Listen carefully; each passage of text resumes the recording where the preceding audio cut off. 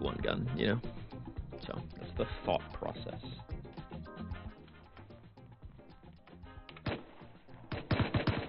Oh, I can do something here.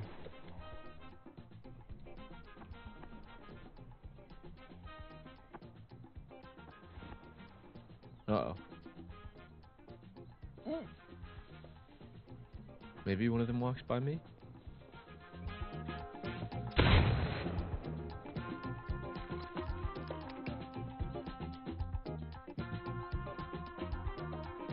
I don't know where he's gonna peek. No way he insta'd me, man. Ooh, I can go back.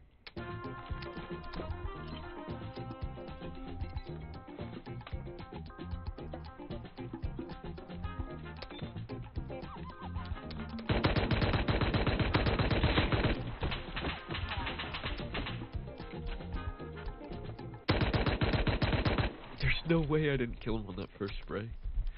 I'm putting this back inside. I need to warm up, man.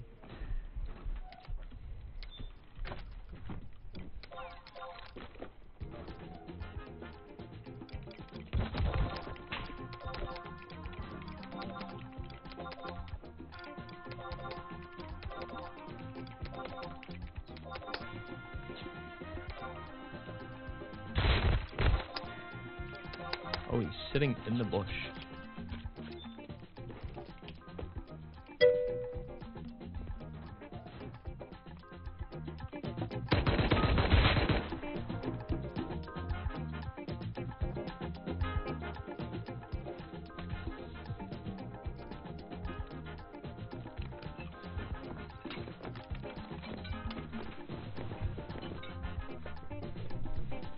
So now what I'm going to do is drop all of that off.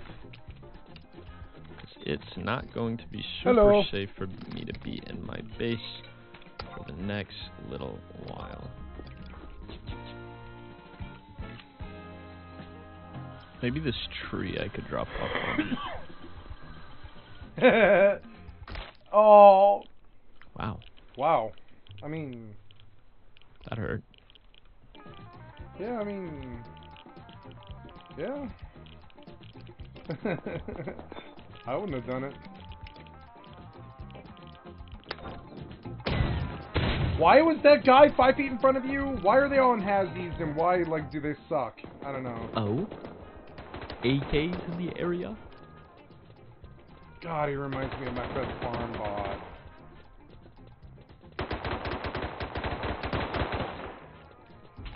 He sounds like him when he speaks. It's like this, I don't know, Chicago accent, I think? It's like Chicago.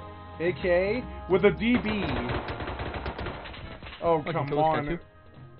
Yes, you can, but I mean, should you? There are a ton of them. Should you, is the question. Yeah. Doing a 1v4? I mean, come on, man, what was that? Oh, no. What was that? I'm gonna die. take my leave. Yeah. Oh, Get I the could AK kill that guy, out. but I mean, like, yeah, but it's an AK. I'm gonna Just say get if home I with killed it. him, I I died to one of his teammates trying to loot him. So yeah, like, it was what? good that I whiffed. Yeah, just yeah, let it go. These So, guys okay, following when my me. inventory's good, I can just get out there and start working. That's good. What a good day. Maybe not actually. What a good day.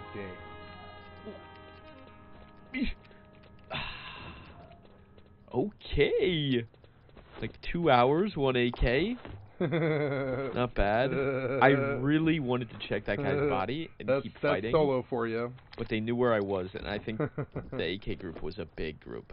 You gotta play like a little gremlin when you're solo, man. Snag one thing and leave. And I snagged a pretty solid thing. Up to this point, I'd been focusing on two areas. Fighting right around my base to get some initial basic guns, and then going to launch site and getting my first real gun, the Tommy kit, here.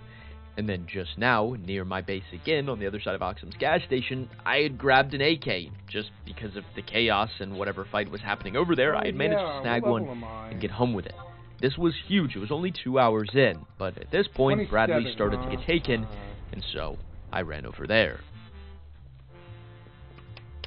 Oh. I ran a bit late. I remember they may now what I already was be gonna gone. do. I went out and the it was wrong taken side at like of this. I went out tunnel the entrance. wrong side of this. So I'd have to clear a trillion corners to get I there. mean, I already even went this if I path. wanted to I might go. as well just finish it. So I think my best bet is picking people off, like people that are still lingering.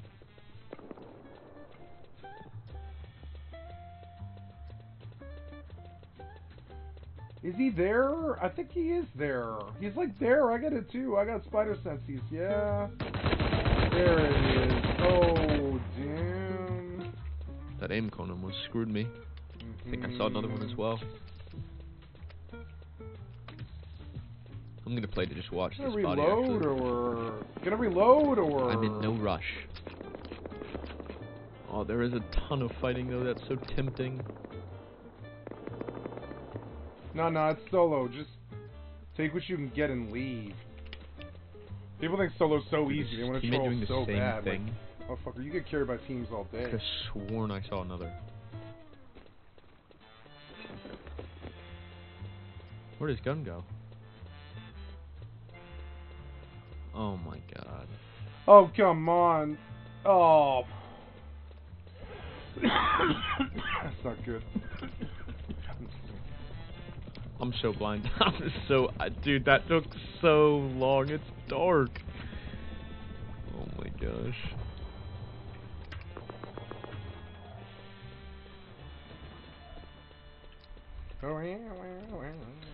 Okay. Put this one on. Put these two away. Ammo They have it so away. easy on reg servers. I've gone like 36 hours, 48. Wait till morning. I don't think anybody on the server has more than a revolver. About 40 hours to get a revolver. It's funny. That'll make you feel like a king. Can't believe I was rocking 2 of them. I shouldn't have been doing that. But whatever.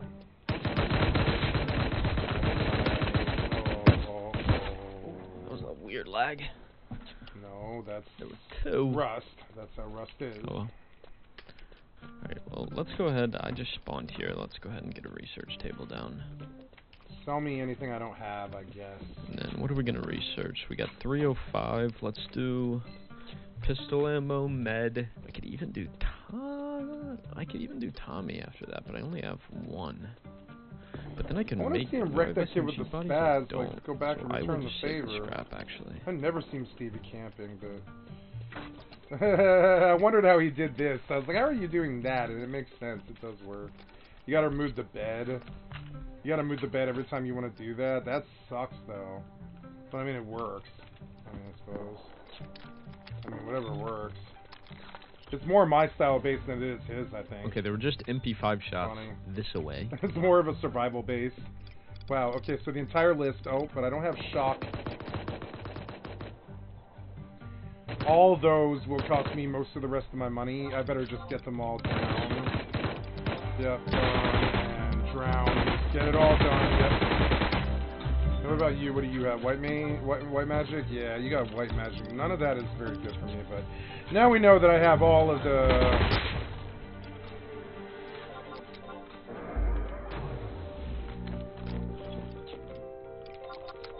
Oh, this is big. Yeah, that's pretty good. Better get home. Med. I think they live there. They do live there.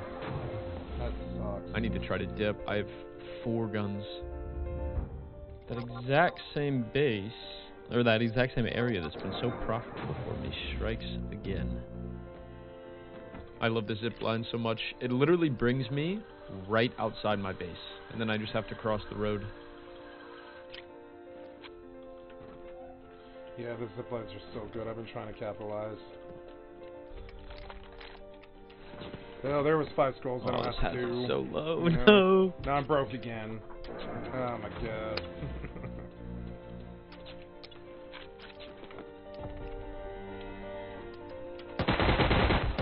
No way.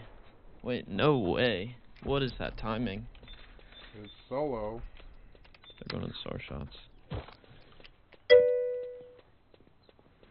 Star Citizen. I'm going to let them run off and then follow them. If they see me come out of here with Tommy, I'm done. I want to so bad, though.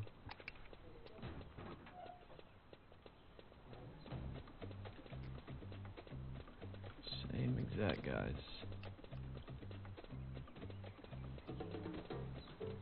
They will not get away with stealing my custom. Do they live in this base? Oh no, they're on the ground. They're talking to somebody.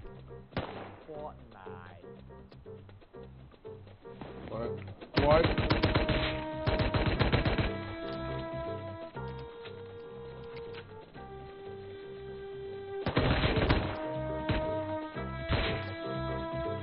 Nice.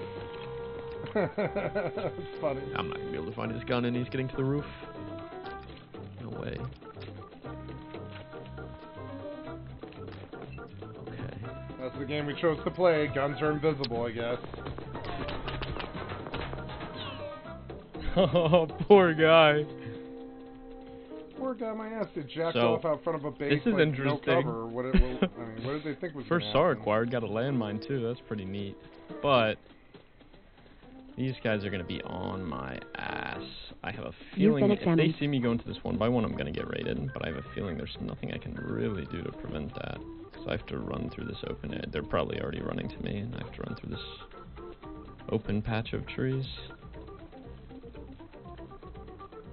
But if I can depot really fast, then I can go back. And if I come back from kind of like a different direction, I create the illusion that I don't have live in the some direction that advantage. they saw me run off to, you know.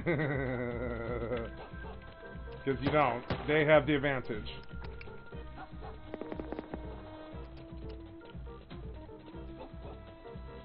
Oh no, it was so easy.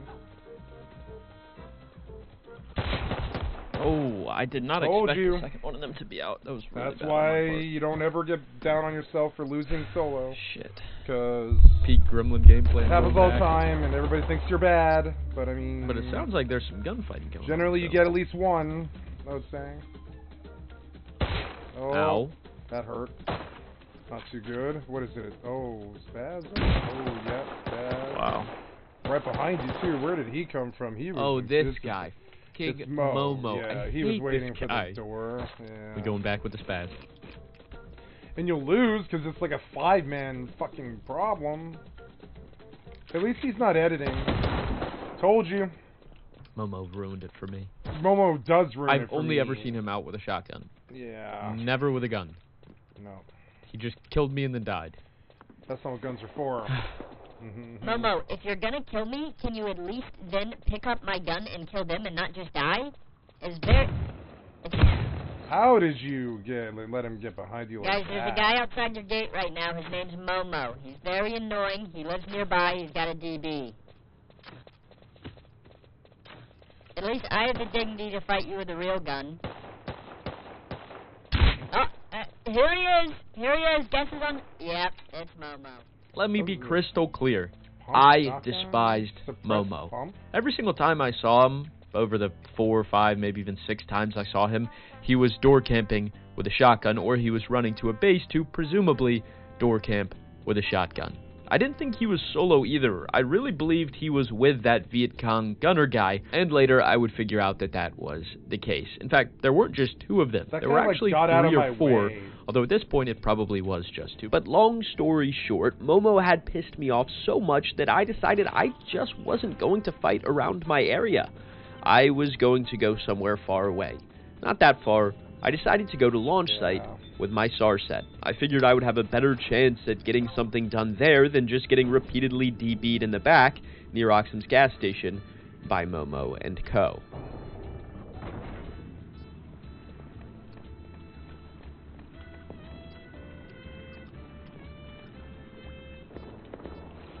This fight has been going on for a while.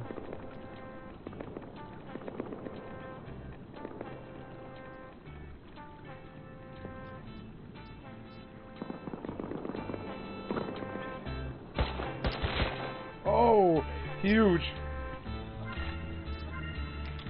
Okay.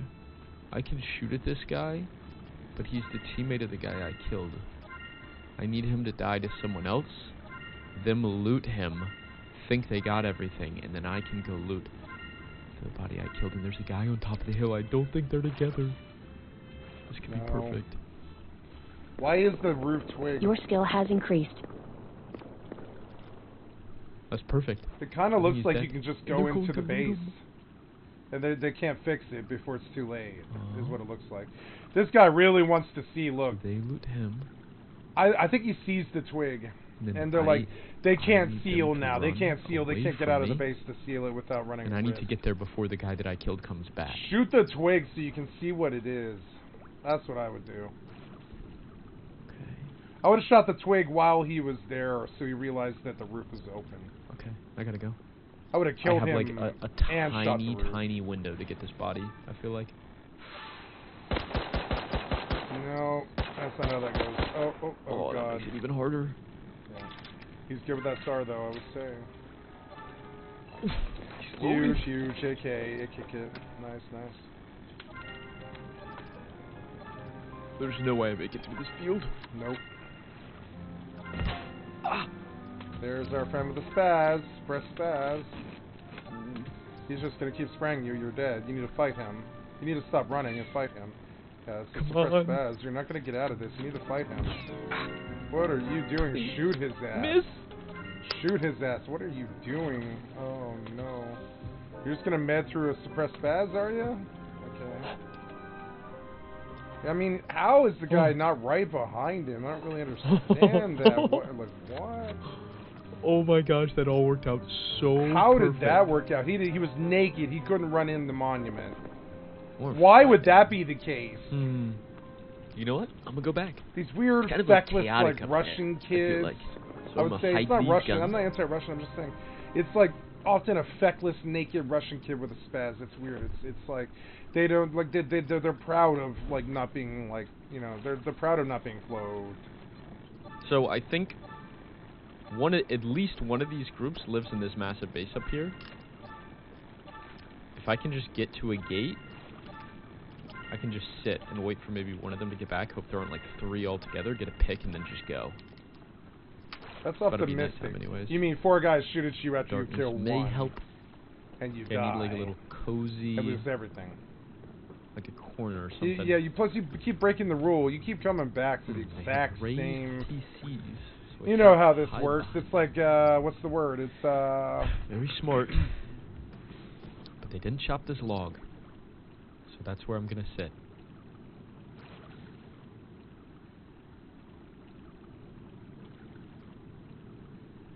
Yes, this is a nice log.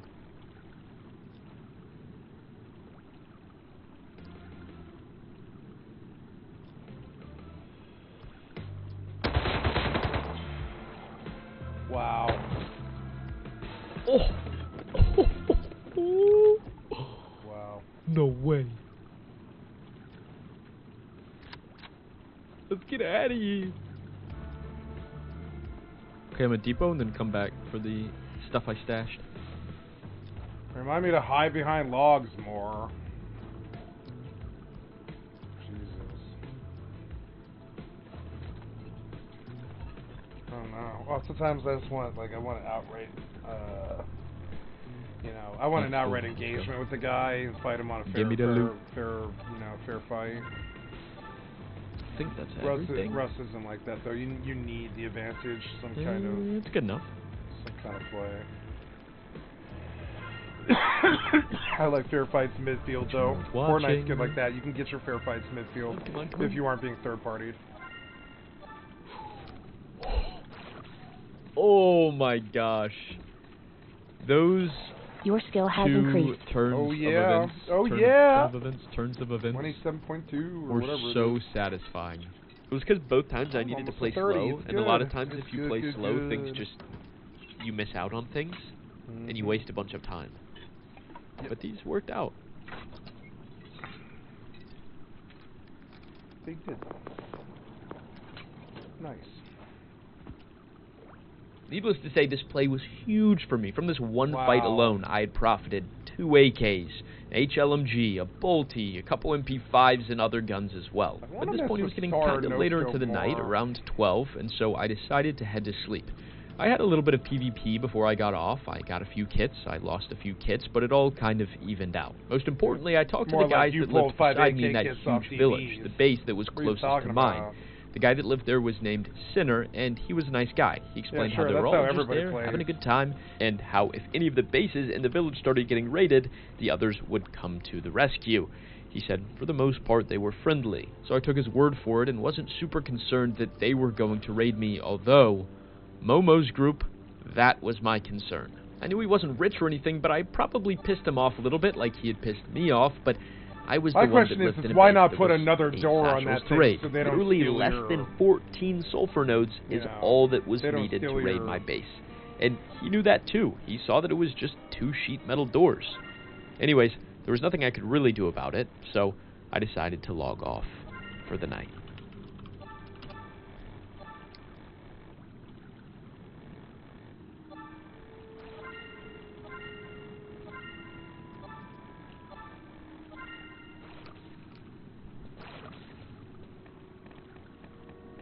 The music was exquisite. Exquisite. He is. He's upstate New York. I know that. I'd know that accent anywhere. It's upstate New York. I was thinking Chicago, but it's not. It's not Chicago. It's upstate New York.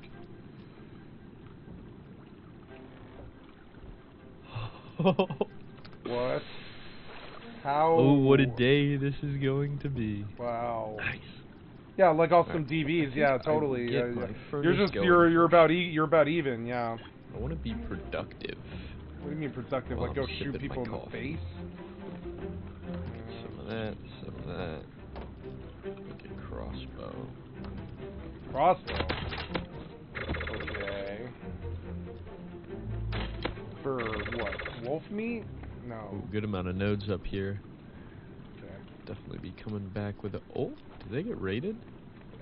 Oh, they got raided, huh? Is that decaying? No, it's decaying. They must have gotten raided.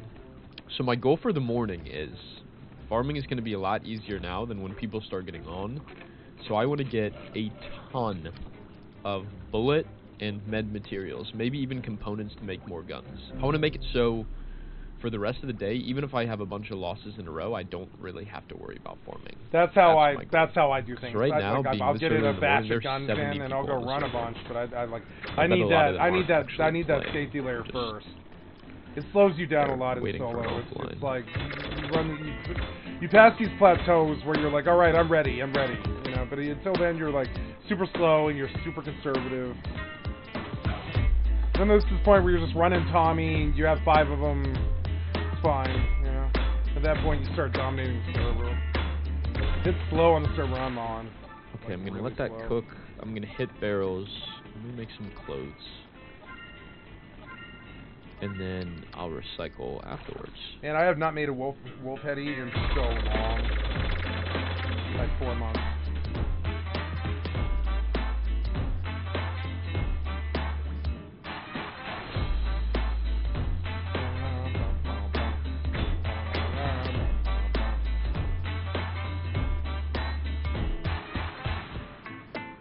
With fists, come on!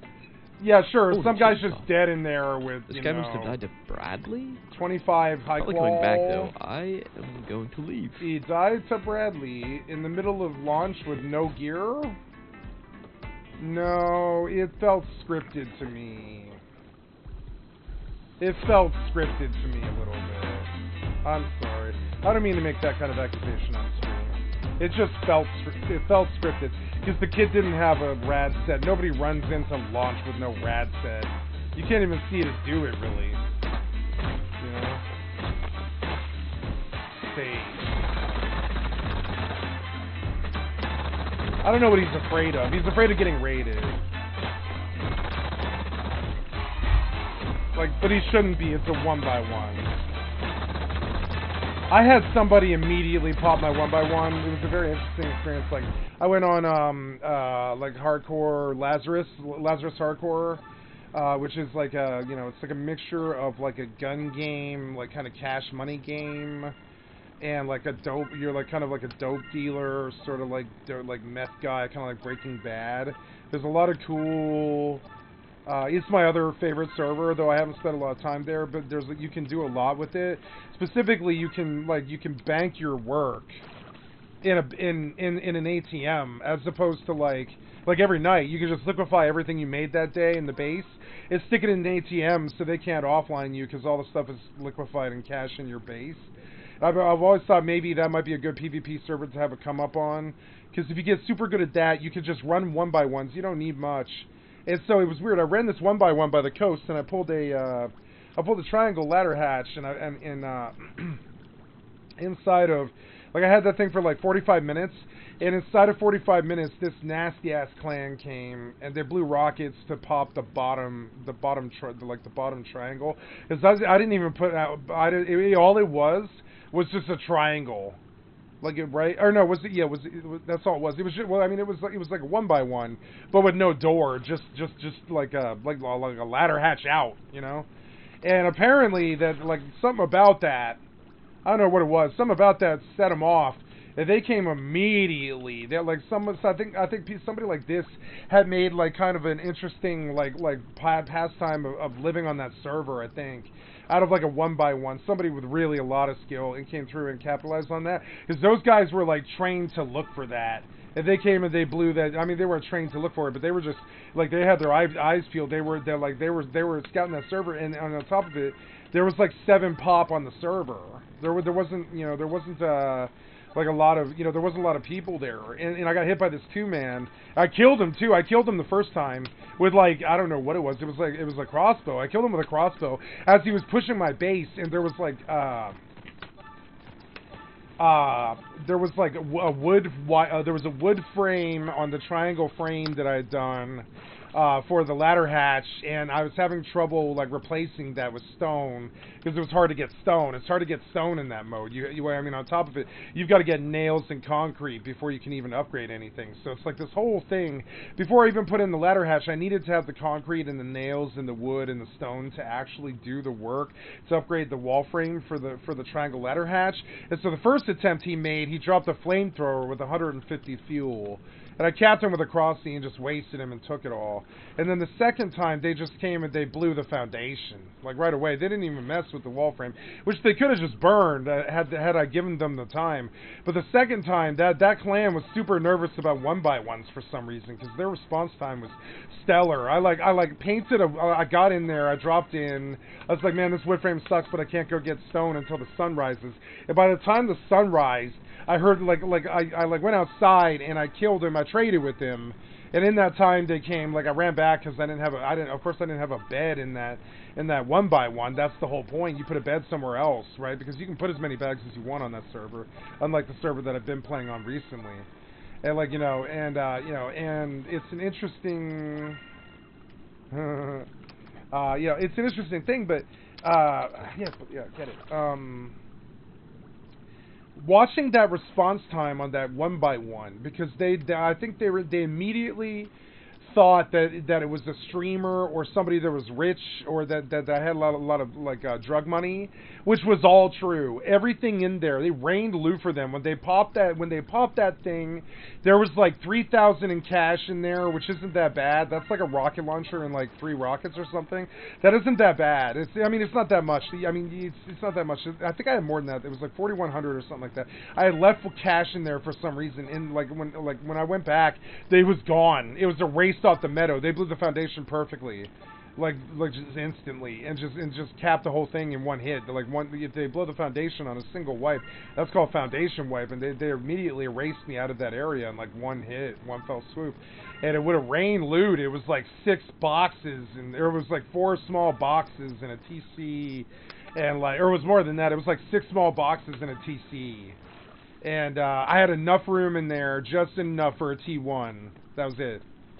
And I like the entrance because it's like, you really got to listen. You like that. I felt it was so RP in that base because you got to listen. And the likelihood of them killing you before you're up and out is fairly low, even if they're camping, because they can't get up. They have to go do the run jump, right? So if they cap you with the DB, they better one-shot kill you and leave the ladder open. And even then, it's kind of funny. I mean, they're going to be able to loot you, but it's still kind of funky. If you can spawn nearby, you can probably still recover, because they've got to get up and down that ladder. It kind of makes it hard for them. You can't just exit the base shooting because you're on a ladder. And so it makes it possible for like a naked, I know because I did it, you can just jump up as a naked and wail on their head with a rock and they can't do anything because they're on a ladder. It's actually an interesting base in that respect. So you're just, it's designed for that, I really liked it because it was like very designed for the wary, you know, the weary, like the weary of heart that listens to the meadow for like 7 minutes before they exit the base, you know. Because it's, you know, like you don't know who's out there. And often there was campers on that server. Even with the 7-pop, they were definitely active in that area. It was crazy. And I was like, I'm coming back to this server. And I'm going to live a weird nomad lifestyle where I live out of 1x1s with a triangle, like cache opening. I'll learn that right off the bat. I'll just research it. I don't think you can manufacture them. But they fall so easy. They fall everywhere. And they make it these interesting little 1x1 base designs much more possible if you can just get out the out the top of it instead of a door. You can pack a lot more in a single square tile with a triangle hatch, or sorry, triangle square next to attached. If you can go out the top, you can fit a lot more in there. You can fit like a tier 1 in a bunch of small boxes, or tier 2. I don't know if you can fit a tier 3, but I think you can. You can't fit a bed, but that's okay. You just put 3 beds around the base. You know, it doesn't matter. And then no matter what, like you're on top of the base. If it's safe, you just aim down, drop the hatch, and it drops you inside. The guy's got to be headshotting you right then when you click the ladder for it to not be basically a definite like drop in. And I fooled with that for a bit, but the assassination right off the top. Like inside of that 45 minutes that I built that, they responded, blew the single foundation, and left.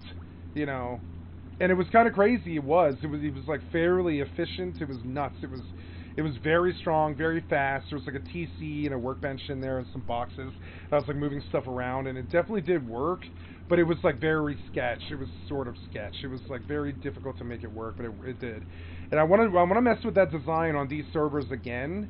And then at the end of the day, just go over and take everything that you filled the base with, liquefy it, like make the base right outside the outpost at what's it called, Lazarus Hardcore, and just go cash in the entire base. Even pull the mats out of the I would say you can even pull the mats out of the TC and just like build right, and I'm talking right on the safe zone, like right on the safe zone where when you jump out of the base, right, when you jump off your base, you're in the safe zone basically, and build a square outside the safe zone. So all you have to do is get up that ladder hatch, jump out of it, and you're in the safe zone and you can't die, right? And you just wait until 4 in the morning to essentially evacuate the bowels of your base into an ATM, and then let the other base just crumble, and then do the whole thing again in the morning with the work that you built. And I thought that is a way around offline raiding. I've only ever seen it like 2 ways. One is live on a server where it's so freaking hard to even get ahead, much less like have enough for raids. That, like, unless you're like a permanent guy there, and you don't want to be a permanent guy there raiding because it makes you a target. If you're a target, it starts a snafu tiff where you're constantly on guard against some dude who can hit you anytime you get offline, and it's super like manners are everything. Like today, I did a video and I let a guy go. He came in like right up to my face. I could have capped him in the face, no problem, and I just let him sniff me, let me look at me. We sniffed each other's butts, or whatever you want to call it, like dogs. I took a look at him, and I was like, yep, nothing about you speaks of threat to me, in a way where, like, I feel like he was actually maybe equally skilled or better than me. I was like, nothing about you seems threat to me. Nothing about you speaks of lack of control, or, like, nastiness, or, you know, like we're out this to like, gain, or to, like, really make other people feel bad, and so I let him stroll. I just let him walk away. I was like, yep.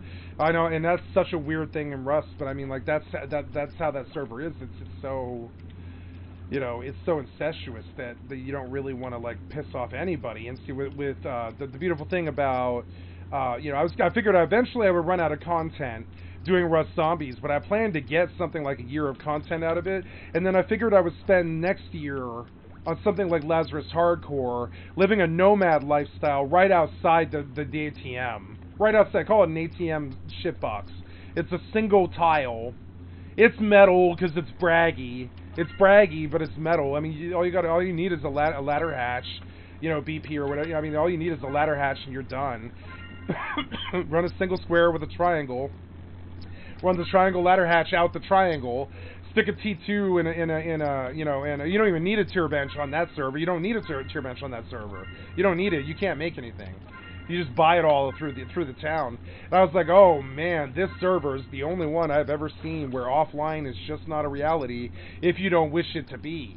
And so you see these guys building, ooh, level 28, not bad. That actually does dictate a change in the content. However, I will now begin to play this game in earnest. I will now make a trip all the way to Windurst, and I don't want to do that, but I must do that. And I must turn in a fish. FFXI fishing. I'm gonna go remove this cap before I forget. Genuine fishing guide. The turn in for level 28 is it would be yep, and then in Xavier Mines in the River Bridge, giant catfish up to 31, huh? Yep, and then Chugner. Oh God, Chugner. I don't know about that. Well, but Crystal Bass. I don't know about that, man. I don't know. I think I prefer to go to Cufin. Oh no, Cufin, yeah. Nostal. Yeah, Nostal's fine. Shrimp lure, black soul. You get bites from blacksmith, but not at this level. There's no way to catch them. Just let them go so they can snap your line, or likely the tussle will break your rod. Right? Yeah. I don't see so.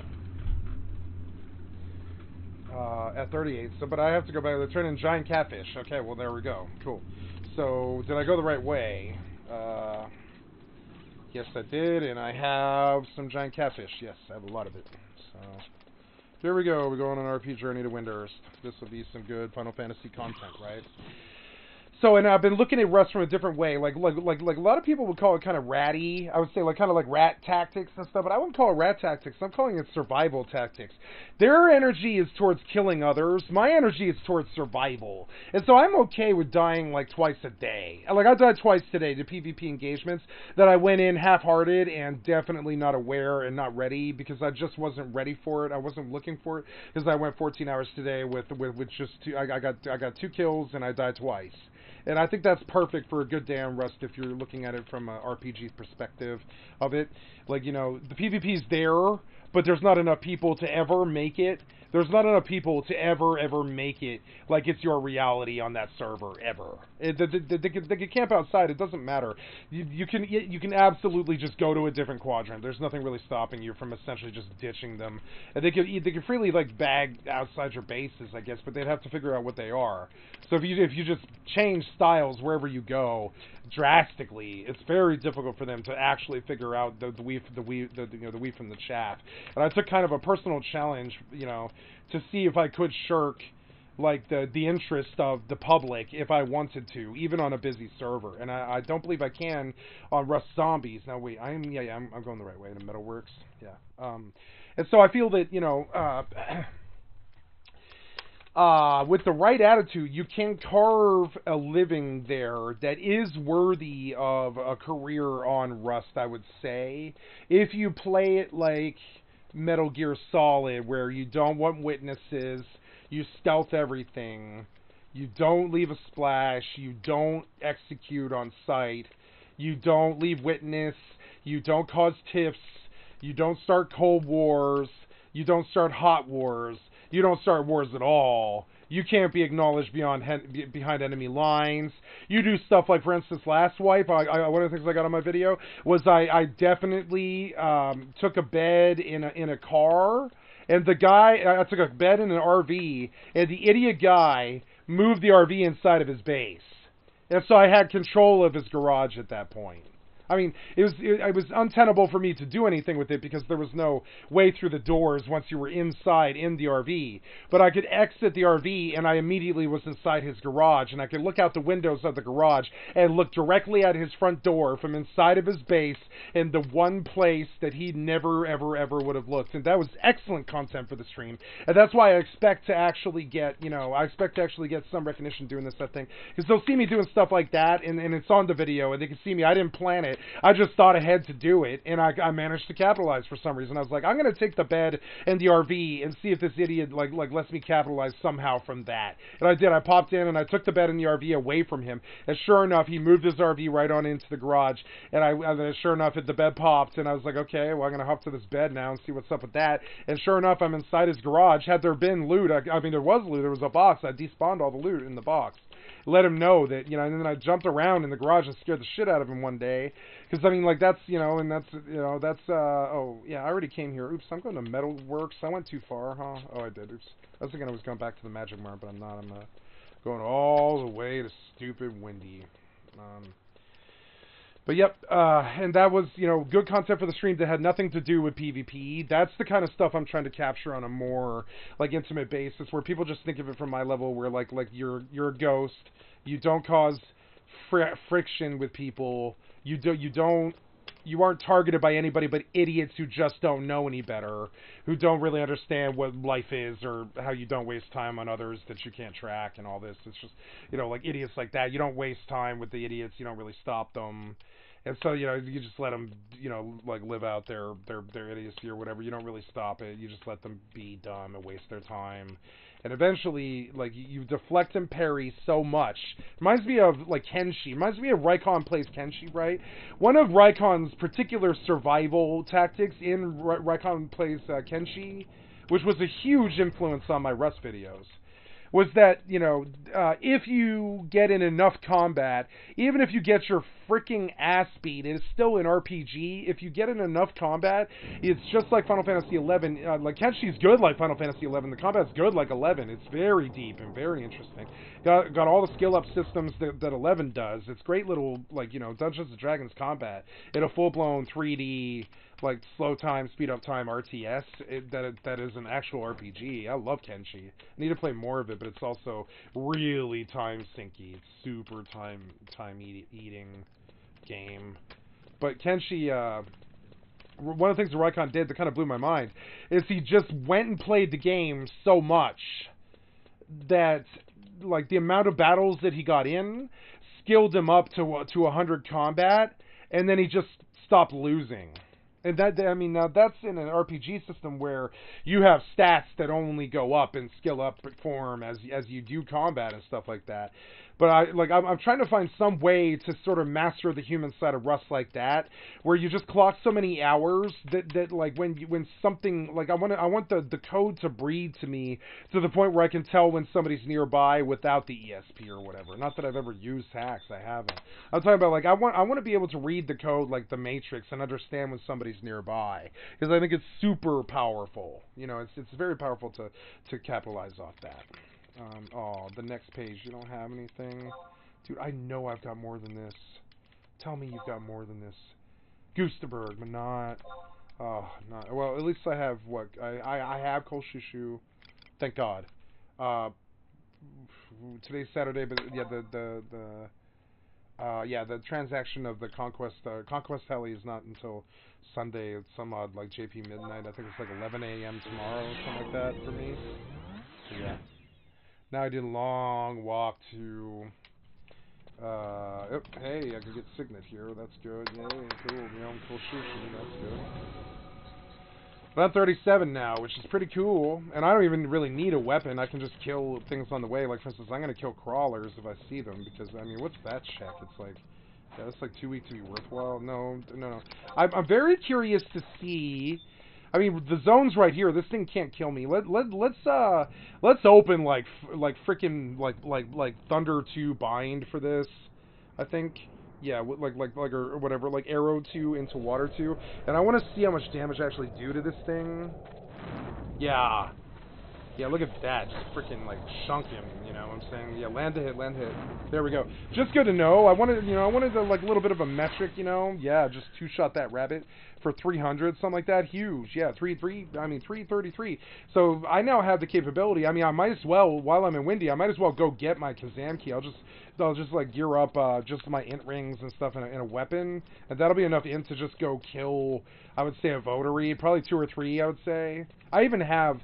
Treasure Hunter. I don't know what level Treasure Hunter is, but I think I could go on. I could go. Yeah. I can go.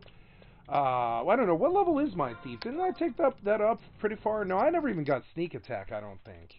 I mean, I did. I think, but right to it. I think I'm like 14. So no, but I could. I mean, I'm not gonna have Treasure Hunter, but I mean, I do want to go take a swing at least getting the Gideon's Key out of the way, because I mean, I don't think I aggro anything at 37. I don't think I even aggro Hugh Maju, or maybe I do. I don't know. Damn, this guy's like full-blown Dragoon AF 75. I am behind the curve, as in I couldn't have ever have caught up now. I'm so far behind. That's fine by me. Now look. So this guy, he's obviously rich, so I'm just gonna use him. Watch this. Yep. You just take me on into Windy, fool. I'm just kidding. Not fool, just, you know, Rando. Call him Rando. Lando the Rando, right? Thanks, Lando the Rando. I really needed this free ride. Yeah. Are you going west? You are. You are not going the way I am going, so that's alright. I'm going that way. That's good. I don't really want to leech off his walking anyways. Actually, I kind of really do. I think that's funny that you can. But yeah. Ah, this game's so good. I'm just gonna keep pushing and stuff. But yes, what was I going to say? Ooh, hey, a crawler. I could kill it.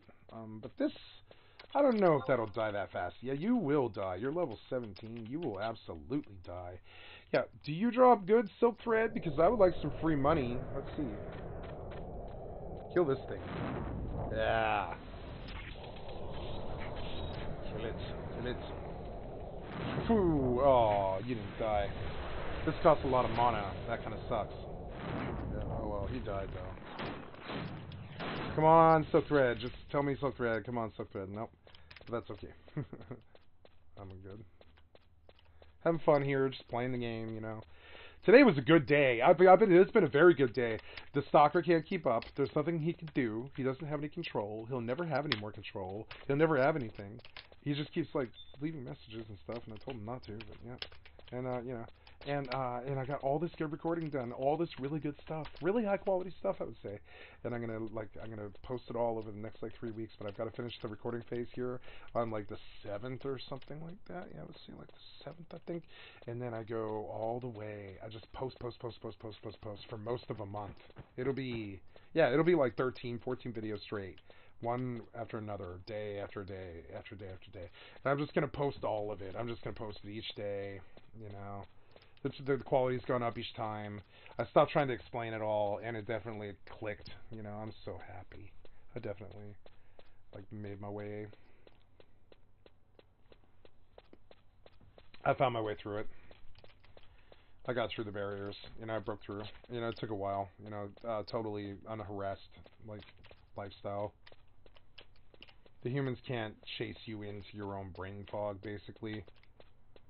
I mean, that's really, like, the bottom line, you know? They can harass you and stalk you and treat you like shit. They can. But they can't ever, like, totally follow you into your own brain. It's actually very good. I always like that about this. Little monkeys who can't seem to get their own lives, so they've just got to hurt others. But, yeah. I feel like sitting down and getting my mana back, but I don't know. I think I'm just going to keep going. This music, let's run it.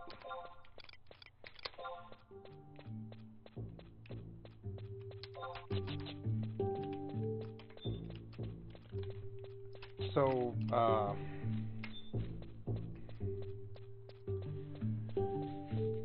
yeah, and I thought, like, so I can see it for like a year. I wanted to do just Rust Zombies until it gets so boring, because there's nothing ever happens, and then I've capped out the XP all the way, and then I'll even do another couple of months after that, because like next year, the XP will all wipe. I'll reach cap by that point. I don't even know what the cap is. I think it's like level 75, but I've never seen an MMORPG with this kind of system before, and it's just been like life-changing for me. I don't think most people even have the capability to really understand how good it is. It rewards you. If there's something about the game, the whole entire system, whoever did it is a genius. If there's something about the game that you don't like, there's something in that RPG chart that just fixes the quality of life of whatever it is that you don't like. So if you don't like fall damage, you can fix that. If you don't like having to hunt for items on the ground, you can get rid of that. If you don't like chopping wood, you can turn it into this thing where you hit 5 trees and it's like chopping an entire forest down, you know? If you don't like chopping ore, you can put points in that. And you can just basically make it so like 5 nodes pay for an entire base. If you don't like dying in PvP, and I haven't even tested that yet, but I'm about to. I'm about to, like, one of the things that I thought was kind of funny is it won't happen this month, but I mean, like, I think that, like, the more presence I have with this, and the more attention I get, and the more people that watch and see the streams and see the videos and stuff, the more loud the server will get. And I think because I'm already seeing more sponsors on the streams on the server and more people already. Like, I never thought the pop would go over 4, but it now sits between 6 and like 10 almost always.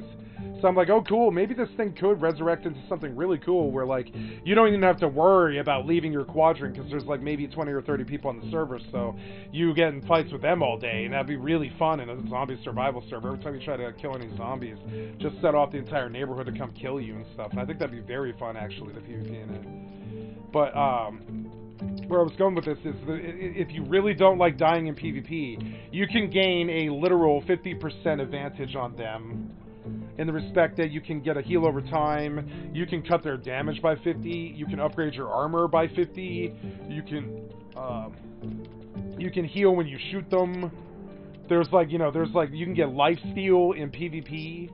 It's like anything that you can dream of about the game that's boring, that you don't like, you can get rid of, and anything that you do like, you can accelerate times 5, like farming or fishing or doing the marine stuff or killing the zombies or whatever it is. And so I ended up doing the master of all trades, jack of all trades, master of none thing, where I put, like, I believe it's like 63 points now, or 65 points, something like that, across like 4 charts and stuff. But I'm beginning to realize I probably should have just dumped it all into PvP, because at that point, even then, the stalker could hit me with a shotgun. It wouldn't matter. It's going to do like 30 damage, and I just turn around, and I could basically, at that point, start beating him in the face with a rock and win the engagement. He'd have to get the second shot, and Naoko won't do it. I know, because I did put some points in it last month, and it was like that. I ran past a water pipe kid on video. I mean, I'm about to put it on YouTube. I ran past this water pipe kid. He caught a good chunk of me, and it did like 30 damage, And so I like that. Like, so if you have some shitty stream sniper, you can go, if you really want to, you can just go farm up 3,000 scrap. It would be a lot of work. It'd be really pointless. You would probably really want to gamble to do it. But say you got a nasty stream sniper, you can even you can go respec and stack the books against him for door ganks, to the point where as long as you have an Aoka and a couple of rounds, they can't even really kill you with a door gank. The game, the RPG system actually is like that deep. You can run so many bonuses into PvP that, like, literally they have to have the same bonuses as you, or like pretty much the battle is just skewed in your favor. You take 50% less damage and you do 50% more. And so, like, and you heal over time and all this other crazy stuff that I think a lot of the other guys on the server are ignoring. So, like, one of the things that I do is I'll peg somebody, like, long range, like SAR or revolver or whatever, like 4 or 5 shots, and then I go for cover, because within 5 seconds already I'm starting to heal. And if another, like, 30 seconds go by, I've gained like 25 health that they haven't, if they're smart. But see, I don't know. I don't ever really see them farming, and I think that's the difference. I think they live with these low levels that have such huge boosts because I'm definitely the highest level on that server. And there's never, to me, been an MMORPG system like that, where I would say other games have tried to do it before. I would say like where there is no limit, really. There's no limit on what you can do to manifest a bonus. EVE Online is a good example of it. I always thought like Rust was deep like EVE. If you play it right, and it is. It pretty much is. It is actually very deep like EVE. I'm just gonna pop over and take a look for Spiny, because I actually really need this NM. So bad so that it is worth it to me to go have a glimpse here and see if he's just sitting there, because I actually really need this. I can't spend 55k on a mine cloak. I can't really actually do that, and I think I'm expected to. I mean, I can, but it'll take days. It'll take days of fishing and stuff. But I mean, well, I'll do all of it. I'll just buy all the scrolls for White Mage and Black Mage. I'll buy all the gear, all the rings and everything. And I'll cap out both White Mage and Black Mage, and that'll be 4 years for me, and I'll probably be done unless they add Magian Trials and Dancer Sam and Keep It Clean and fix the game and bring campaign and Besieged in. The true heart of FFXI is campaign. Most people didn't even bother doing it. That's the sad truth of it. You want the actual sad truth of it? Like, that's the actual sad truth of it. Like, Like, the actual sad truth of it is, you know, like most of the Final Fantasy XI community had no idea what the actual content of the game actually is, which is, of course, most really good players know it, but it's a mixture of getting relics and with Dyna currency, Sky to reach Dyna and Apollyon and such, and C to have Virtue for the best stuff in the game, really, and then Abyssia for better ZNM loot and stuff, and then eventually you're like the real core of Final Fantasy XI. I feel maybe 95% of the community had already left at that point for games like World of Warcraft and such, but the actual core of Final Fantasy XI is a mixture of Nizul Isle, COP and Tau zones and leveling and such, Wings stuff like field manuals and such, and then COP process and Sky process and such, and then mainly campaign, Magian Trials, Besieged, Nizul, Abyssia, and campaign, right? But mainly campaign, because people forget about this, but this is the case, and I will state my case here, right? I will base what I'm saying. People forget that Void Dust exists, but I mean, pretty much the entire currency of Wings of the Goddess, Void Dust, right? People forget that this exists, but Void Dust is a random reward for doing all kinds of stuff, but mainly VNMs. You know, what else? There is,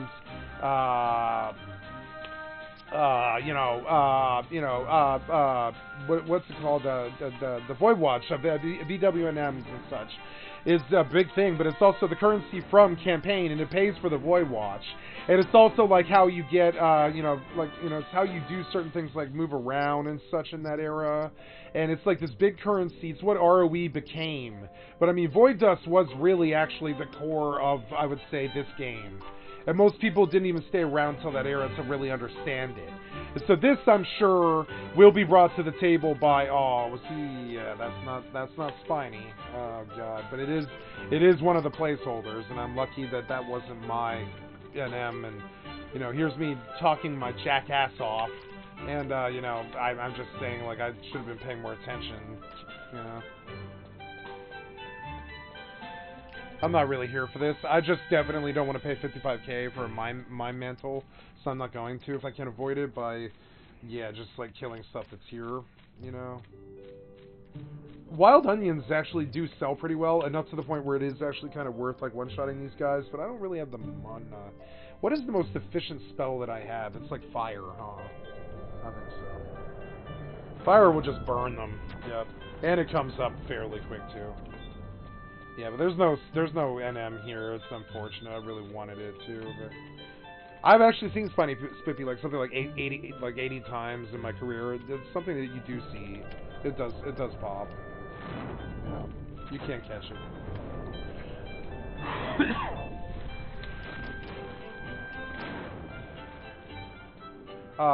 So yeah, and so yeah, you know, that kind of RPG system, I've only ever seen it one other place. It would be EVE Online. So with EVE Online, if you want, you can go farming for 3 weeks to buy the drugs that you need to win any PvP engagement. And that to me is true mastery of a video game, when no matter what the engagement is, you can spec and fit and boost and prep and bring friends if you need to, whatever, and win every single engagement perfectly that you ever get into if you prepped for it first, and the non-consensual didn't take advantage of you when you weren't, like, planning it, that kind of thing. And so, you know, and I've always thought that was true mastery. EVE Online kind of was the true mastery, because at no point are you really ever really capped. I mean, there's this cap where you're doing, like, whatever it is, it's like 14,000 times the damage you normally do or something, you know, or what, I mean, it's not that much, it's really not that much, I don't know what it is, it's like 4,000, it's like 4 times the damage you normally do or whatever, so if it only takes you normally like 7 seconds to kill someone, you can cut that down to, like, you know, a fourth of that, down to like 2.5, where the opening volley just kills their ass, you know.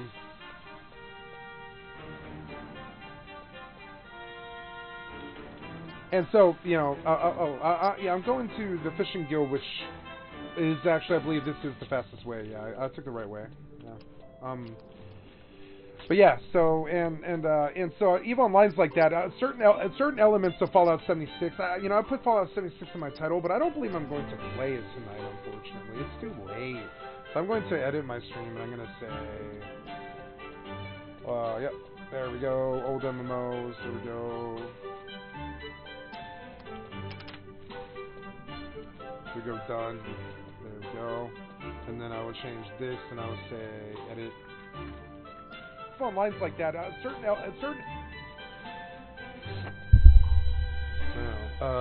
gonna edit this and kick out the Fallout 76 part.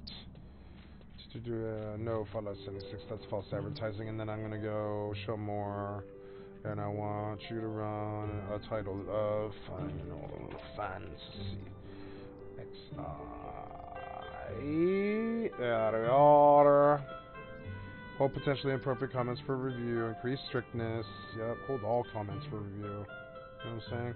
They can run their comments if you want. You know, I'm gonna hold all comments for review, and I'll go through all of them and I'll let them go. And you know, if they're good, I'll let them through, and I'll edit my comments. You know what I'm saying? At no point will you ever be able to reach my public ever again. You understand how they gave us the power to stop you? Pretty much, I can stop you. Without even trying, really. I haven't been trying. For months I haven't been trying. I figured you would just grow up. But apparently that was too much to ask. But anyways. Fun. I was gonna say, man, I'm sorry. My brain is fried. I definitely did. I recorded an 11-hour and 11-minute video today. Or whatever, 11-hour and 30-minute video, actually. It was 30 minutes. 11 hours and 30 minutes. And, oh, hey, can I benefit this guy? I believe I can. Yay. I get to help somebody. Yay! Yeah, take that. Take a protect. Yeah. Yep, if I had protect too, I would give it, but I don't believe I do. No. Yep. How about him? Can I give him a protect? How about him? Yep. No. Need mana. Oh well. I will stop in the Mog House before I go to the Fishing Guild. So this was quite fun. It was a great day, but I am brain fried. I'm like brain fried. I've had like 2 beers, and I'm just like a bit brain fried because, man, I recorded all day today, and I got a really good session. It was great. It felt good to work towards my own personal betterment and my career and get a lot of work done and not be harassed by people and cockbots and all that. Felt very good.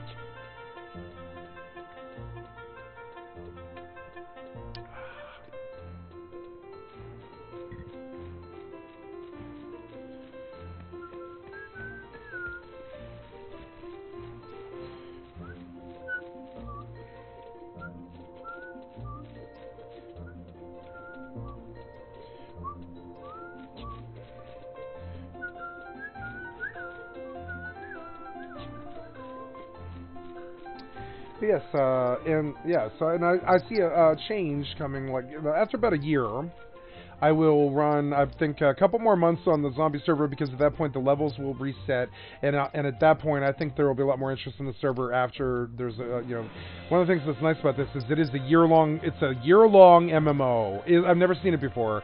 It's so brilliant. It's a year-long MMO, and the longer you spend on it, the more basically invincible you are.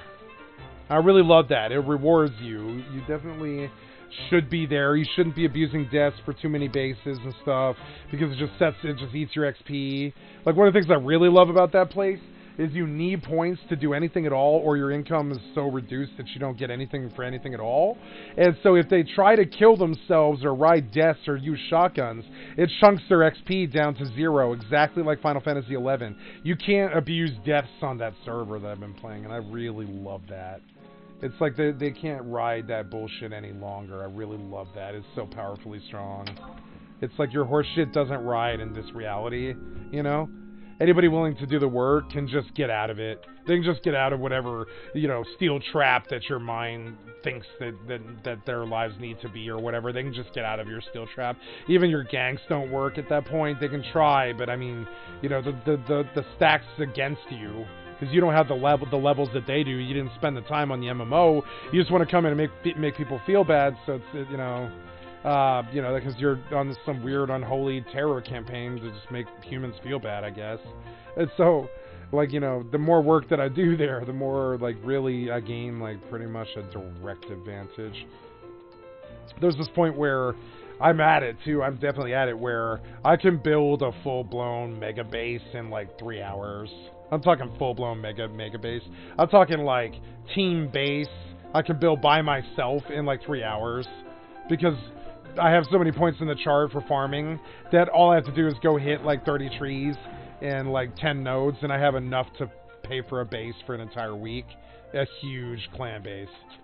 And I love that. So no matter what, that's another way that it makes you, like kind of like that Lazarus server, where you can bank all the money at the end of the night and get around the offline problem from these dicks who think that who really need to show you that they have some kind of power over one little tiny aspect of your life, I guess. That's what they equate as good, or whatever, or valuable, or whatever. But, actually, it's faster to go back. I did this wrong. Oops. That's okay, though. Yeah.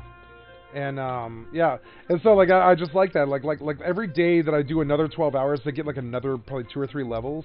And that's just, like, another, like, 6 points that I can just basically cap some stat that makes it much, much more likely for me to win whatever engagement I'm in. So, I mean, I can put that into PvP if I wanted to, but I mean, it's such a low focus on the server, why bother? Because at that point, you're so rich that, or not rich, but you're so skilled that, like chopping trees for you is a different idea than other people. Chopping trees for you is like this endless, like, bounty that you can trade for anything else that you want. So you're just like uncapped. You're like uncapped in terms of, like, what it is you can and can't do. So it doesn't matter if they raid you every single day, and because they'll have to spend 12 hours farming up, like, the 8 satchels to even try to get in 2 doors or whatever, because they can't spend the time. And if they spend the time there, they're going to die a lot, because they actually have to try to build a base, or they just get chomped by zombies all the time. And it's this beautiful total, it just slaps the hand of shitheads. It should be called that. It should be called the shithead slap, right? That's what I would name my own zombie server like this. I call it the old shithead slap, because it is. It's like a shithead slap. It just basically, like, it claps shitheads. They can't get there. There's no play there. The system's entirely stacked against them. And the longer you're there and the more peaceful you are, the more you benefit. And, like, the more you're just stronger than everybody else who tries to come in and gain some advantage over you through some kind of clever use of game mechanics or whatever. And so the system it pays. The system pays. Yeah,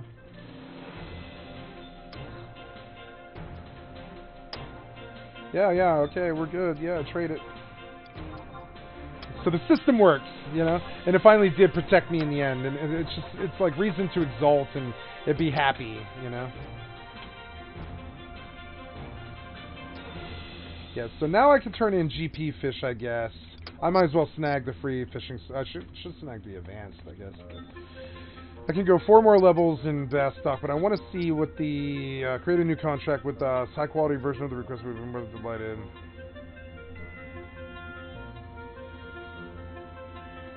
Create a new contract with us. Yes.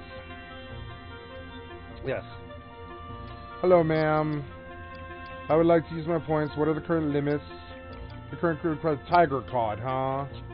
Tiger Cod. I should technically fish here, but I mean, I don't know. I don't know. I don't know if you can do giant catfish in Bass Stock. I should go home and just come back here, but I mean, I don't know. That Tiger Cod. I mean, there's no way they're cheap today. I am not ready to start earning points for this for Nabisu. I don't know. I'm just not ready for it. I think it is a nice way of life, but I don't know, man. I don't believe I need it for my lifestyle. I don't think it's something I need to worry about at all. So I'm done here. That's good. I even got an hour-long fish buff. I mean, really, at this point, there's no reason to bandy around the bush here. We're going to... I should set for Q from now and do the Q from run when I want to go to Juneau. Because that way I can just teleport home to Bastok instead of having to do this run all over again. Which I mean, there's nothing I can do about that. I can't stop it. I can't stop it. I would have preferred to maybe stay here, but I mean, I'm not farming Mocarp, and I'm not fucking around. I'm going right back to Zayrun, and that means that Cupid run. There's nothing I can really do about that. You know? I could switch White Mage and just sit Sneak and Biz, but I don't think 37 even aggro's there. Oh yeah, the Skellies do aggro, and I did get bound I think yesterday, and I freaked some people out. So I'm just gonna go use the free rides White Mage back home. I wish there was a better way to get to a like a teleport home better.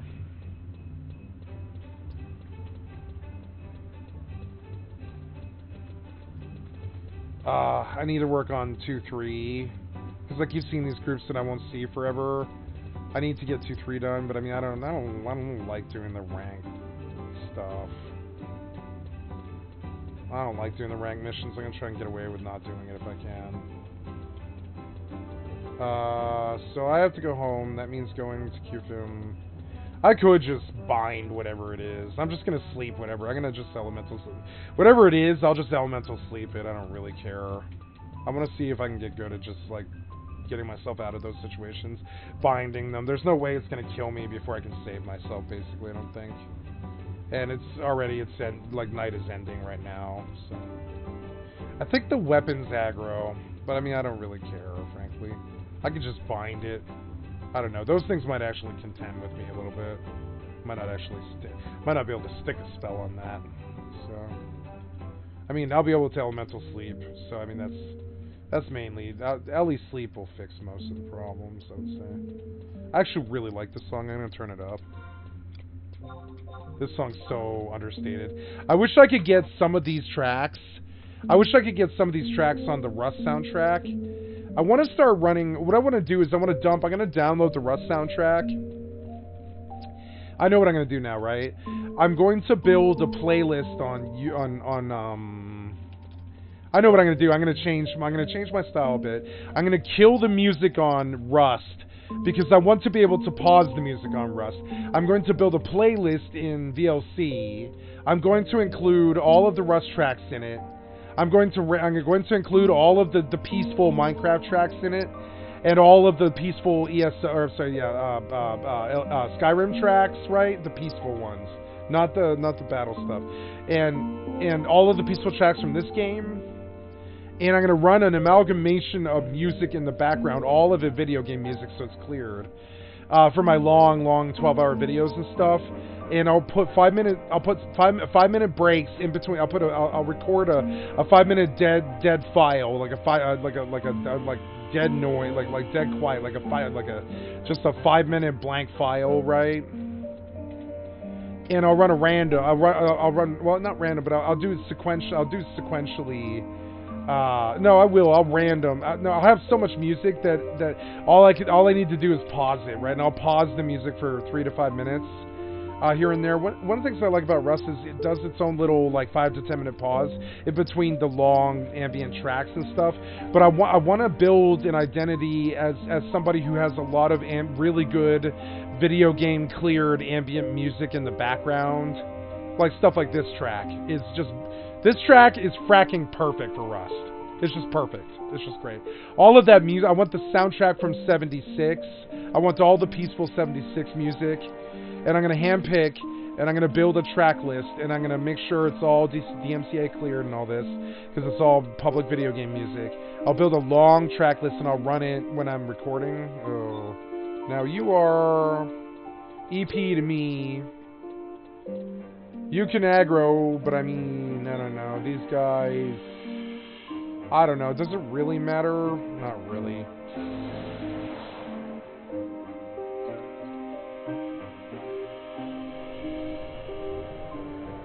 Your skill has increased.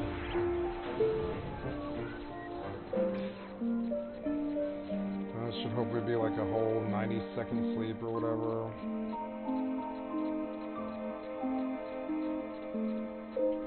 Do I have silence? You've been examined. I would really like silence. Yeah, look at this bullshit, right? Incoming Tau. You have raise. I am on the wrong job.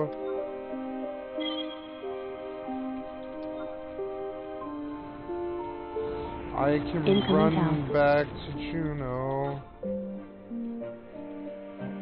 Been here long.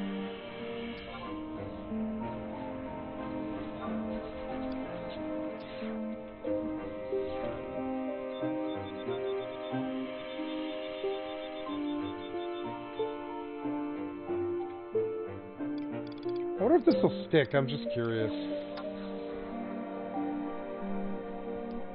Your skill has increased.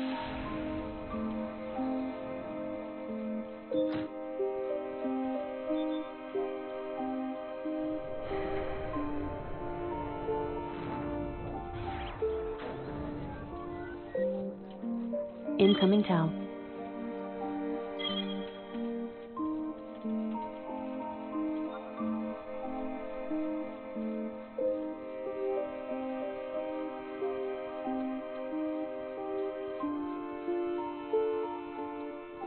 Incoming Tau.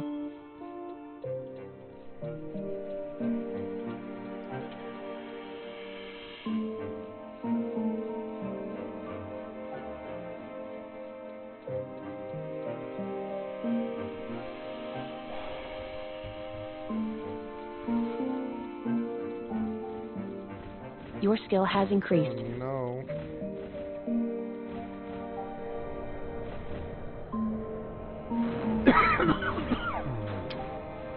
That didn't work.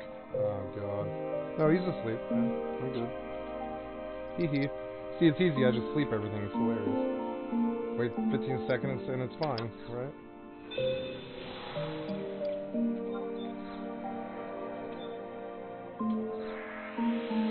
Easy enough.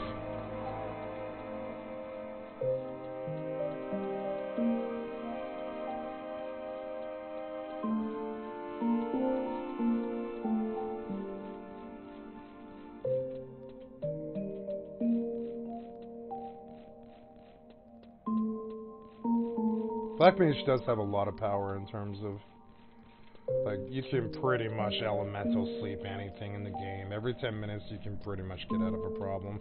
Like, I think you can even, if you're 75, you can Ellie stick to sleep on, like, imps. Heraldric imps. That would be an interesting thing you could do. You could definitely Ellie sleep the imp on the way to Arapago Reef. I used to do it on Bard a lot. You could Ellie sleep the imp, and then just go log, run past it to the next true sight thing. Log, drop the aggro, right? Long enough. You go run 90 seconds past, log, and as it reaches you log out, and then you just and then you just wait 5 minutes, and it's not preferable because it takes 20 minutes, but I mean, you could do the Arapago Reef run casualtyless, as in deathless. You could do it deathless with Black Mage, and there is some inherent power as a fisherman in that particular thing, in that vein, And then by that point, I don't know. I feel like you could just basically kill the imp. You could silence the imp, stick an Ellie sleep on it, whatever. Open AM, or what? Not. I mean, no. Just open. You just run sleep. You just bind it and then silence it and then sleep it. I think I don't know. RDM might have a better chance with that than Black Mage. But Black Mage might actually be able to stand land the sleep too. If the Black Mage lands the sleep too, you just close. You open sleep, or so you open AM. You sleep it. You Ellie sleep it too, and then close with another AM. And then sleep it again, with Blink and Stone Skin and stuff, and then bind it or whatever, and just keep trying to sleep it. Eventually, you're gonna get it. Sleep God 2, all that stuff. Oops, I went too far. Yeah. And I wanted to drop the aggro anyways. I want those things to despawn, but I don't really want, I don't want to take it to the zone if I don't have to. Okay, that wasn't too bad to get back home. That was not a bad trip to Wendy. Definitely the travel is getting a little bit better. It definitely did not feel oppressive as it used to. This was okay. It was tolerable, you know. So now I want to grab Signet since I'm at an NPC. I thought about setting home here because I feel like it's safer for me to get to QFIM. Like, I think I want to set here because I can just get home. As long as the Beastmen don't control this, I can just get home, right?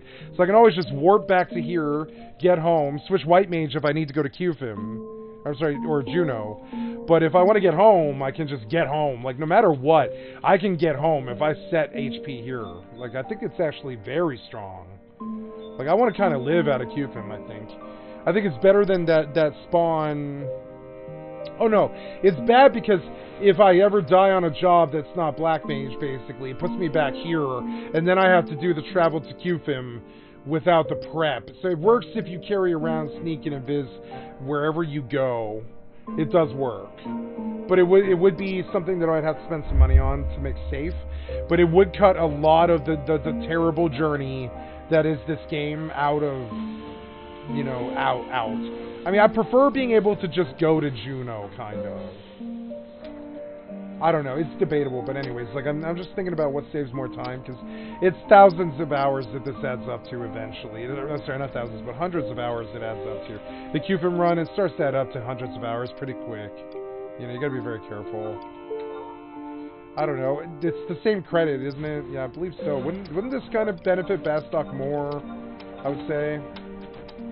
I don't know. Don't you get, yeah, you get, the Conquest credit or something, don't you? I forget. But yeah, in any event. Just gonna sell all this. That's good. I'm up to 38. I should have posted on the auction, because I was getting 300 per. I'm, like, selling it at a third of my value. But that's okay. I'd rather just get back to fishing than get back into the mode, you know? Today was a good day. Today was a good day. I don't like how it's Saturday night and I'm dead, but oh well, that's okay. It's alright. That's what you get for, that's what I get for recording all through primetime, basically. Everybody else went to go watch other streamers, and that's okay. I'm not, you know, I'm not a hater. It's good. So this was fun, got that out of the way. Next step is buying down the chart for Augas. And I mean, I really should be running, I should be running Asper every fight. I should pretty much run, like, blind into Asper every single fight, pretty much. I have to level Dark. It's the only way I'm gonna get it. I need all these spells that I just can't afford. I kind of bought Erase, thinking that it would be easier to take White Mage up, but now that I think about it, I think I actually need a way to kill things a lot better. Like, sorry, a lot more. I think I need some way to kill things a lot more. While I was in Windy, I intended to get a Gideus key, and I didn't remember. I mean, I'm not really ready. I'm really not. I'd rather just get all the spells first. I don't know. I could sell Erase. I mean, it would be some profit. I probably could sell it for more. I don't know. But it's, like, I don't know. I'd rather just have the scroll, because I know it's going to go up. It's just only going to go up. So, just going to live with the fact that I have my Erase and I don't have to worry about it, you know. I could sit on White Mage, like, all night, I suppose. I even have Warp. Oh, wait, no, I don't. No, I don't. Not yet. Soon. I mean, there's nothing really stopping me from leveling White Mage except, like, what, Cure 4, but I think it's, like, level 41 or something. I don't think I have any spells stopping me on White Mage anymore, you know?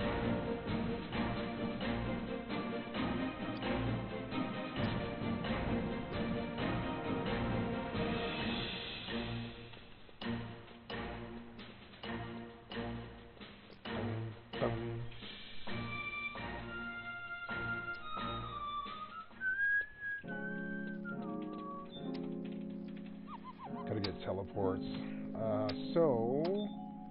Okay, we're doing good here, but I wish to exit in Mines, because it is a little bit less running, I believe. Yes. And we will go back and we will begin fundraising for Black Mage Scrolls, like Stonega, for Raga, or Raga.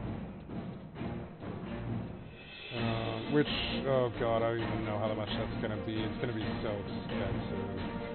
I think I need to save up like 50k for that. It's so annoying. There's other stuff I don't have too, like I don't have caster earrings. And boy, I'd really like a Marion Tathlum. Pretty bad. That's gonna be expensive. How much for a Tathlum, man? Like, you got a Tathlum. What is that? That's like other? Yeah, what is that? That's like, no, that's ranged. Yeah. So, Marion Tathlum.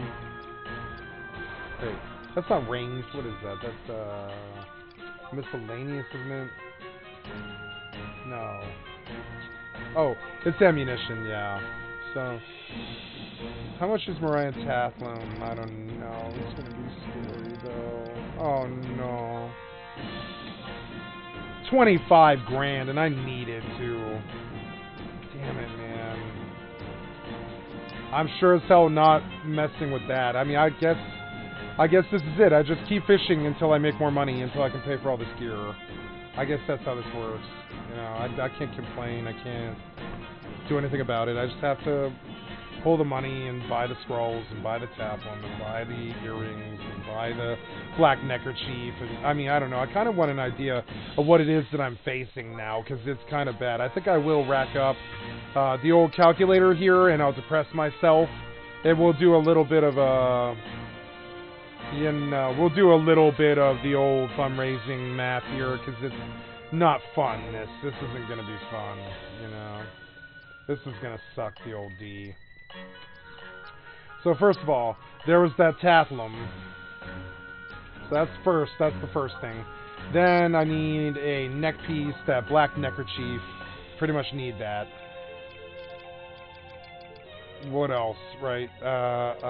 Yep, that black silk neckerchief. There's 12 of them for sale. 15k. I gotta get that earlier rather than later. I get that next, I guess. I'm gonna definitely buy that. 15. Oh, come on. Well, we know this is 40k. It's 40k, right? Plus, I mean, already it's already ungodly bad. So I wouldn't mind a nice headpiece, but I'm looking at the earring. I need to sort by level. Yeah, sort by level, please. I need to sort, or I'm sorry, I need a level 40 earring, I think. Oh, no, wait, nope. Sears crown. Ooh. It's either that or, yeah, no, I need the Sears crown. I need the Sears crown. 800. Wait. 10k for in 3.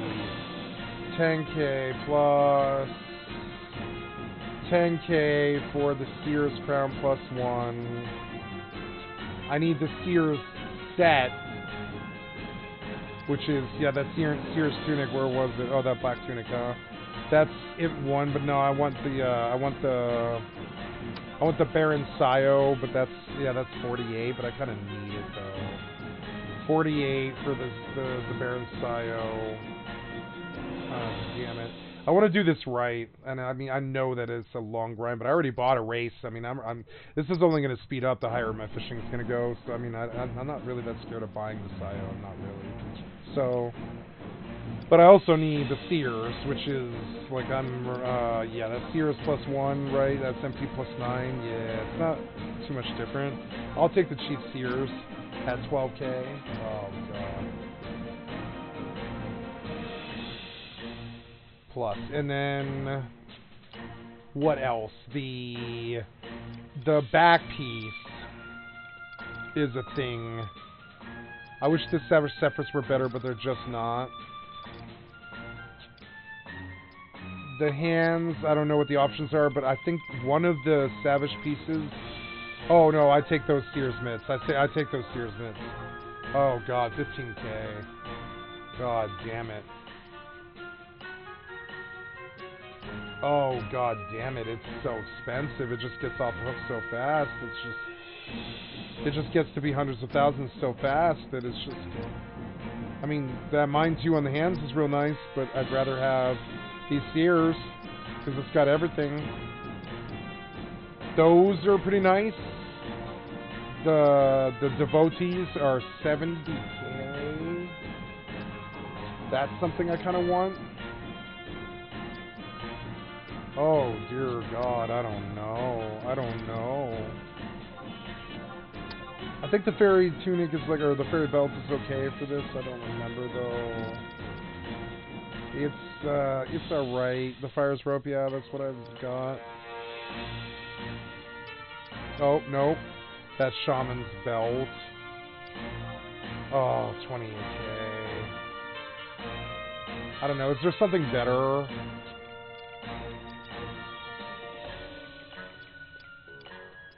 I mean, that's better.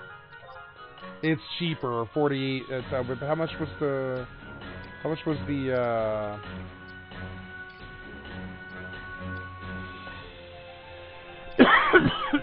Excuse me.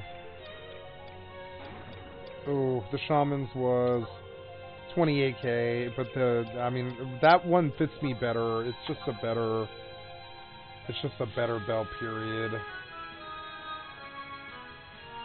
Oh God, I don't even know. Well, so that's 40k. Definitely gonna need it. Plus, finally, for the, I don't know, the legs. I don't know about that. The legs are definitely a Mithra piece. Oh, those black slacks. Yeah, but I don't know. I don't know. Oh, the mage's slacks. Yeah, how much for those? 40k. Oh God, 205.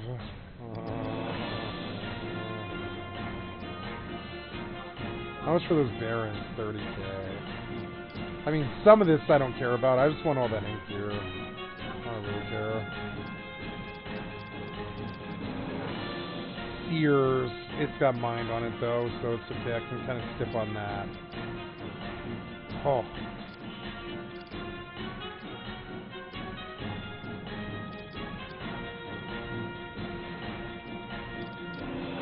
Celia, Ash Clogs. There's nothing here. There's nothing in the entire chart. The Mithra feet, what are those? They're like Savage Gators. They're Strength and Charisma, so good. So I mean, those aren't bad. I mean, how much for that? That's like 6k. Mine too isn't bad. I mean, it's fine. So that's another 20k I can worry about it, but I'm not too worried about that. It's not just anything that's an int. Finally, yeah, that black cape. Yeah, how much for that? Oh God, how much for these? 2100. Is there a better one? There is. How much for that? 20k. 2100 is really cheap though.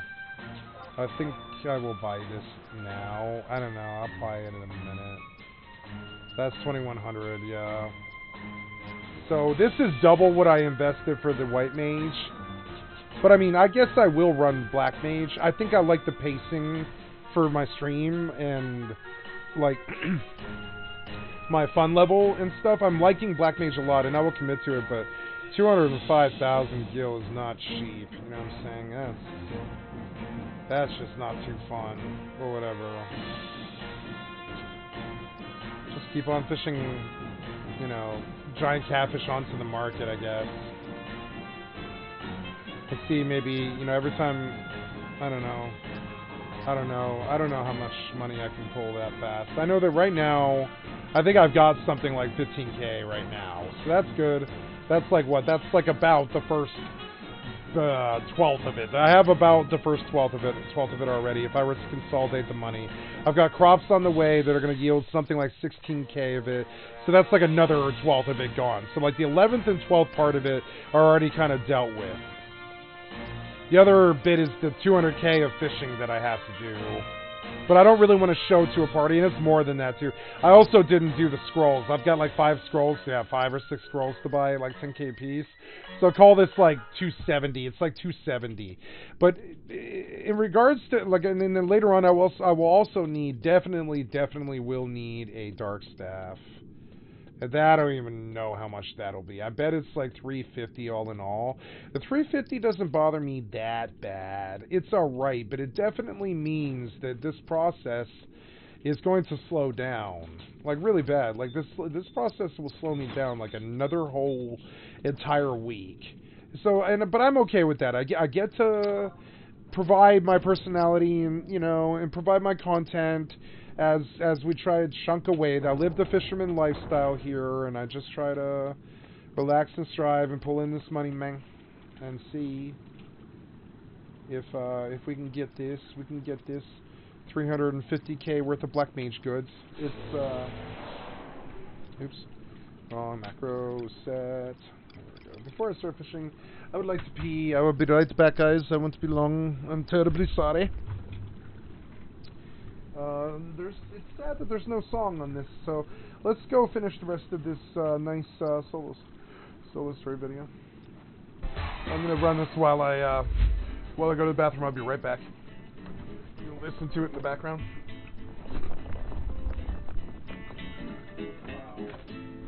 Holy, what a run, man. I am loaded. Now, it had been about an hour and a half since I'd woken up and gotten on, but it wasn't just farming that I had done. I actually killed this one guy like 3 times in the area. His name was You Got Douched, but flipped backwards, but I'm just gonna call him Tog. He put me in an interesting position because he figured out where I lived. He seemed like the type of guy that would door camp me till he got a gun, and then that gun would go in his boxes and never see the light of day, and he lived super close. Where Louis? No, friendly, man, friendly. They know where I live, and I'm in a 1-by-1. Having that sort of thorn in my side as I was trying to progress and farm in the morning, and as I would PvP and try to progress later in the day, would be extremely annoying, and so I decided to talk to him and try to work out an alliance. Not out of friendliness, just out of necessity. I know you're solo, but you killed me. Yeah, but that's just because you were running around. I thought you with an MP5 yesterday. Yeah, I had an MP5, yeah. You killed that other guy with an MP5 yesterday. Your mic's bad right now, dog. I know, man, I know, but I can help you pick this out if you want. Pretty much this base that I'd grabbed TC on before I made my base the previous day had been claimed by somebody else, and they placed some walls, but one of them was backwards, and Tog was trying to pick it out, and so I offered my help. Okay, you want to help me pick this out? Yeah, f these guys, right? They've got something in there, right? You know who they are? No idea. This is a hidden base. So after that is when I went on my big farm runs, and then I came back and I depoted, and then I ran out because I heard someone outside my base, thinking it was Tog about to pick that wall. Tog? Friendly. I'll help you pick it if you want. What are you doing? Oh, mama.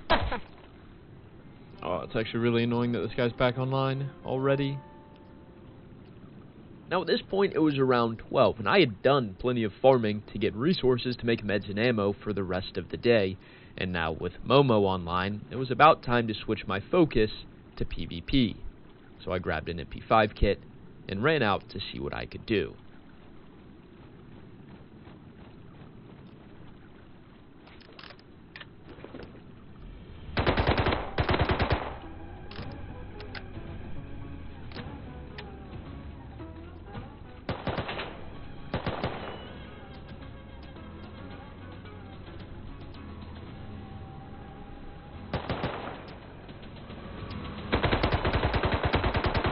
I think he's down.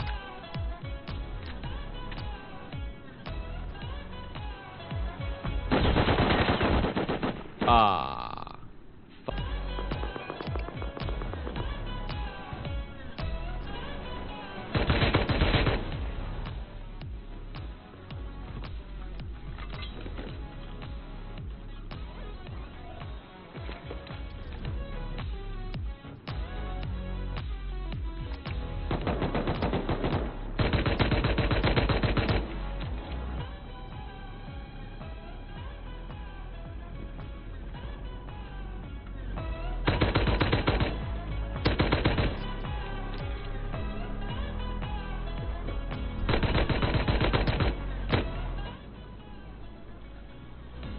Oh, that is not bad.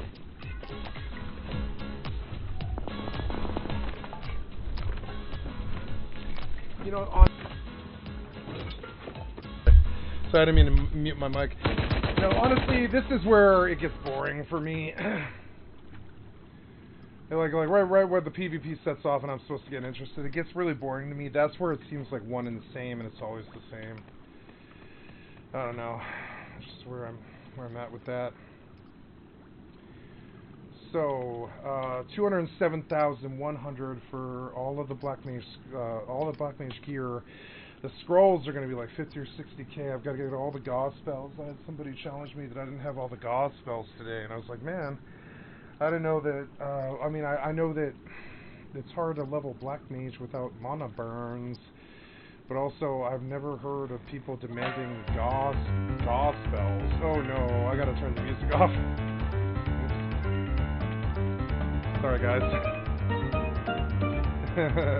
I mean, I don't mind the music, it's good. It's just kind of loud and abrasive.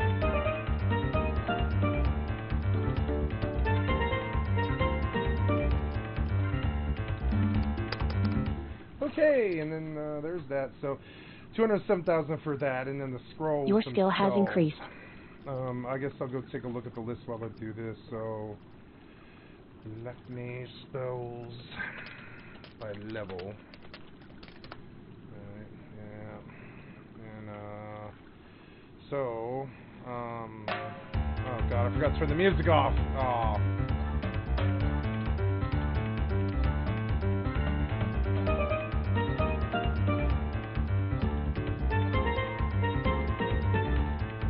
I forgot.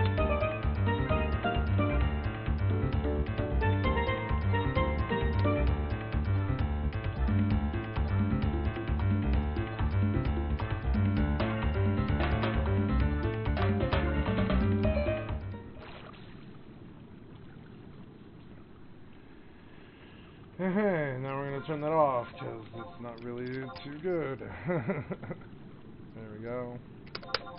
Cool. And then there we go.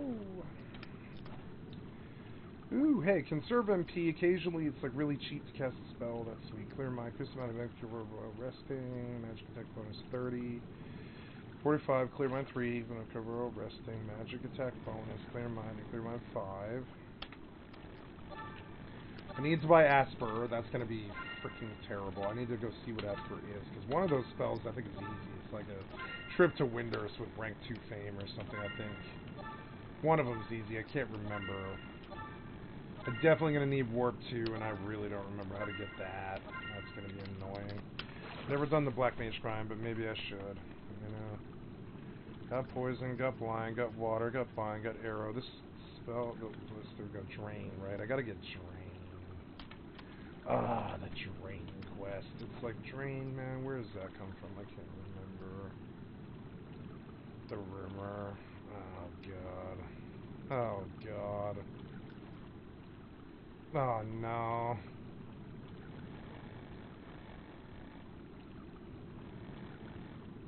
Oh, yeah. Yeah, okay. I mean... Yeah, I've got to do Million Corn. I suppose before I buy anything else, I should save up 40k or whatever it is, 33k or whatever it is for Million Corn. Oh god, that's got to happen. Oh god, I'm still behind, but this is what happens when you play 20 different games. At least they're fun, right? At least they're fun. 207,100. God damn it. So anyways, yeah, so gotta do that. Gotta do, oh god. So yeah, we'll get Drain though. That'll be helpful anytime I'm hurt. Just Drain. It's cheap. 21 mana is cheap for what it does, but man, I should have bought it a long time ago. Started keeping it in my repertoire. Gotta get Stone Gaw. I don't even know if I own Stone Gaw. Do I own Stone Gaw? I can't open my magic menu while I'm fishing. Oh. Yeah, Shock is a... Shock. Shock is the first of the Black Mage and Feebles. Yeah, so it's like Shock's good, but I mean, there's a good time for all of that, but I really don't remember. Warp, right, I already got that. Blizzard, Rasp, Water Gaw, Merchant, and Salvina for Water Gaw. I mean, I don't use Ice Spikes. I don't know. That might be good.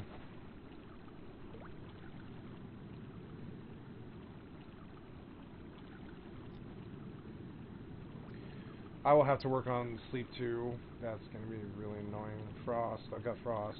Gotta buy a Raga. That's Selbina as well. How much? Oh, God. How much?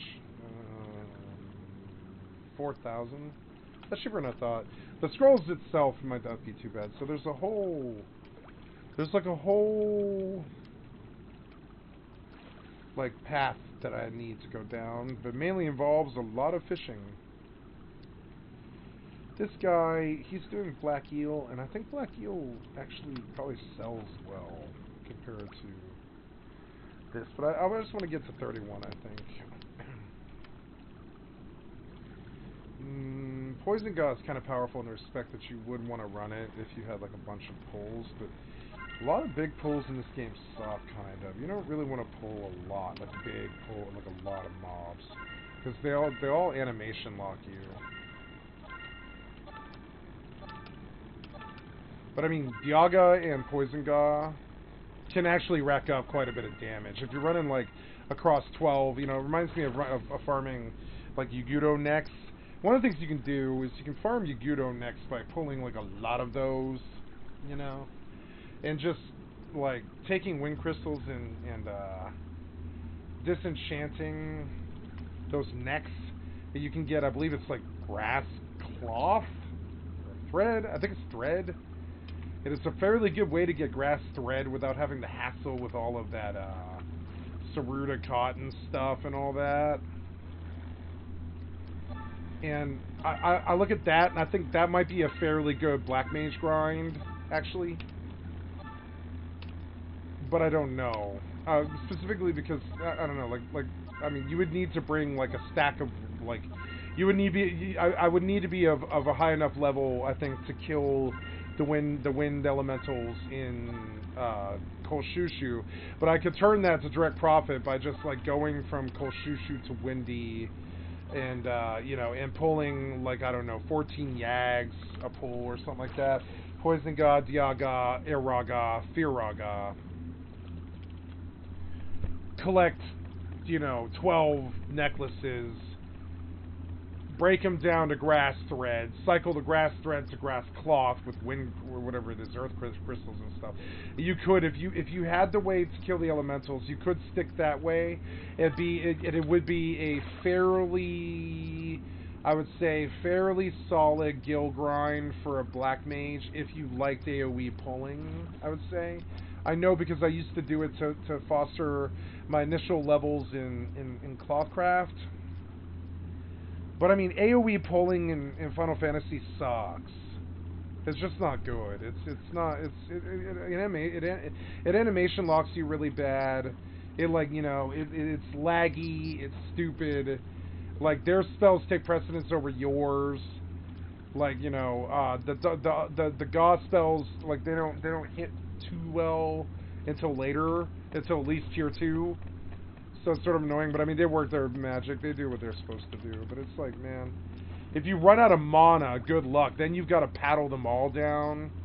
And that's really annoying when one Stone God spell will kill all of them. You got to spend like 10 whole minutes individual targeting so you can paddle for 7 damage on each mob or whatever, you know? It can be really annoying.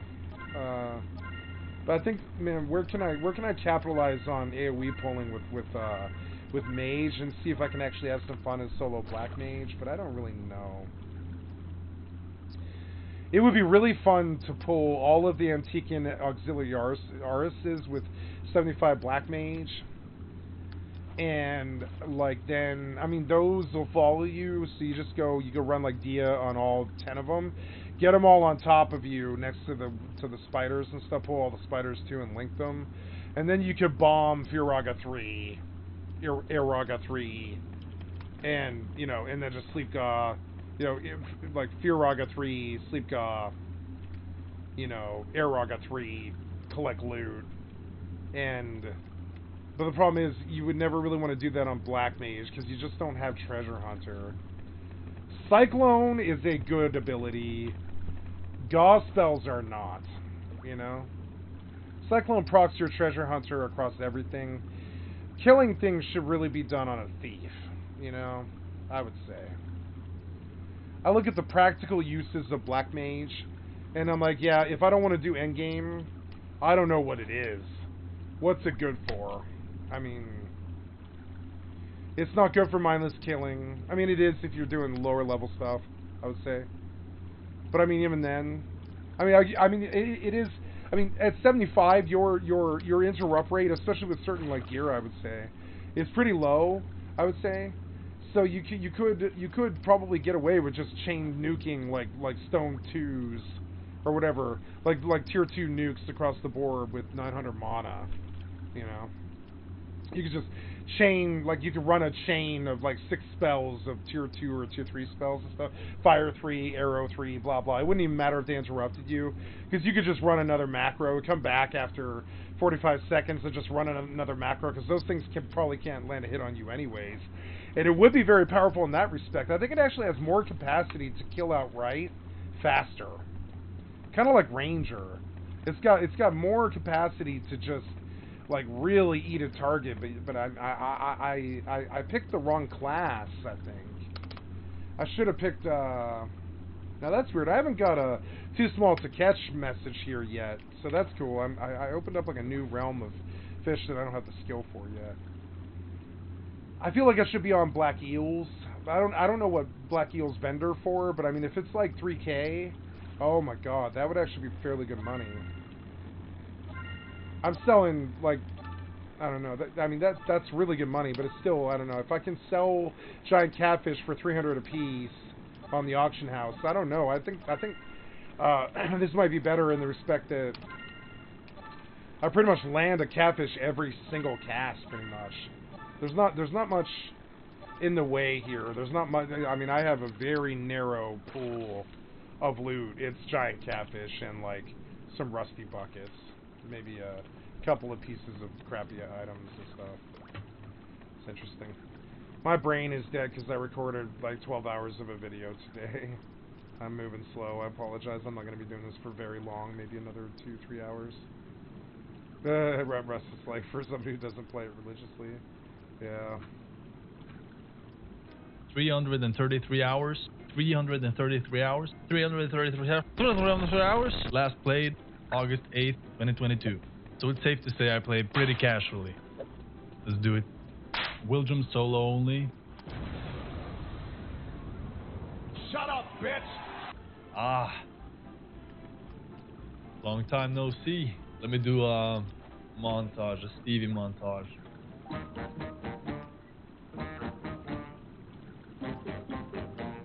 Beautiful day. Wow.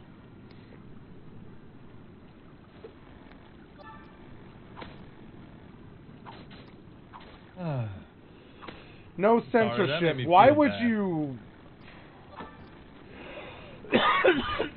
This video should be.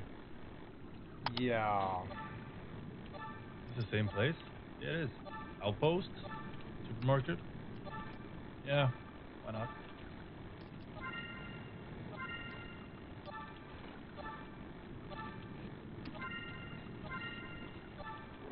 There's a guy.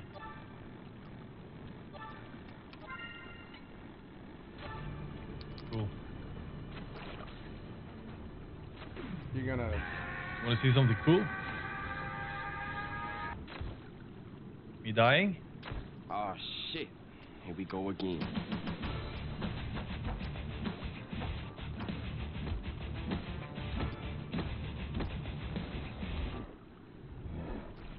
I hate my life. Let's get back to the Stevie montage.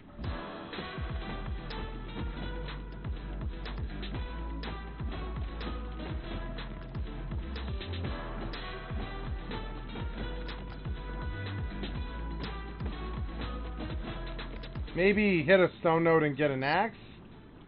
This is my best Wound Kid impression. Sulphur City? There's no stone, there's no cloth. Hey, let me be clear. Let me be clear. Let me be clear. Let me be clear. Let me be clear. Let me be clear.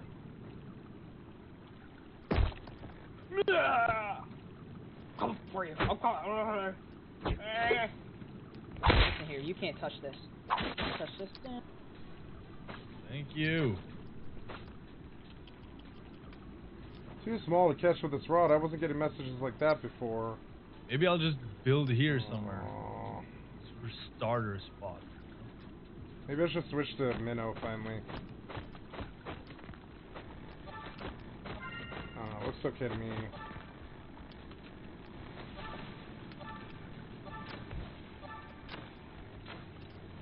Fucking hate my life. Oh, that's a bear. No, please. That was my last arrow.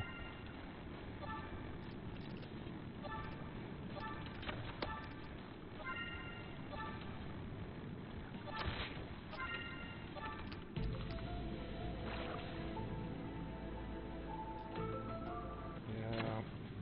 Oh shit. Nice. Oh, I'm bleeding. I'm bleeding out. Ooh. Run. Just run. What are you doing? Don't stay there. To get a base down. Yeah, Kinda you quick. do. You need to get like something down. I don't know. It's not that bad. It's yeah. Like what? It's fine. Just go, go, go. What? It's gonna work. I mean, yeah, it's working. Yeah. I mean, it's weird. I have no idea what this base is. I literally have no clue. I've never done this. It's fine. This is the weirdest base ever. This is the weirdest base location. This is the weirdest base. I guess it'll just be here. We all have moments like that. Can't be everywhere all at once. You gotta go try stuff out, you know.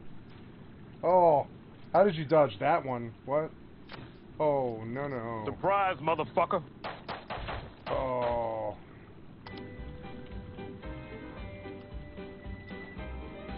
That's it, huh? That's that. And wow, you got 82,000 views with that 4-minute 50-second video of you like getting in a bow fight. All right. I'm not a hater. I'm just.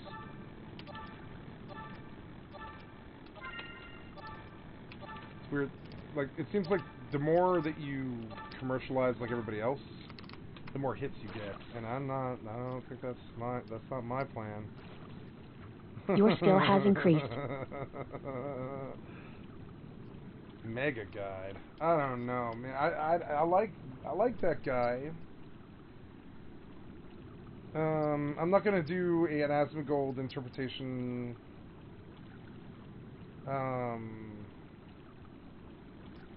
Yeah, I don't know. I'm just gonna keep fishing. We could take a look and see if I missed something from Miniature Nerd. That would be kind of the pace that I'm looking for, I think.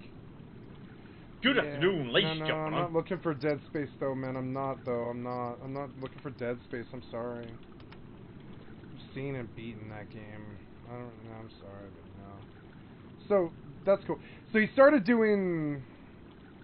So I caught that one 6 days ago. 4 days ago, we caught the next step in the 61, which I think I missed that one.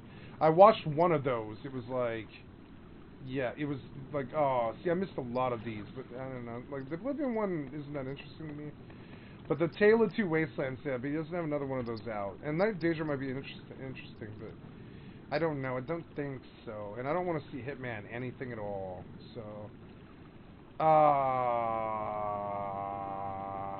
I don't know. Maybe I would be curious to see what his reaction of Forspoken was. Good afternoon, ladies and gentlemen. I'm John Mrs. Many a true nerd of welcome. Just see what he to says. Forspoken, which is, to be honest, I'm not entirely sure. Like, it would appear to be an open-world fantasy RPG thing, but there also seems to be a lot of focus on, like, hardcore movement mechanics, and the narrative seems to be more focused towards a parody of open-world RPG, like a bit of a light-hearted satire of the genre, so I'm not entirely sure what we're getting into today, so let's find out together, shall we?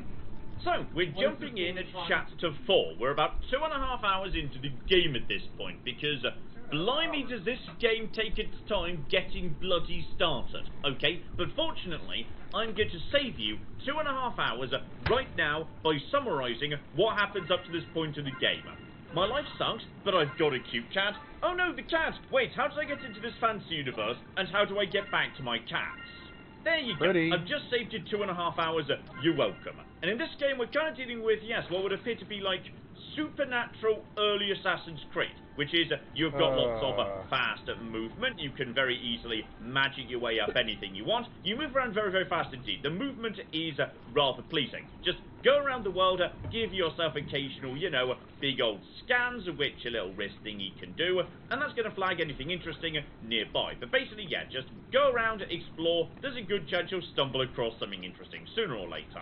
Like, here we go, literally just around from where I just was, dropped down to here, and hello buddy, little blue thing is mana. That's basically an upgrade point so I can make my magic better. By the way, I can do magic that's not just, you know, being a big flippy person. Here we go, I see some creatures in the distance, so, okay, you've also got, as I say, murdery magic. So you've got your support magic, binding, dispersing, so yeah, basically like your less aggressive magic, and you just blast people in face magic. So, okay, blast people in the face, that seems like a good sort of a thing to me. Lock on to you, charge up my main spell, and yes, we're going to start doing some good work to you, send you flying, etc. You're coming in this direction. I don't think you are, actually. The physics is rather pleasing. There's a rather pleasing a level of physics going on here, especially when, yeah, so many of your abilities just sort of send the enemy flying. How about we go over to, yeah, Scattershot. I do enjoy how you've just got a machine gun that turns into one, a big blast at the end. Enemies have weirdly like Elden Ring style poise meters. You can break them, knock them to the ground, do big critical hits, etc, etc. So, yeah, just go around and try and find things that look interesting to you. Ultimately, I want to go, yeah, 3,500 feet in that direction. Because, okay, the universe has kind of been affected by some form of world-ending miasma, because there is always a world-ending miasma when it's a fantasy universe. It's just a thing. We just have to accept it, damn it. But, yes, I'm the one that could go in it, so I need to go and find the notes about how we might be able to stop it. Unfortunately, I'm a video game protagonist, so let's just say I'm going to get very distracted before we get over there to the Xenos Guild. Alright, screw that. I've got Monument, we've got Mutants, we have got Eliminate Enemies at the campground. Oh yeah, so set a marker. There is a Monument to Strength over there, and now we're just going to zoom over that direction. There doesn't seem to be full damage. You can move at the speed of bloody sound. Also, I'm being attacked by wolves, dear oh flipping dear. Yes, enemies can get on top of you. You've got like a little bit of a built-in shield, so you've got a good dodge as well. Screw you, wolf number one. Oi, get away from me, please. Get away from me. Okay, how about we go over to, yes, a lovely ability right here, and screw you. You've just been bound. That lets me charge up my powerful abilities, and screw you, and screw you some more. Lovely. As I say, the physics is rather pleasing. Now, as we were saying, monuments to strength. And there we go. My defense is now better from going to visit the monument. So, yes, that's what we're doing. We're just pottering around, slowly getting stronger, etc, etc. Though, okay, let's find something a little bit more aggressive. There is a mutant. I don't really know what a mutant is or what a mutant does, but we're going to go mess it up, or it's going to mess me up. I'm not 100% sure on that one. So, okay. Have I got my ability off cooldown? Bind is not off cooldown. Get my disperse. Oh, it does look big. It's big and it's red and it's glowy. Do I really want to fight the mutant? You know what? We're going to give it a go. So, we're just going to get nearby to the mutant. Destination reached. Just shove down my disperse. Oh, it's a giant bear. Oh, if Elden Ring's told me anything, that's a bad idea. Yes, this is an altered Mylodon. Oh, that's just a bear. Right, get out my most powerful abilities. Lock onto, oh, blimey. It's okay, everything's under control. Resistant. Okay, need to find a weak spot, potentially, and, oh, I'm guessing, oh, it really just messed me up. Okay, so stay out of the way of its abilities. When it does the big purple thing, it's about to attack. The camera is sometimes less than helpful in many... Hey, you know what? We should just not What's fight up, the Dave? altered Mylodon. Okay, we're playing by Good to see ya. Xenoblade rules, where just because you can see something, it does not mean you should fight us. I haven't been around. I've been in a recording phase for probably about like 4 to 6 days, something like that, at the beginning of every month, I think. Where I got 11 and a half hours today. I got 11 and a half hour video that I'm going to post in a few days. So it's going pretty well, but first couple of days of each month I'll be kind of half there. I'm finishing up like kind of a session here. Got a couple more hours in me, but it's like the end of the day for me. Been at this for so long. And it's good to see you. Thanks for stopping in, Dave. Okay, ignore the mutants. How about we check out the camp? This guy, Miniature Nerd, he's looking at this new game, Forspoken. I thought I'd take a look at, it through the eyes of somebody I trusted. There is an enemy to eliminate there, but it feels kind of, more on the path between the refuge, like, a campfire, basically, and, yes, where I'm supposed to be going. And I calculated how much money I need for Black Mage. We're going to start there, it's going to be fine. I will give you the movement... 207,100 gil. Open world, because, yeah, you can just activate your big super sprint anytime you want to, so it's very easy to just get some distance between you and the enemies. But they tend to be pretty on the fast side too, which is delightful. So okay, just toss some more. I gotta buy gravity. You and that's a red mage spell. Down, you go on the ground, finish. I gotta buy gravity. Moving, and I think we are now nice and safe. Lovely. Black mage get gravity. Yeah, the combat does feel rather pleasing when it all works together, and when you're not, taking on the equivalent of that giant golden knight at the start of Elden Ring. Gravity. So do a quick pop. Like gravity, right? Yeah, like gravity. When is You've gravity? been examined. Like, does Black Mage get gravity? I mean, yeah, like, isn't that like pretty far back and I totally missed it or something? Like, no, see, like, I don't think Black Mage gets gravity, right? Like, I don't know. Like, when is gravity? It's like, is that later? That might be way later.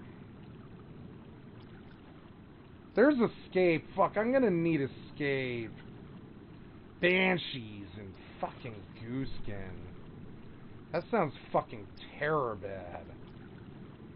I don't know, I'll probably just buy it. Right, so, I mean, come on, man. Like, I know gravity is here somewhere. What do I have to do? Oh, yeah, golems.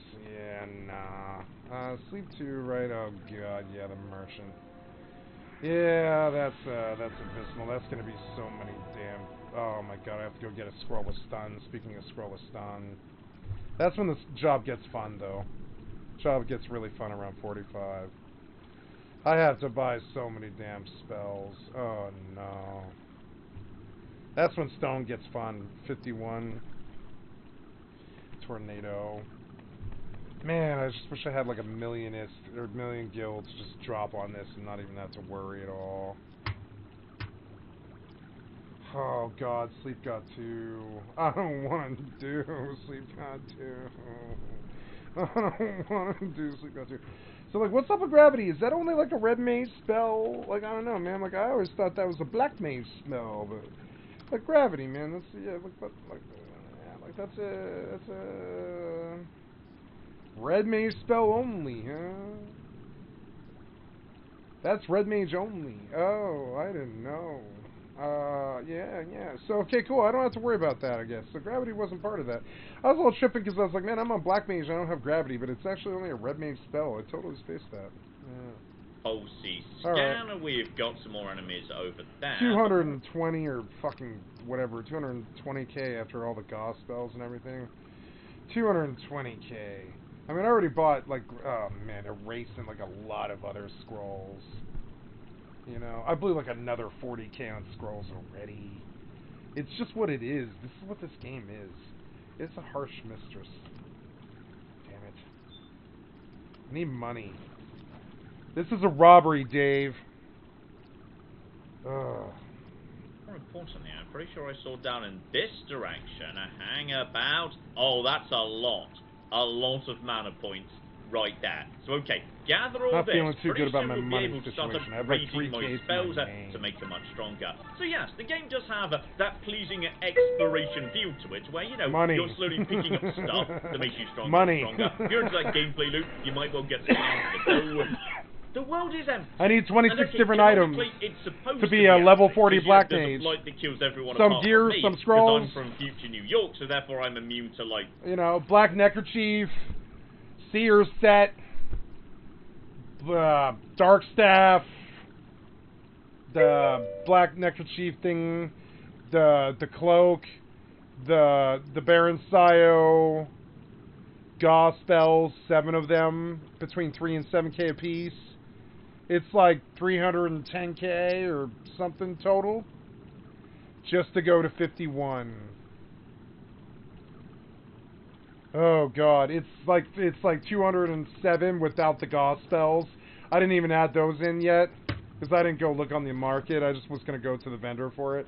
So 207 is where the gear stops. And I have every piece of int gear and every slot cover, basically, somewhere around 220k, I think, once all in all is said and done on the market. Some of those items will be a little bit more expensive. Every day that goes by, the items get more expensive, not cheaper. You know what I'm saying? So, like, it's not too good. And, you know, it's like, I mean, I got to get on that while they're still cheap. And there's stuff that you can get. I've got to buy a Tathlum. I got to buy a Marian Tathlum. Got to buy int stuff like the belt. I got to buy a Mercenary Captain's belt. Got to buy black pants with int 2 on them, or whatever it is. It's like Sears, right? I need Sears boots.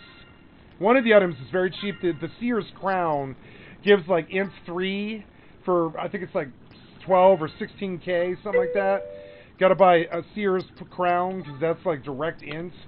And like right now, I'm missing out on like 13 ints or something, which, you know, like my black mage smokes anyways, but I'm talking about like it like it's not where it should be though, you know.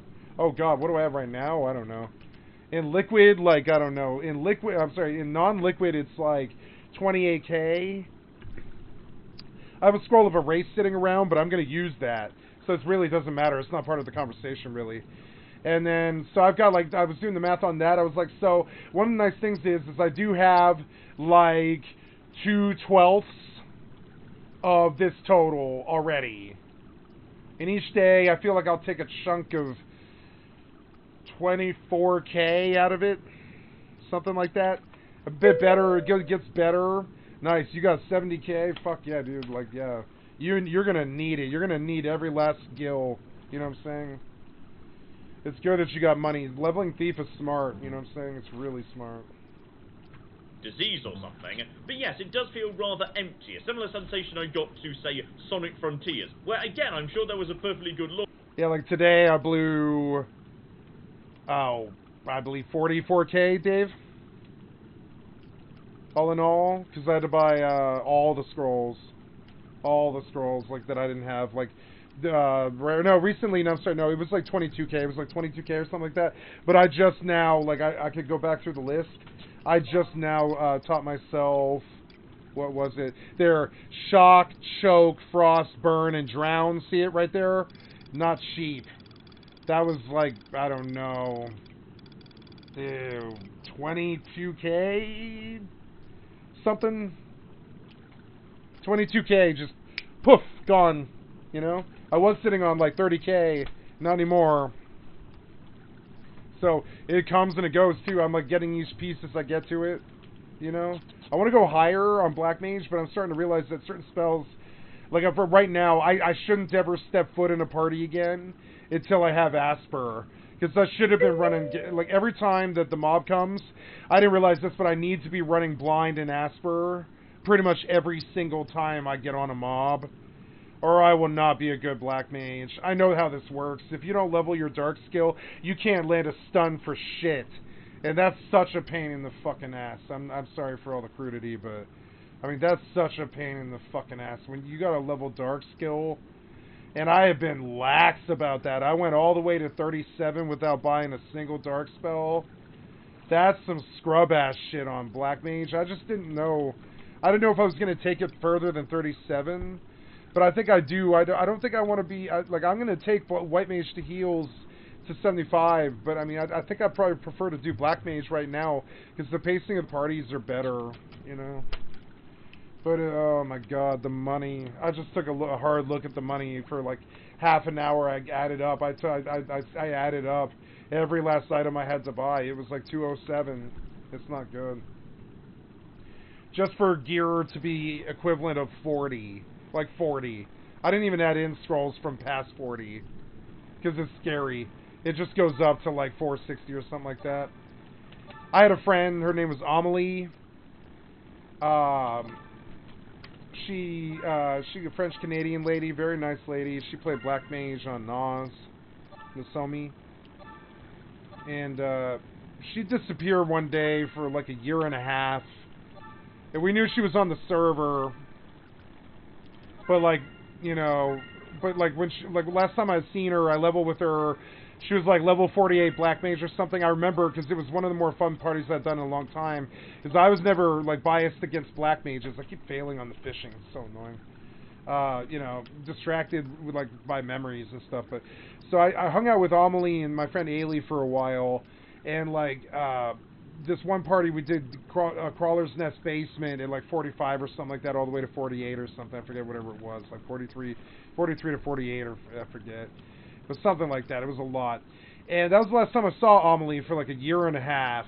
And it turns out that she went and she like fished as she worked cooking for like a year and a half. And that's how long it took her. She had a full-time job as a, I forget what her job was, but you know, she had a full-time job and like she disappeared for a year and a half and she came back with like 45 new scrolls and like a chatoyant staff. I don't know if you've ever seen this, Dave, but it's just insane. And I don't know, like on Nozomi, this was a special item on Nozomi and stuff, but the chatoyant staff, all elemental damage, resistances up 20, cure potency up 10, MP recover while healing, iridescence and all this stuff. You can only get this from, you know, you can, I don't know, I don't even know how you get this weapon. I don't even remember. I don't even remember where this even comes from. I believe it's, look, increases all elemental magic damage dealt by 15%. Meteor doesn't count. Elemental magic damage by 15%, right? And this is a hidden effect. It's always up, right? And your charm success goes up by 15%. This is like technically the best staff in the game. It's an affinity, I mean, it's not the best staff in the game, but it's a very good Magian staff with affinity magic damage 2 and affinity magic accuracy +2. And it's pretty good. It's got good stats on it and stuff. It's a very strong staff. And like, this is what I saw her come back with, and the price tag on those were $6.5 million. And I'm scared of something like that. I'm scared of it being a hole like that destroys like a year of my life. I'm scared of Black Mage being this hole in my life where I disappear out of the scene for like a year and I just grind fishing and like chocobo digging for like an entire year just to pay for the fucking scrolls for Black Mage. And the fucking gear too.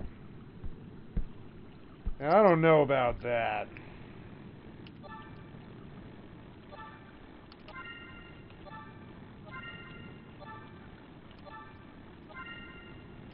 I don't know about that. That realization leaves a bad taste in my mouth. So I could just let Black Mage sit at 37 and I'm done with it, you know? I don't have to buy anything else here. I just stop at 37, right? And ride White Mage all the way up. Oh god. And that's a lot, I mean, it's a lot easier. I've already got past the major barrier, which is a race. There's other big ones too, like Raise 2 and Raise 3. Big ones, you know, teleports, gotta get the teleports. But I do believe that I think 37, when I did the math on all the gear that I would need for the intellect for my Black Mage, I was like, no. I don't know. I kind of was like, no, I don't think so. I don't think I want to earn 300k gil. Like, I don't know about that.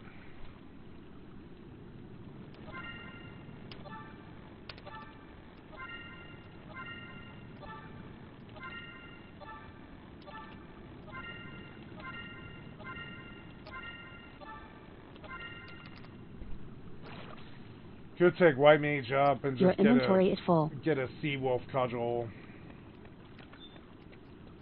Like, go get a Sea Wolf Cudgel. I'll have to go get inside the belly anyways.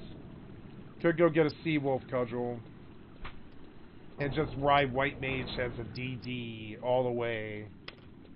And go sub-thief, or whatever, on White Mage. You know?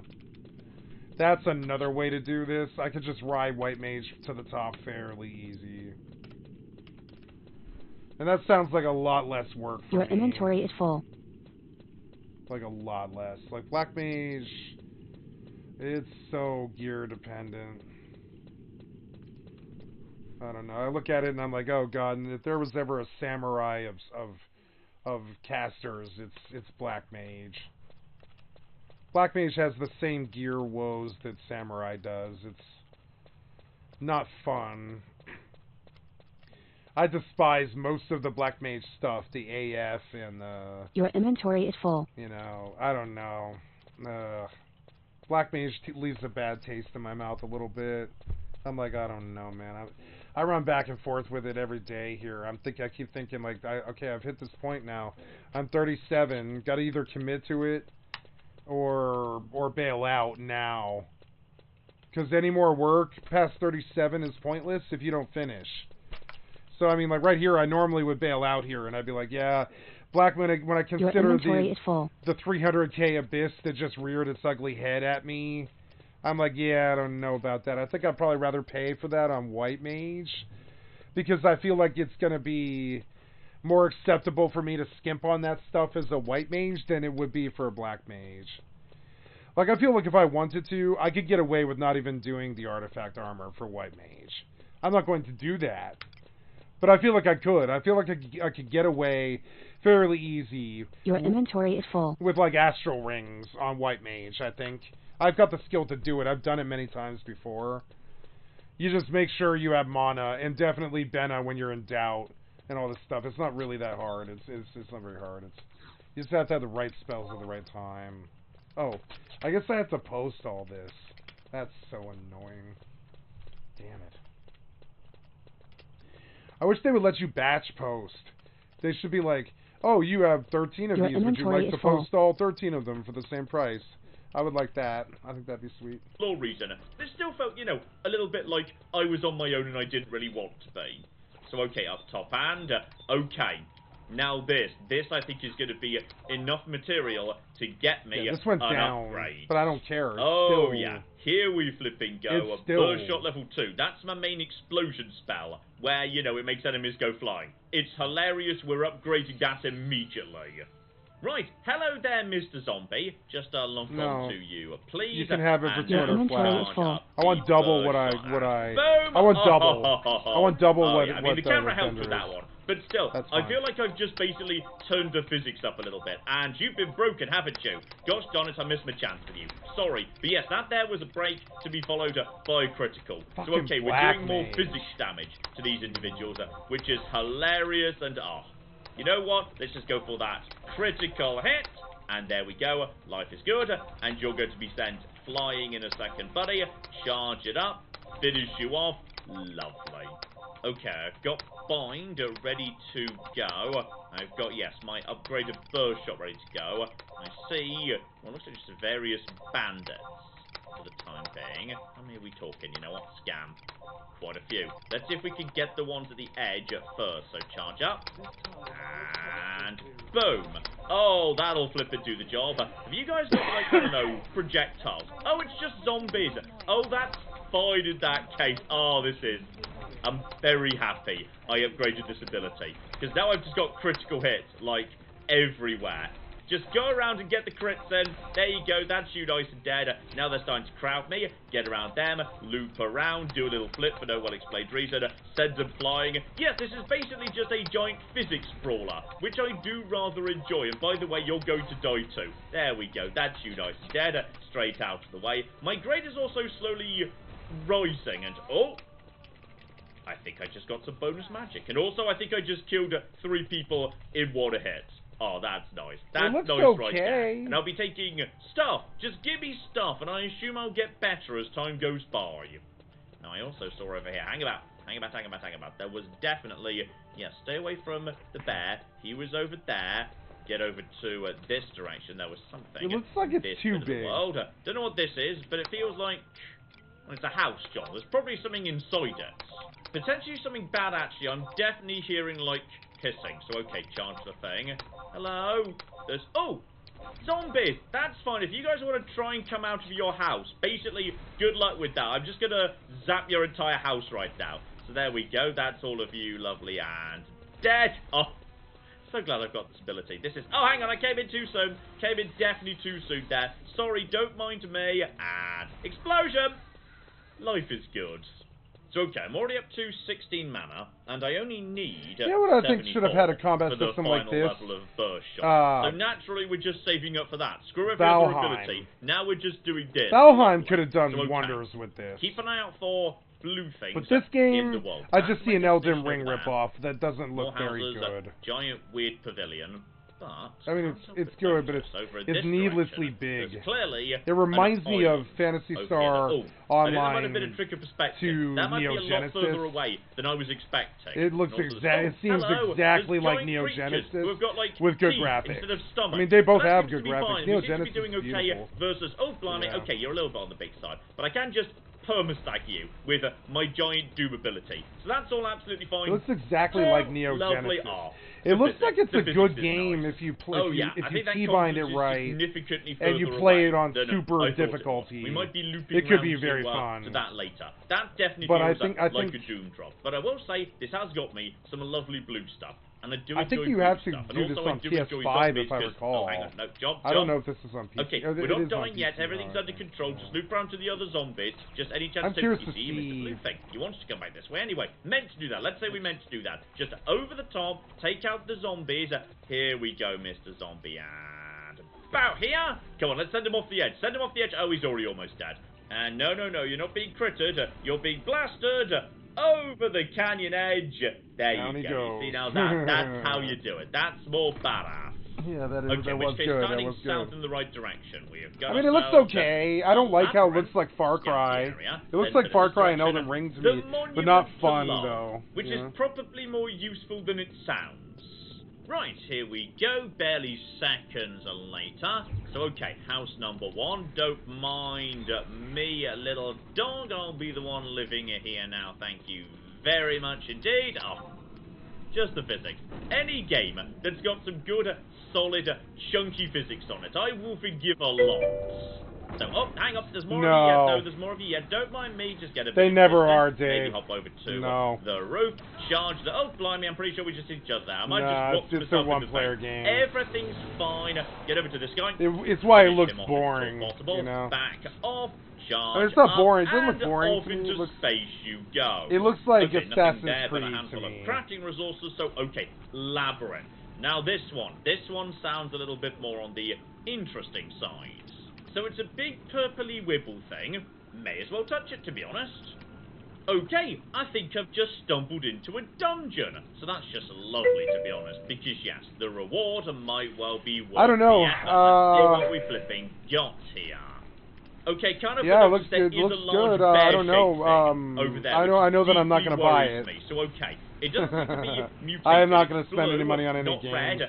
The only game that I want from this quarter, I know what it is. It's Dead Island 2, and that got delayed. So, I mean, like, this quarter, I could spend a lot of money on games, and this is one of them. I could buy this game. I could buy, I really want to buy Stranger in Paradise. I think I actually might buy Stranger in Paradise next month.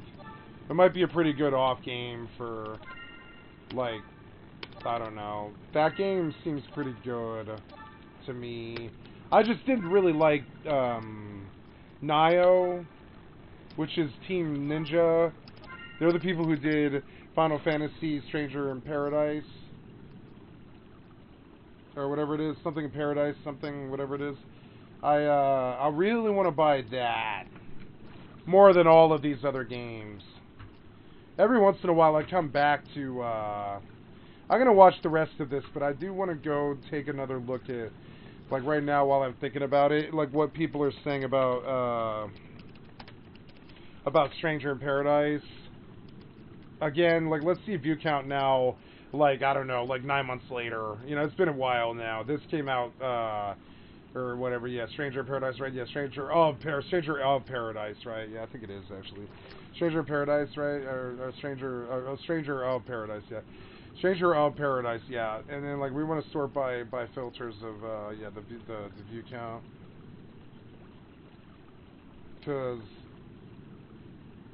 I'm looking for an in-depth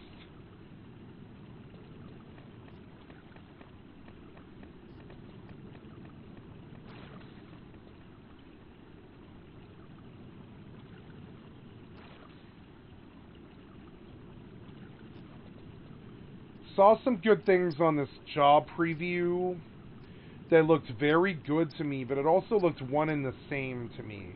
And Nio didn't really impress me, but this is not Nio. It's, I think I want to watch this and jump through to, like, I think I watched some of this, yeah. And I think I'm going to jump through to, like, 2 hours and 45 minutes in or something. And I want to take a look at this again. He's playing a ninja. No, that's a Sam. Wow, I didn't think we'd get through this way. This will make things easy. It looks exactly like Nio. It's... the frame rate's good. That's good. I like that. I like that.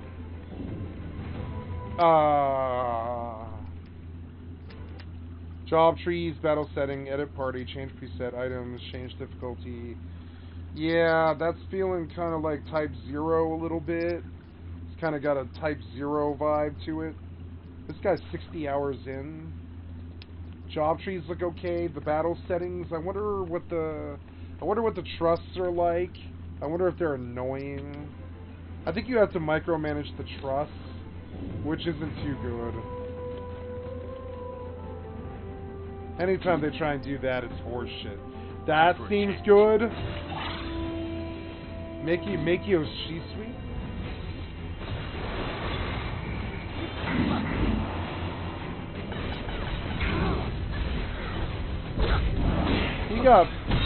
He got stunned, I guess?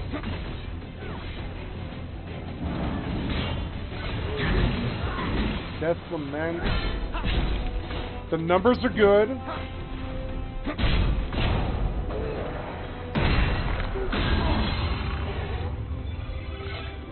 Nasty Death Ghost. Savage Handguard. So I heard the loot is kind of one and the same. It's like very looty.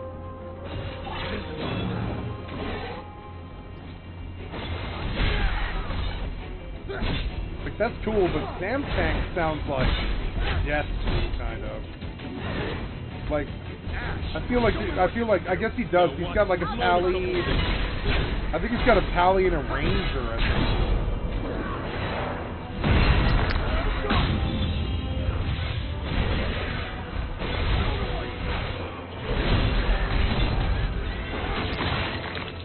It's cinematic. The loot looks pointless. So maybe it's good. It's fluid. Let's see what's inside. Frame rate's good. I'll check it out. Graphics are good. Music seems fitting for the game, but probably not very good. I don't know. Maybe they hired Square people for that. I don't know. Sounds good. It's got kind of a Square vibe to it.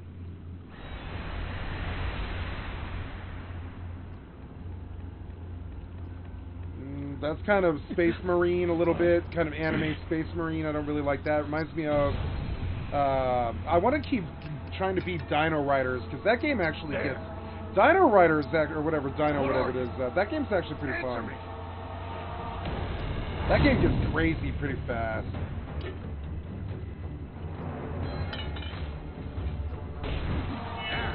Show me what you can do.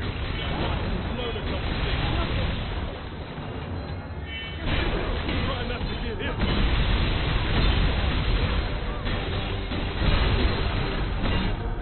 It seems fluid and good for an RPG, but it doesn't seem... like it has much stat weight. It doesn't seem like it has much stat weight, and it doesn't seem like it has much weight. Like it kind of feels like it seems like it's kind of hard, like Dark Souls, but it also looks like it's too easy. I don't know. That hurt him really bad. But I think, yeah, you can just pop a potion though, I think.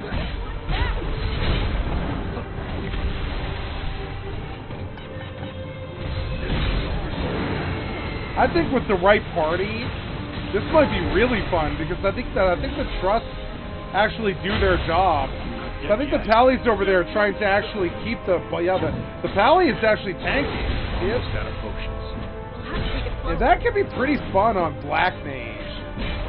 That might be more fun of a Black Mage experience than I don't know.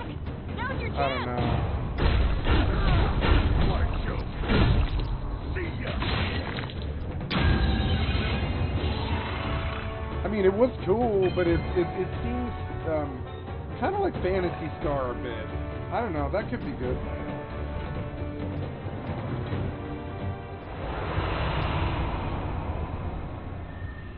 I don't want spoilers or whatever, so just don't. Follow me. Watch the stuff. All right. He's got like a war sub, I think.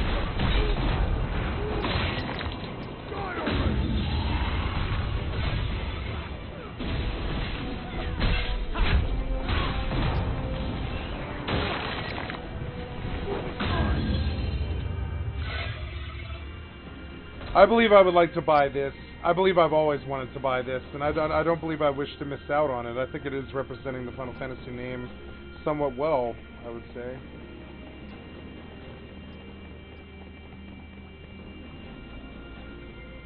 It's too arcadey for a Final Fantasy game. It reminds me of the kind of the lesser, I would say, the lesser affect of Fabula Crisis, or whatever, Fabula Nova Crisis, or whatever it is, world, Fabula Nova. It seems kind of light, kind of like Final Fantasy 13. It seems kind of linear, like 13. There's some interesting stuff going on there. And the job level ups look really satisfying, but also, like, I wonder what Ranger looks like in this. Does he play a different class? Let's see. Oh, he did. He pulled out, like, Red Mage, I guess. Is that a Red Mage? I don't know. Why is he stalking that? No, he's like a juiced up samurai now.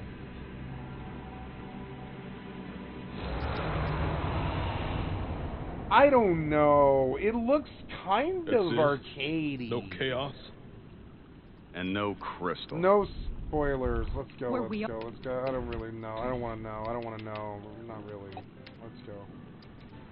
Oh no.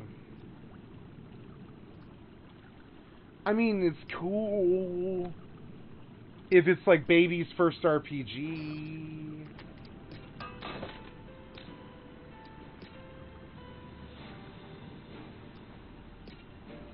I don't know, man. I guess it's got some depth to it. Materia's good. Yeah, this does not look long, no. It seems to me like Diablo. Like, it's just basically a battle sim. Like, you go in, it spins up your level of mobs, it runs you through the linear story like Diablo over and over again. Like Phantasy Star, I would say. And it looks fun, but it's... I don't know. He seems to be putting points in the warrior chart despite being a Sam main. That appeals to me, but I mean, what's the point if the game doesn't feel like it has depth to it, though? These levels look very linear.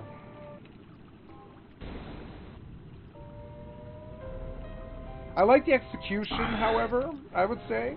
Reminds me a bit of a cross between Metal Gear and I would say Dragon Age. Kind of looks like a mix of Dragon Riders and Dino Riders or whatever that is. What is that game on like Xbox? I have to reformat my computer because my stupid Xbox program won't launch. It's so annoying. Why won't Xbox start? Try it from Microsoft Store. I want to see if Xbox will load. Kind of want to try Dino Riders all the way through again, because it's like, it's an interesting game. It's got some interesting stuff in it. But then, like, there's this point where you're like, yeah, okay, I get it. It's basically GAO. It's like Squaresoft's GAO. This game kind of looks like that too, like Gears of War. It's like Dino Riders is like basically Squaresoft's GAO. It's like weird. I would say. Yeah, gaming, man. Can you launch the damn... Can you launch the app? Or, like, I don't know, man. Like, I don't know. Can you launch this app? Xbox, you know? I don't know. Can you? Like, yeah, the Game Pass, you know? Can you do that? Can you load it? No, do I have to pay for mine? I can't remember. Oh, no, I don't even know. You can't load this, though. I know you can't. I'm not even going to try. I know it can't load it. I've tried so many times. There's no way it's loading now. I'll have to reformat. That annoys me. There's some kind of registry coding problem. So annoying. One thing, and it's... Huh? Are those? I'd like to see the more interesting jobs, like Red Mage, or I mean, yeah, like Red Mage, or like White Mage, or Ranger. I'd like to see Ranger, like what the gameplay looks like, because it seems like it could be a fairly fun shooter, kind of. Like, I don't know, the melee doesn't really impress me at all. It looks kind of like dull. Kind of like that Star Wars Dark Souls game, Force Unleashed, or not, yeah, not kind of like Force Unleashed or one of those. It looks kind of like arcadey and sort of. Yeah, I had to update. Yeah, like my Windows is updated though. I think I had to update Windows. Yeah, I mean it might be working now, but I mean I checked though. I checked this. It's so annoying. Xbox, right? No, it's just gonna crash. It's got some kind of internal problem. See it? It's going away over and over again. And it's not my Windows updates. Yeah. Like, I don't know. I'm up to date, but I mean, it's resume updates, yeah. Like, I don't have anything pending. There's nothing I haven't done. I've done everything like they say to do, and I can't. I should run a troubleshooter, I think. Like, I saw a solution that looked like it might actually work for me. I need to run a troubleshooter, I think. I forgot to finish through that. I think I forgot to do a troubleshooter one day. That might actually fix it. We'll go see. Yeah, like, I'm up to date. See it? So, but if we run troubleshooter... Your skill has increased. Troubleshooter. Oops. Troubleshooter. Troubleshoots. Other problems, right?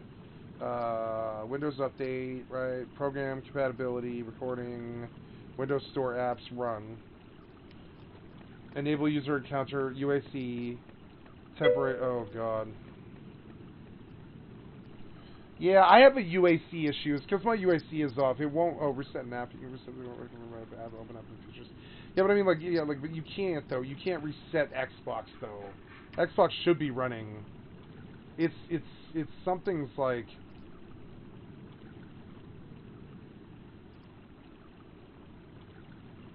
Background apps permission, that's when it always, yeah, it's fine.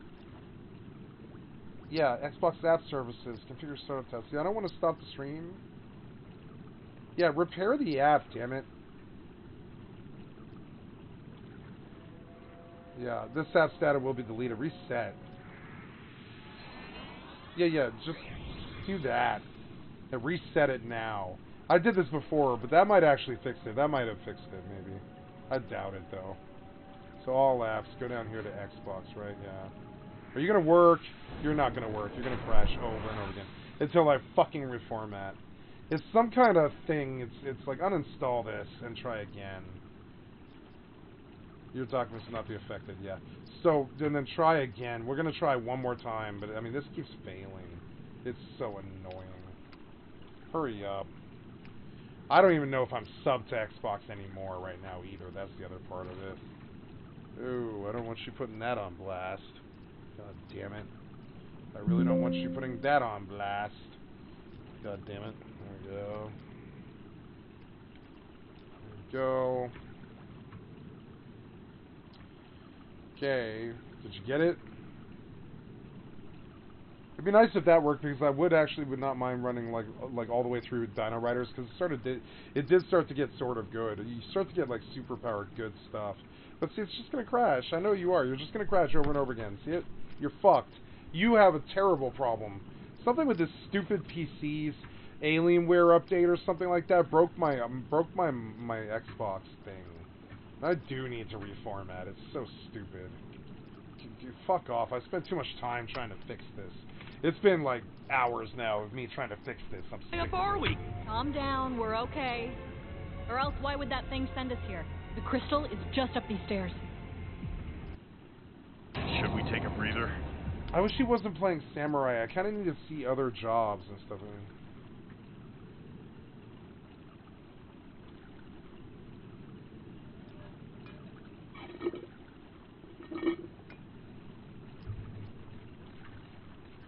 So, I don't know.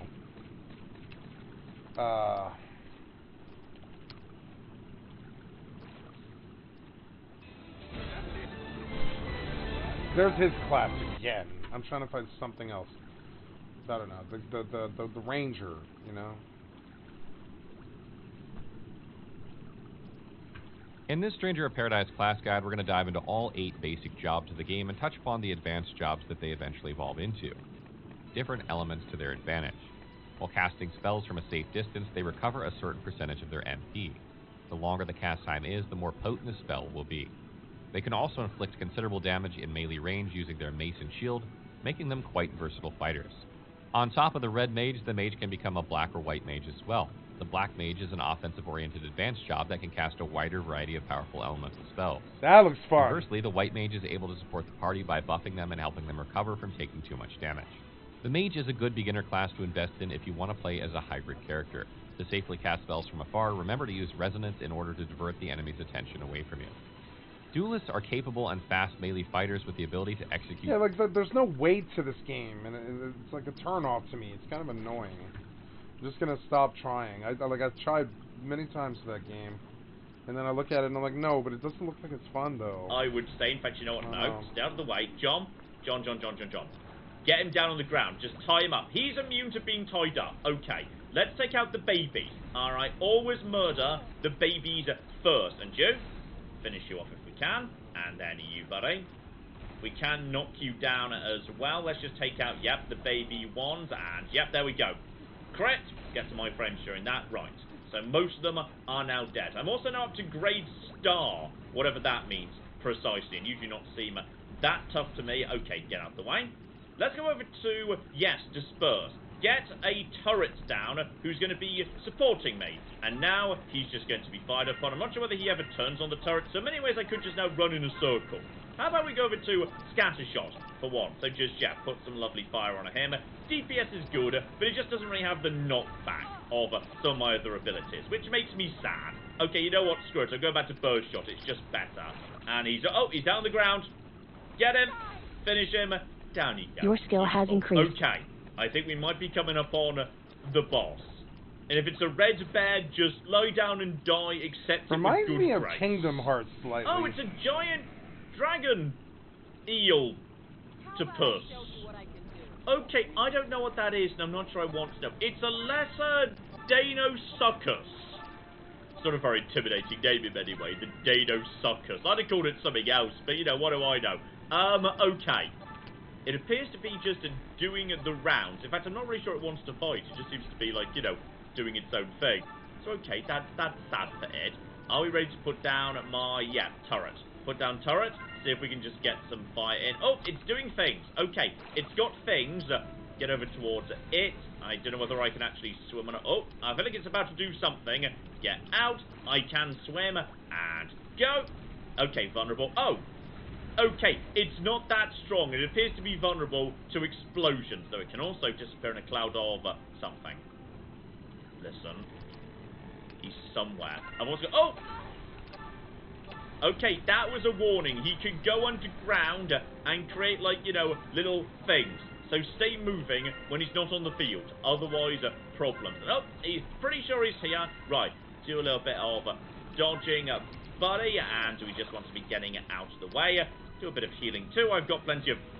Jump up out of the water. We can swim. We're not instantly dying or anything. That's fine. Get up close to it. In fact, you know what? No. Activate my special ability. That did good stuff. When you do your basic abilities, you charge up your special. Alright, that's the one at the top of the triangle at the bottom right there. So he seems to be going down for... Oh! No. Heal, and move, and then try and, like, you know, just randomly flail. Just, yes, you sort of magically flail, it's fine. Okay, everything's under control. What else do I have here? My disperser's now offline. Need to cast that really close to him. You're nice and close now, buddy. You're nice and close. Right here. Turret. Okay. The turret is going to do lovely work to you now, buddy. It's going to do lovely work to you now. Oh, yeah, that was a good hit. Are you actually there, or are you just invisible? Nope, you're not there anymore. Okay, let's see if we can bait him over towards... pretty sure the turret's already napped off. Okay, the turret did do good work. It's all fine. Alright, pretty sure he's about to reappear over here. So, okay, this is nice and close by. Boom! Boom, boom, boom, boom, boom, boom. Oh, yeah, if you can just get the big hits on him, he's kind of screwed, actually. In fact, he's almost dead already. Almost dead. Finish him off, finish him off, finish him off! And down you go. Right! I killed the Danosuchus. Hooray for me. Alright, game, this better be bloody Hooray. good. Because that guy had a fairly big health bar. Alright, so... Ooh, it doesn't look giant interesting to me. circle with a cube on top. I and I tell you what, that's kind of huge, actually. I feel so, like Borderlands a would be free more fun than this. auto-heal when any enemy Like, I kind of want to play defeats Tiny Tina Okay, still, I'll flippin' take it. but they That's never did really put that on cool. Steam, I don't think. And also, I can't help but notice, oh, there's a mutant up there. I'm probably not ready for a mutant, you know. But there is a refuge right here. So, okay, let's, you know, shove all the stuff I've been picking up into myself, and we'll see how it goes. So here we go. The cloak I'm wearing, I've been picking up so much grainstone, meaning, oh, I can just give myself, wow. Okay, I can just give myself, like, twice the amount of health I've got right now. That I'll flip and take. And the necklace, I can just add some extra bits and pieces onto that. So, yes, my magic power is better. Well, I assume so. To be honest, I'm not really sure what purple magic is. Like, is all my magic purple? I have no clue. You know what? Apparently I can also use grass to make my purple magic stronger on this necklace. So, why not? Okay, I am now significantly tougher than I was before, I assume. I mean, I can't not go and say hi to what I think is the giant angry red stag. Okay, I need some revenge on mutants. Though I suspect mutants just... Oh, hello! Sorry, did not realise you were there. Oh, yeah, it's a giant stag and it's guarding a treasure chest. But it also might be guarding something over here. This here staircase. Okay, I can just magic my way up this and potentially not have to fight you immediately. What are you guarding, buddy, if anything of note? Sadly, not deer repellent as it turns out, just more bloody wolves. So okay, let's go get my arse handed to me by this thing. We'll get the disperse down next to it as soon as we can. Alright, there's no way to sneak in this game, and I have no idea whether line of sight is even, like, a thing. Oh, it's going to kill me. It's so going to kill me. Never mind, I'm dead. Okay, I'm still not ready for mutants. Okay, in which case, into the tower I'm supposed to be, yes, helping myself to a diary or something. Okay, quick scan, we are going upstairs, and I'm guessing, okay, 1, loot, and 2, possibly, a small climbing puzzle. That's just healing, we're already full up on that. Keep on keeping on over the top, please, and... Sorry, have you forgotten how to use your magical parkour because you're in a plot area? Because that's very inconvenient, because there is still stuff I would like to magically parkour over. Well, on this occasion, no bosses or anything, just a lovely journal at the top of a tower. So okay, nice and easy if you just go straight to the tower at the end of the plane. Oh, never mind, I think possibly the tower was a bit more guarded than I was expecting. Okay, we've got soldiers, and I could just run away from them, but I'm guessing we're not supposed to. Oh, what are you doing? Oh, I think they've got, like, missiles or something, and also did one of them just fall over? I swear one of them just fell over. Marvellous. Okay, let's get you guys all tied up together. Okay, everybody together, please. Everybody together. I want a nice, yes, bind. And now, but, excuse me, what did I... Stop shooting me, you're dead. Alright, bind. There we go. That's you all sorted out. And now go for a big burst shot. Get round the back of them because you are all held still. I'm getting shields are bad for you. Finish you off, buddy. Stab, and okay, I think I've got their number already. Now that's not going to last forever. I'm guessing, yes, shield is going to slightly reduce the amount of damage they're taking. Though, to be honest, I feel like I can just shoot them with the shield and physics them. Okay, I'm just going to out-physics these lads. It's going to be A-okay. Ah, yes, and option number 2 is just slap down the turret and then get them to turn away, face me. That works pretty well. Oh, yeah, they are being shredded from behind by the turrets. Stay away from their grenades. And lovely. I'll flip and take that. That'll do. And with the soldiers defeated and information back in hand, we can return to the city where we started, get our next mission, orders, plot stuff, etc., etc. But I'd say let's call it there because... okay, this one is difficult for me. Because I think in here, somewhere, there's actually a pretty good game. Okay, the movement and the combat do actually feel pretty good. When you're just darting around, jumping around, tossing spells around, physicsing people into space, it all works pretty well. But the game absolutely aggressively refuses to just let you do that. It is constantly interrupting you with tutorials and bits of narrative and cutscenes that go on 10 million cocky years. Seriously, 2.5 hours it took just to get to the bit where the game said, okay, here's the game, now you can play it. That is very, very aggressive. Vastly too much narrative. You just can't skip. So, I can't recommend this. It just doesn't let itself do the thing it's best at, which is movement and fighting. It just constantly gets bogged down by its own narrative, which isn't as bad as I've heard people say, but it is bloated and needlessly too long. So that's Forspoken. Bit of a disappointment in a way, but I guess not every game could be a winner. At the bare minimum, the January game drought has kind of come to an end. There are a whole bunch of new releases coming up soon, including, of course, Dead Space Remastered. So, plenty more new stuff coming up very, very soon indeed. Hopefully, you are looking forward to that. But in the meantime, I've been John. This has been Many a True Nerd. And this has been Forspoken. Thank you very much, and goodbye. Okay, that...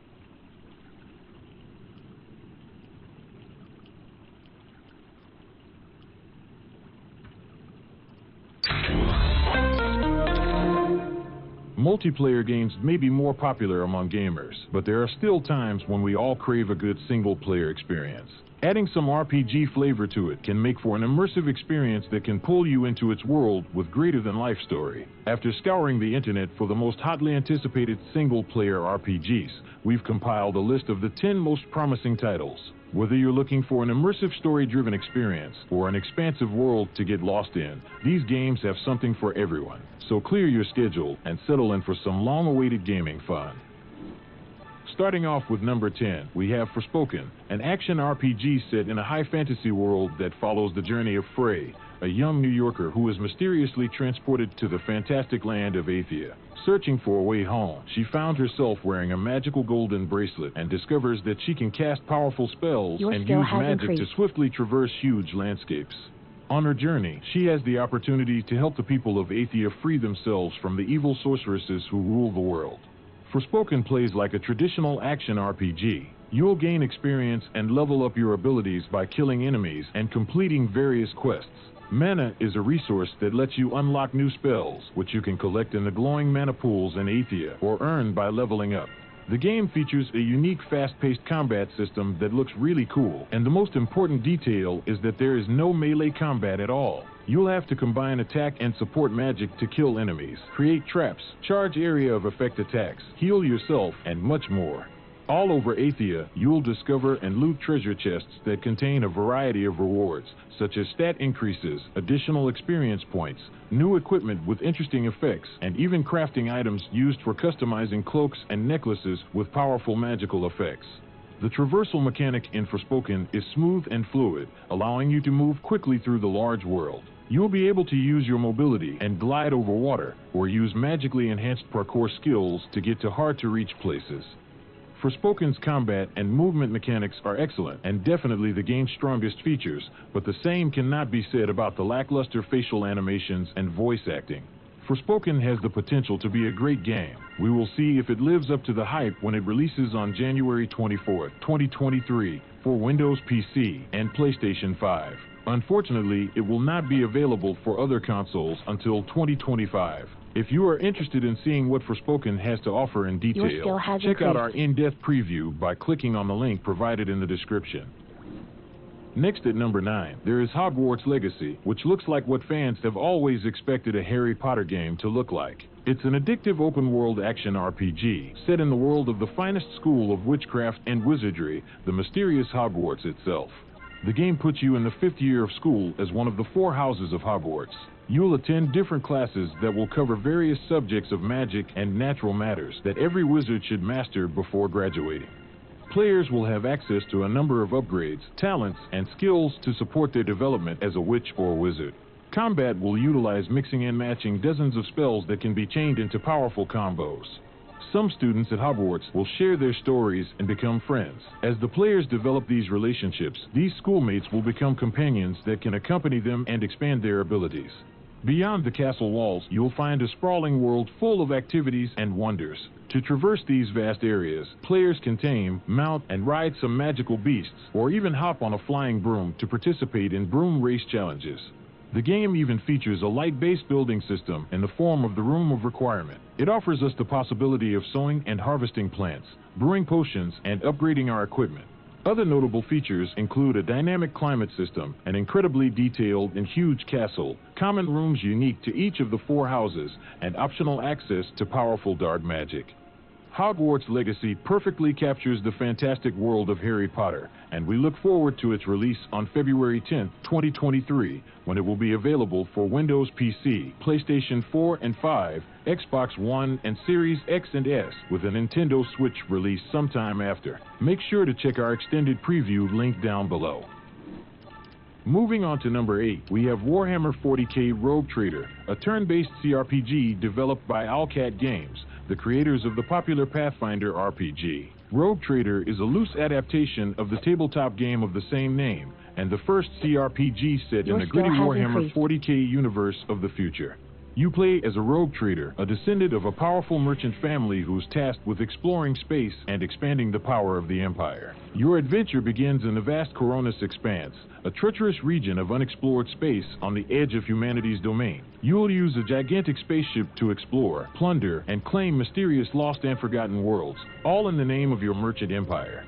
Fans of the Pathfinder series should have an idea of what to expect here. Non-linear stories, strong and diverse party members, memorable environments, decisions that have a lasting effect on the story, complex game mechanics, and much more. However, instead of the combination of real-time with pause and turn-based system, Rogue Trader will only have turn-based combat. This will give the developers more room to showcase all the characters and their special abilities. Other features include extensive character creation options that will let you create unique characters that fit your playstyle, classic RPG classes with a 40k twist giving you a new take on the standard RPG experience, and deep personal interaction between companions that can lead to romance. Rogue Trader was first announced in June 2022. Considering that the developer has a track record of releasing games about a year after their announcement, we can most likely expect the release on the Windows PC platform by the end of 2023 at the latest. Interestingly enough, Owlcat Games still hasn't clearly commented on possible console releases. This was great. Yeah, at number 7, we have Dragon Age Dreadwolf, formerly known as Dragon Age 4. The Dragon Age series has always been known for its storytelling and character development. Players are placed in a living magical world where they, along with their companions, play a key role in an epic story. The main focus is on the decisions we make and how they affect the entire game, all the way to the end. This narrative experience is what makes BioWare role-playing games so special and unforgettable. Dragon Age Dreadwolf is set in the notorious Tevinter Imperium, the largest human nation in Thedas. If you do not know the Dragon Age series yet, Thedas is the only known continent in this universe where all Dragon Age games are set. We will see the return of Solas the Dreadwolf, our companion from the previous game. This time, however, he'll be the main antagonist and a pivotal character that brews a dark and dangerous scheme. Varric, a dwarven companion from the previous games, also returns, and although we might be wrong, this time he will not join our group, but will play a greater role in the following events. The teaser gives a brief glimpse of Minrathous, the Tevinter capital, as well as a shot of the city of Antiva, the capital of the neighboring territory. If we are right, Dragon Age Dreadwolf will be the biggest Dragon Age game so far. It will be intriguing to see how BioWare progresses from here. Considering that the development of Dreadwolf started back in 2018, the expectations are quite high, especially after the big success of Dragon Age Inquisition. The land of Tevinter is one of the most important locations in the Dragon Age canon, and has been teased time and again in previous Dragon Age games, so it's understandable why the most loyal fans are so eager to set foot in it. Dragon Age Dreadwolf has still a long way to go. The release date and availability of the platforms are yet to be announced. Next at number 6, we have Diablo 4, a hack-and-slash action RPG set many years after the events of Diablo 3. The story follows the return of Lilith, a daughter of Mephisto, as she is summoned back in a ritual to wreak havoc in the world of Sanctuary. As one would expect, this will be the largest and most visually impressive Diablo game. Modern graphics paint a dark, grim atmosphere that takes us back to the roots of the series. The beautifully rendered environments have a lot of depth and verticality, topped off with a full day and night cycle and dynamic weather effects. Diablo 4 has an open world structure with 5 unique regions, each divided into multiple zones. These zones have their own level requirements and separate progression system based on renown. Players can use mounts to traverse these vast landscapes, where they'll encounter many public events, world bosses, and even gather various resources, such as herbs and ore used for crafting. Apart from the beautiful graphics and huge maps, the game features a very clean UI, deep loot system, robust character customization, and an immense number of dungeons. At launch, there will be 5 familiar classes: Barbarian, Druid, Necromancer, Rogue, and Sorcerer. The skill tree has been extensively reworked and is now very similar to the one in Path of Exile. Skill points are spent in the branches and passive points in the roots. Once the main story elements are completed, towns become social hubs for players, providing a place to relax and even trade with each other, adding another level of social interaction. Some areas will be designated as PvP zones, where players can fight each other if they wish. And even though the game has all these shared world elements, it will not function as traditional MMO. Now that Diablo Immortal has introduced its predatory monetization system, players are rightfully concerned about what to expect in Diablo 4. As it stands, the in-game shop will continue to exist, but only for cosmetic items and seasonal passes, similar to Diablo 3. Blizzard assured that all sources of character power will come from within the game, and no one will be able to take a shortcut by paying for it. Although the exact release date is unknown, Diablo 4 is still on its way for the 2023 release. It will be available for Windows PC, PlayStation 4 and 5, as well as Xbox One and Series X and S. Before we continue, if you like this video, please consider hitting that like button, subscribe if you are new to the channel, and enable all notifications by clicking the notification bell icon. Moving on to number 5, we have One Piece Odyssey, a turn-based JRPG set in the world of One Piece, one of the best Japanese manga series of all time. The story follows Luffy and the Straw Hat Pirates, who are shipwrecked on a mysterious island and separated from each other. At the beginning of their adventure, Luffy decides to explore the island and gather his scattered crew members. They find 2 strange human inhabitants, and soon after, the Straw Hat crew loses its powers, after which they all set out to recover them and discover the secrets of this mysterious place.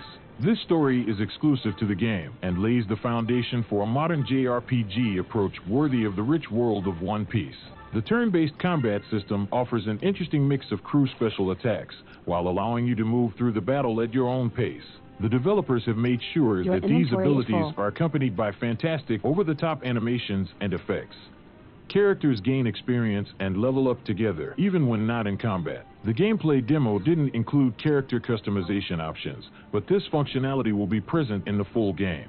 While exploring, each member of the Straw Hat crew brings something unique to the table. You'll be able to freely switch between different characters and use their individual exploration abilities, such as Luffy's Gum Gum Slingshot Traversal or Zoro's ability to cut down barriers. It's worth noting that the gameplay and overall presentation are very similar to Dragon Quest XI, which isn't surprising considering that both games come from the same developer. The world of One Piece Odyssey is full of secrets, challenges, and dungeons for players to face. It is still unclear, however, if the game will be a true open-world experience. The demo shown earlier this year was quite linear, so we'll have to wait and see what the final product looks like. One Piece Odyssey will be released on January 13, 2023 for Windows PC, PlayStation 4 and 5, and Xbox Series X and S. Next at number 4, there is Baldur's Gate 3, the next-generation RPG set in the Forgotten Realms of Dungeons & Dragons. The game is being developed by Larian Studios, and it's currently in early access.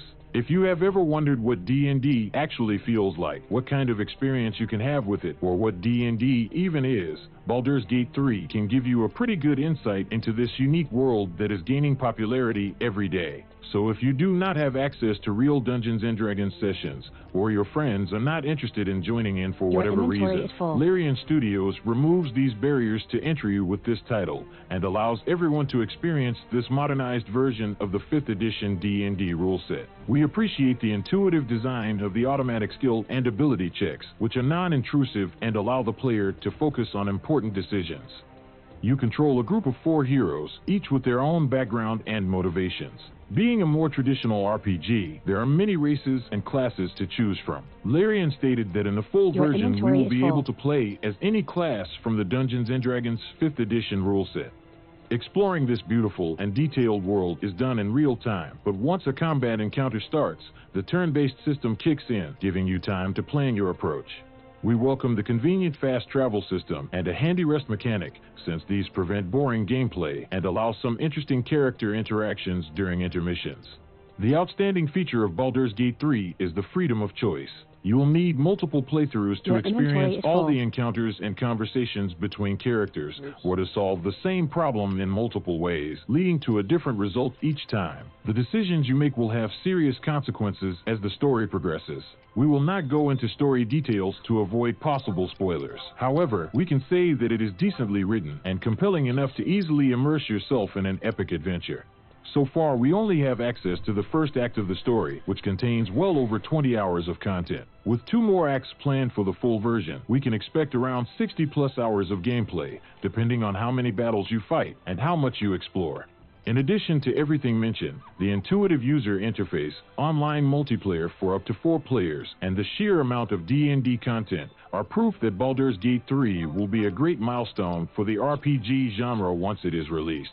After over 2 years in early access, Larian Studios has shown that they value quality over speed. The full game will be released for Windows PC, with an expected release date sometime in 2023. Next up at number 3 is the new Mass Effect game, a sequel to arguably the best sci-fi RPG series of all time. Back in December 2020, BioWare released a teaser trailer. This trailer, and a poster that was revealed as part of N7 Day in 2021, hold some hints about the sequel. Gary McKay, general manager of BioWare, revealed that the poster contains at least 5 surprises, all of which point to an amazing future in the Mass Effect universe. In the image, we see a ship and a crew of 4. This ended up being fairly corporate. I don't know, let's see. Jumping to number 2, we have Starfield, a first new IP from Bethesda in 25 years. You can check our first impressions in a detailed breakdown video. Starfield is an epic single-player role-playing game set in space in the year 2330. The story revolves around the player joining an organization called Constellation on a quest to find strange artifacts scattered throughout the galaxy. These artifacts are the key to solving a mystery that will change humanity forever. The world of Starfield consists of over 100 star systems with more than 1,000 planets. While some key locations, such as the 4 major cities, have been handcrafted and tailored for the best single-player experience, Bethesda used advanced procedural generation in other areas. To visit all these places, you'll have access to multiple fully customizable spaceships suitable for interstellar jumps. Bear in mind that you won't be able to use them to seamlessly travel from space to the planet's surface and vice versa. Instead, a shortcut scene will appear during the automatic landing and takeoff sequences. The game boasts detailed character customization with deep RPG elements, such as skills with different ranks and additional traits based on your character's background. Big emphasis has been put on character interaction. Starfield has the most lines of dialogue compared to any previous Bethesda game. There are over 250,000 recorded voice lines that will reflect your character's build. Bethesda has brought back a speech persuasion system where you can spend points to persuade someone in a limited number of turns with varying levels of difficulty. This system feels very natural, and it will offer some interesting gameplay mechanics. Other key features, such as resource gathering and crafting, base building, ship hijacking, and full mod support, are all included in this epic space saga, which is scheduled for release in 2023 for Xbox and PC. And finally, at number 1, we have Final Fantasy XVI, a long-awaited sequel to the popular franchise, set in the fantastic land of Valistia. The world of Valistia is divided into 6 realms and strongly resembles medieval Europe. This classic fantasy look brings the series closer to its roots. The main storyline revolves around the turmoil between these realms, caused by the spread of the Blight and the waning of the Mother Crystals, which were once sources of great powers that allowed a prosperous life in the past. To regain power, some realms are reaching out to dominants, humans who can physically transform into icons, the powerful titans who are essentially summons from previous Final Fantasy games. The multi-stage battles between the icons will make for some of the most epic moments the gaming industry has seen so far. Players control Clive Rosefield, a dominant of the Dark Icon Ifrit. We follow him from his teens to his 30s as he makes his way through these complicated times. Along his journey, one or more AI companions will join the party, bringing help and their own story arcs. Final Fantasy XVI is not a true open-world experience, but will take a rather linear course, with only a few branching paths of the story that will unfold over many independent areas. Players can expect to be fully immersed in a high-quality fantasy setting, filled with fast-paced, real-time combat. Final Fantasy XVI will be released sometime in the summer of 2023 as a PlayStation 5 exclusive title. Considering Sony's strategy of not releasing single-player exclusives for Windows PC for at least a year after the official launch, it is unlikely that the PC version will be released before the summer of 2024 at the earliest. So which of these games are you most looking forward to? Let us know down in the comments below. Consider hitting the like button if you found this video helpful, or subscribing if you're new to the channel. Many thanks for watching, and until next time, have a ton of fun. I liked him, he was good. So...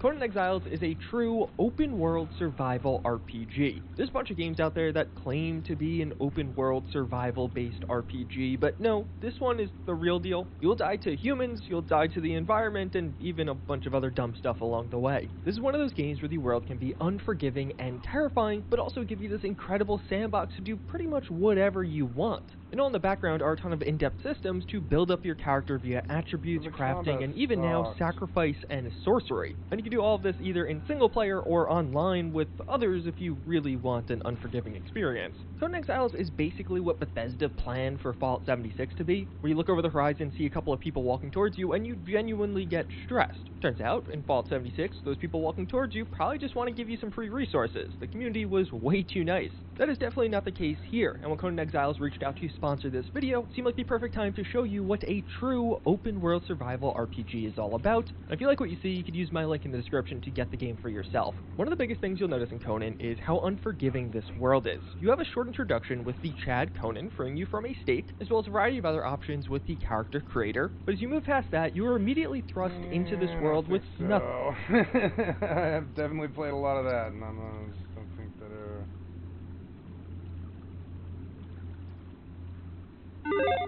We talk about off with number 10. Pioneer is a wild one right out of the gate. I mean, look at the gameplay here. It seems really impressive, right? This is actually a super ambitious indie project seemingly being put together by a very small team.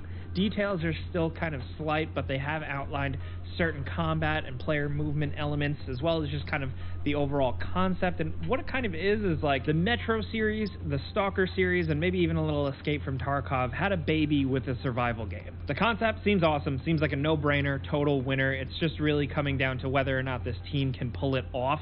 From what we've seen, the combat does look pretty cool against a lot of humanoid enemies in some pretty dense environments where you scrounge for items to craft cooler weapons with tons of customizable capabilities for all of them. A little bit of a blend of sci-fi with the weapons themselves, getting a little more experimental. And just everything I've seen of this one so far, I've been loving it. It was announced, really shown off like 2 years ago now at this point. And with these small team, really insane looking projects, we've talked about many of these before, and sometimes we've been fooled, other times we've been completely blown away. So we don't know for sure about Pioneer yet, but we're keeping it on our radar just because the concept, the mashup of genres, the inspirations is just too good to ignore. Now next over at number 9 we have The Lord of the Rings, Return to Moria. This definitely seems like the kind of Lord of the Rings game that should have already existed. You play as a group of dwarves who return to Moria to reclaim it from the evil that's taken it over. As you probably know, Moria was an impressive, prized possession of the dwarves until some certain events happened that left some people high and dry, let's just say that. So now you're jumping back and making it awesome again. Now, in typical dwarf fashion, you'll be mining for resources and then using those resources to craft new and better gear, as well as excavate and rebuild Moria from the ground up with some good old base building. That base building in particular has us interested because it's not like Valheim where you're just like building in a big open space or like Minecraft or anything. No, here you're building in a condensed, contained mine area, which could lead to some really fun and interesting building and just scenarios. You'll also be hunting and fighting off hordes of orcs and other creatures that lurk down here, and best of all, it's cooperative, so you can get together with up to apparently 8 players and just take back Moria together. This is another one where the concept is just unique enough, but really cool. Obviously, the property of The Lord of the Rings is something that we're super into, so this could be a match made in heaven. Next over at number 8, we have a game called Earth Revival, which on the surface might look a little generic, but it's actually got a lot more going on. This has been teased for quite some time now. It was originally called Project Revival, but now it is officially this big, crazy sci-fi survival game. It's fully multiplayer, it's open world, it's got base building elements, PvE, crafting, all the stuff you'd expect, but with a really cool sci-fi sheen to it all. It's in third-person shooting as well, which is something you don't see every day with these types of games. I've seen some websites, including PC Games N, kind of dub it Destiny 2 meets Fallout, which is kind of clever if you think about it, and definitely is going to appeal to some people because like it has all the Destiny 2 multiplayer stuff, like raids, competitive stuff, endless dungeons, all that, and then just all the building, fun, crafting stuff of a Fallout game. But on top of that, it also just looks really cool. It's got a little bit of a different visual style spin to it. Like I said, seemingly very shiny, very high quality, a lot of cool sci-fi weaponry and armor going on, and this is going to be available on both PC and mobile, so I'm very curious to see how they monetize this thing. Still a lot of questions, but so far it seems like the survival community has been kind of into it, so maybe it's worth keeping an eye on. Next up at number 7, we have Wizard with a Gun. This is a fresh, new survival game simply because it's called Wizard with a Gun. But seriously, actually it does seem really cool, from the incredibly striking art style to the actual gameplay itself. It's an online cooperative sandbox survival game where you play with friends and venture out of your wizard tower to find stuff for crafting and developing and growing as a little wizard character, and of course killing enemies. The cool thing is that all of the wizardry aspects are highly customizable, from actually creating your wizard to experimenting with different types of spells and magic to create more powerful, devastating effects and just be more effective against enemies. The twist, though, is that messing around with magic is actually pretty dangerous, so you have to really kind of trial and error experiment and sometimes learn the hard way while you're making cool new magical abilities. It's a really, really cool spin on magic weapon customization that I haven't seen before, and to do it with friends in this cool sandbox survival style just really works for me. It's being published by Devolver Digital. You know they definitely have a good track record for finding weird, quirky, unique, and fun games, and as of right now, we just know it's releasing sometime in 2022. Next, over at number 6, we have Forever Skies. Now, here, you're returning to Earth hundreds of years after it was devastated by this disaster that left a surface covered in a layer of toxic dust. So, you land in an airship that then you can customize and build up, as it acts as kind of like your lab, your workshop, your home base, and obviously, of course, you'll also be using it for getting around, which is just a very cool spin on the thing. Now, as is in the case with a lot of survival games, you'll be scavenging materials from ruins that were left behind, but a lot of it is built up really high to escape the layer of toxic dust sitting on the surface, and it just looks really cool and kind of unique. Now, you can also descend down below the dust where things are different and much more strange. Now, I don't know why, but this is definitely giving us kind of like Subnautica vibes, but instead of underwater in a submarine, you're up above the clouds in a spaceship. Definitely unique enough for us, and it's coming sometime in 2022. Next up at number 5, we have the Sengoku Dynasty. Dude, this one was not on my radar until making this video, and now I am so glad it is. What this essentially is kind of like a typical survival game set in feudal Japan, but with like a sense of adventure to it. You go from like lowly peasant to slowly building up your own village and becoming a leader, and you do it how you want. Do you want to be a badass warrior? Do you want to be a craftsman or a religious monk? The game is going to apparently give you a lot of different choices and ways to approach things while you're going out in the world foraging for food, to survive, to build for your family, and then a greater community filled with apparently unique NPCs, and kind of go from zero to hero, or like just simple guy to a badass legend. Now, this is incredibly ambitious. The publisher behind this does have a good track record, but a lot really has to hit for this to work. You know, it has to be interesting, the character building has to be in-depth, the combat has to be engaging, and also they gotta just nail, like, you gotta really feel for this village you build up. You wanna feel like you actually have to fight for it. I really hope this game nails it, because just the idea on paper is absolutely incredible, and the glimpses that we've gotten of the game so far do look pretty gorgeous, but you can't really judge it until you fully get your hands on it. All we know right now is that Sengoku Dynasty is slated for the first quarter of 2023. Next up at number 4, we have Night is Coming, which combines survival elements with a city building game, which is perfect for me personally. Now, the game is inspired by Slavic mythology, and you'll spend your time doing survival game stuff, building up and upgrading your settlement and settlers to take on and withstand these hordes of creatures that will come out at night. And by the way, all of the monsters look really, really cool.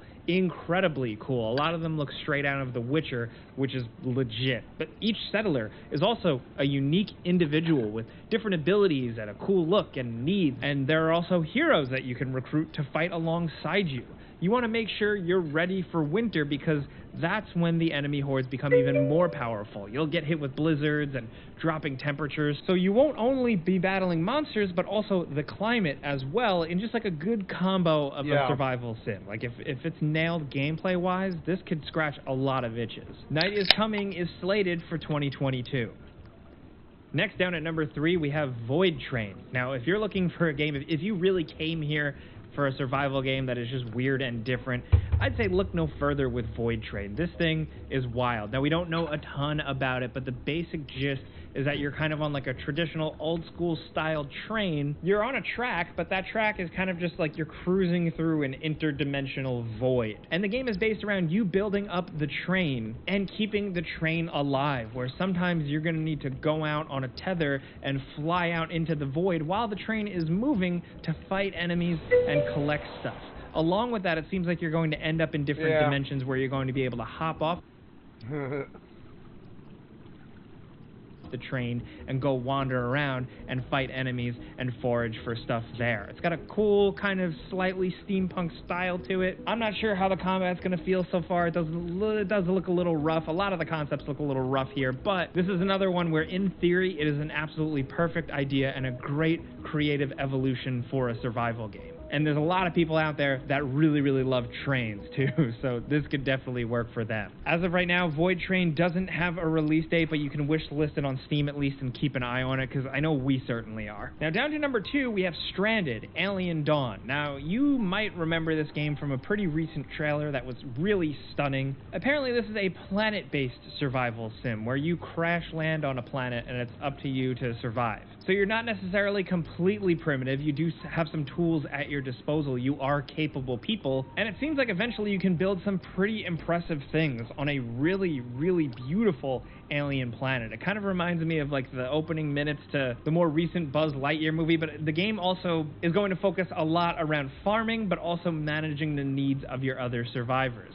So not only are you going to be building and strengthening your own settlement to benefit you and your farm and your survival and, you know, defending yourself from enemies and stuff like that, but you're apparently also going to be dealing with hostile climate and constantly changing weather. And I think what this game really has going for it is just the really, really unique creature and plant life, just stuff we haven't really seen before. So it's going to be fun to kind of have a low-key farming sim game where you barely even know what you're growing in the first place. This game, for what it is, just seems like a really badass combo of a bunch of different survival game staples, but in a way we haven't quite seen before. It doesn't have a release date, but we do know that early access is coming in the fall of 2022.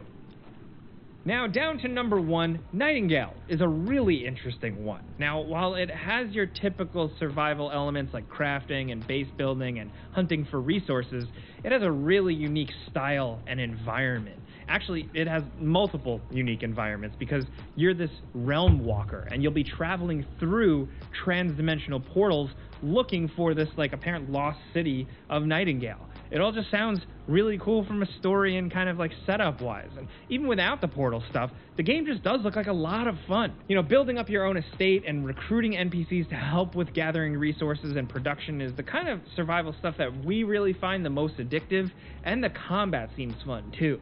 You'll be making use of a variety of different melee weapons and really wild looking guns in first person combat. Nightingale also, interestingly enough, is going to make use of these realm cards, which you can use to change up the procedural generation of all the realms you'll be traveling through to kind of get what you need. But from a style and gameplay perspective, it just seems pretty unique and interesting, and we're excited to check it out. So those are 10 unique survival games that are at least doing a little bit of a different spin on things. We wanted to highlight these today, but we want to hear what you guys think in the comments. If you got some other games you think are worth mentioning, let us know. And if you discovered a new game from this list and you want to hear more videos on it,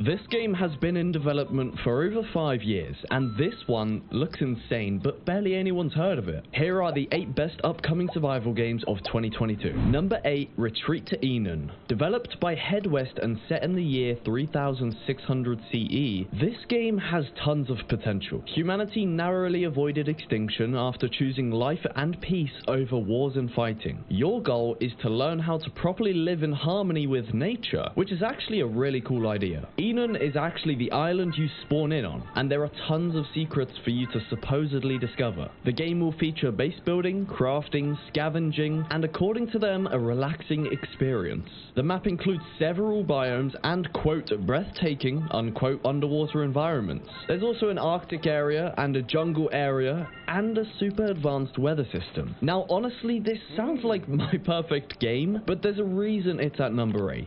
Something about the graphics just doesn't quite sit right with me. It looks great, but a part of it just feels off for whatever reason. I do think this game can turn into something truly special though. Oh, and there's also meditation in this game. So when they said it offers a relaxing experience, they really weren't joking.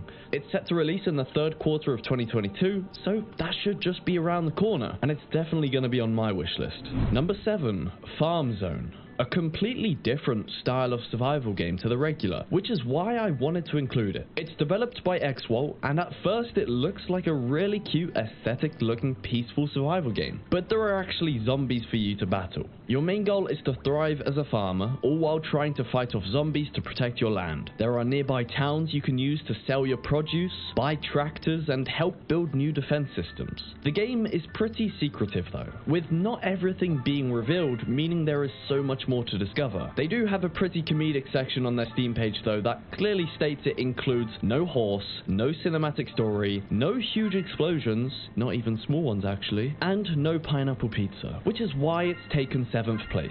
Pineapple pizza is amazing and it needs to be in every game just to taunt those who haven't yet fallen for the pineapple. It seems like Stardew Valley in first person, which is something I'm definitely going to give a go. It won't be everybody's favorite for sure, but if you're looking for something more realistic, then stick around because you won't be disappointed. Number 6, Among the Trolls. Developed by Forbidden Studios, awesome name by the way, this game looks so cool because it depicts a realistic Finnish forest in Finland. You'll be embarking on a mysterious quest to find your vanished grandparents while learning how to survive in the wilderness. Among the Trolls is packed with Finnish lore and impressive looking graphics, so it'll definitely be an immersive adventure. Initially they're saying it'll release into early access and stay that way for over 20 months, until they eventually look to release version 1.0, which will include 4 different chapters in the storyline and many more features. Currently the game already includes 8 different areas to explore, loads of different items and building blocks, but according to Forbidden Studios, this is only 30% of what they hope to have in the game in version 1.0. That's a pretty impressive promise.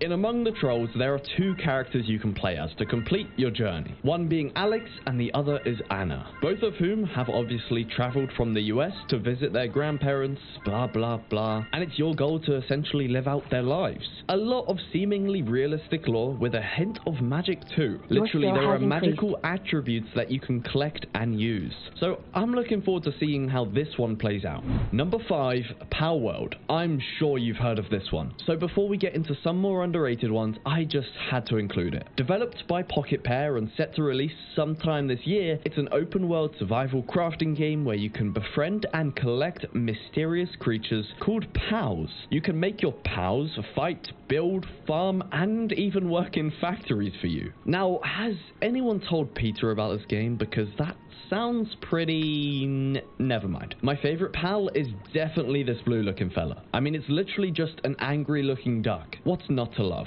Now, this really sounds like a fantasy game, and oftentimes those can be a bit too easy to survive in as they often focus on other elements. But apparently Power World isn't like that. You can actually die of starvation, there is also harsh weather to combat, and so-called illegal poachers. And yes, if you've got no food, you can actually eat your pal. And as for building, you can create almost anything. Put your pals to work and you can make pyramids, spaceships, modern mansions, and almost anything you could probably think of. You can even create your own farm, of course, ran by your pals, and as I mentioned earlier, factories are also in this game. I mean, it's great we're giving these pals jobs, but is this guy really happy with his life? Power World is also multiplayer and includes tons of exploration, all of which can be done while riding a pal, by the way, and I'm sure much more for us to discover. Anyways, I think I've said the word pal enough for the next year, so can we just move on, please?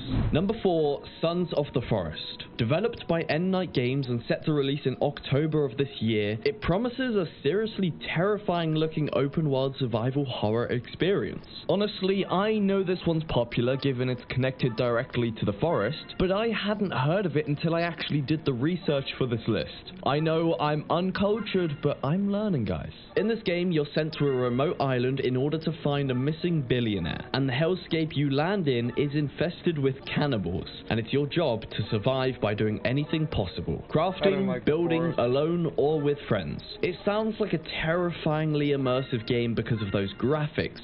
They look insane. Like The Forest, but 10 times better. And I do think The Forest is a beautiful game, by the way. Another feature that is probably my favorite in any game is the changing of seasons. In spring and summer, you can fish out salmon from the streams, and then for winter, you should be saving up meat. As in the cold, the food is apparently quite scarce, and you also won't be the only one looking for a meal. Those cannibals are demons, by the way, and they have pistols, axes, and some other unpleasant surprises waiting for you. so definitely not a game for the lighthearted. Number 3, Madison, a game I am so excited for. Created by Bloodus Games and has been in development for over 5 years. This is a massive passion project by what I believe is a solo or duo development team, and it's coming out next month on July 8th. But let's take a look at the actual game. Madison is a first-person psychological horror game that delivers a quote immersive and terrifying experience unquote. So while it's not an open world game, it has the survival tag on Steam, so that counts, right?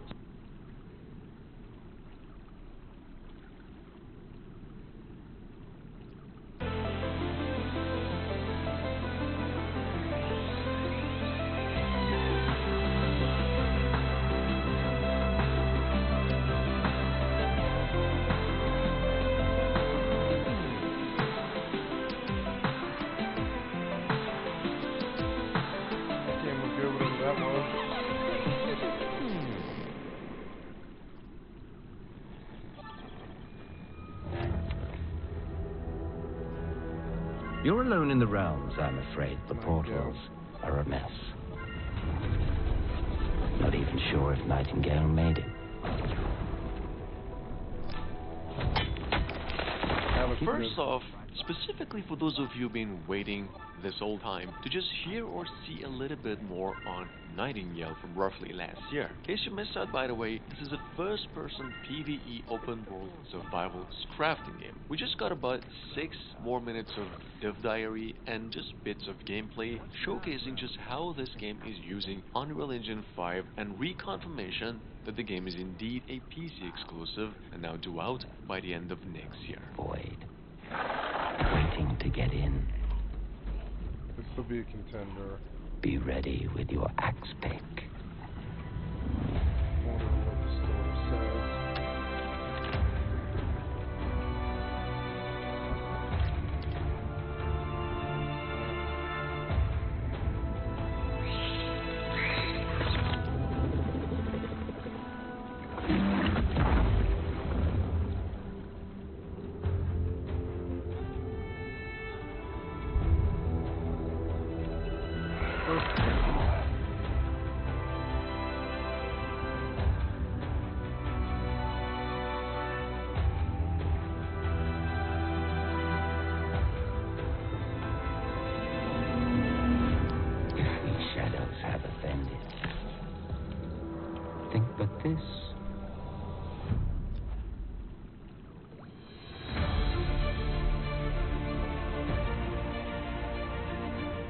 Moving on, we have from barely yesterday, completely out of nowhere, something here called Under a Rock.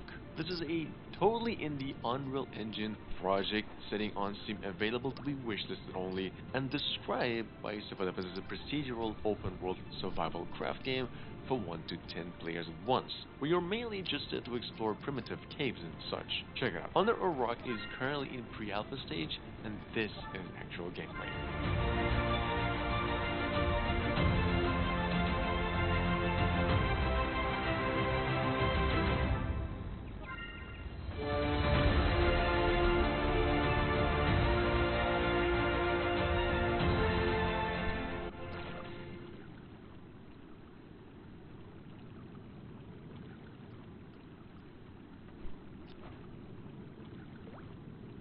Coming up behind that, we have Rooted.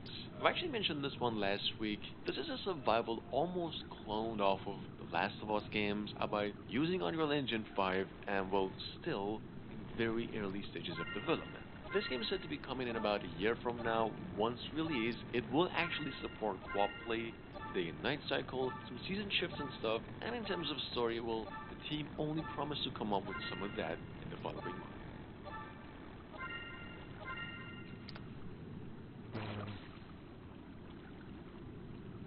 That could be good. Just seeing if my knowledge is complete about this stuff. I haven't been surprised by anything, but some of them I have forgot about. I have a friend who's super fucking, like, really out for Sons of the Forest. He's in my clan. But I don't think, I mean, it could be good. I mean, I'm not saying it's not. I'm just saying I don't think that engine that they've got was very good. They better have really rethought the game a lot. I didn't like the vibe in the forest. It didn't really seem like it went somewhere. And I think one of the things I like about Rust is it's like that island, people can do what they want. They can do exactly what they want. And I pretty much need that now. I don't think that's Sons of the Forest, I'm fairly sure. Sons of the Forest, on the other hand, initially set to release in August this year, is now finally coming out February 23 next year for PCs and all consoles except Switch. Sons of the Forest here, as opposed to its predecessor, The Forest, actually does promise a significant gameplay refinement, a greater emphasis on horror and survival mechanics, and plenty of new story arcs we're still not aware of yet. Check it out.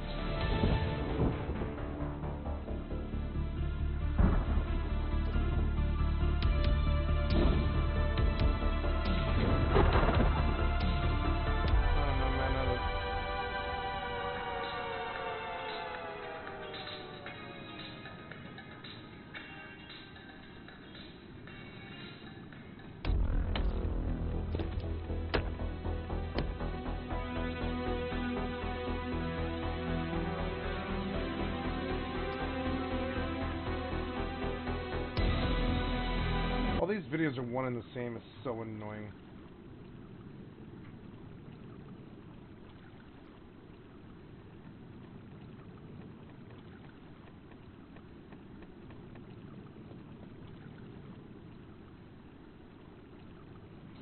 This might be pretty good. One of the best elements of a survival game is how I wanted to real try it Green feels. Hell. A lot of that comes from grounding certain elements of the game in something that you might see in the real world. And a lot of the time, that also means making it tough. Hi folks, it's Falcon, and today on GameRanks, 10 realistic survival games that truly test your endurance. Starting off with number 10, it's Green Hell. Green Hell is basically the platonic ideal of what a realistic survival game is. There's nothing fantastical about it, it's just you against the elements. The Amazon rainforest is an unforgiving place where pretty much everything can kill you. Seriously, there are a lot of nasty status effects that come down within this game. If you don't boil water, you can get a parasitic infection, you can get scratches and abrasions from falling long heights. If you're moving through water sources, leeches can cling to your skin, and you can even get a rash if you come into contact with certain insects like ants and wasps. A big part of the gameplay of Green Hell is learning how to deal with the various ailments you're basically unable to avoid while traveling through the jungle. It's all these little things that won't necessarily kill you, but it can build up and really mess you up in the long run.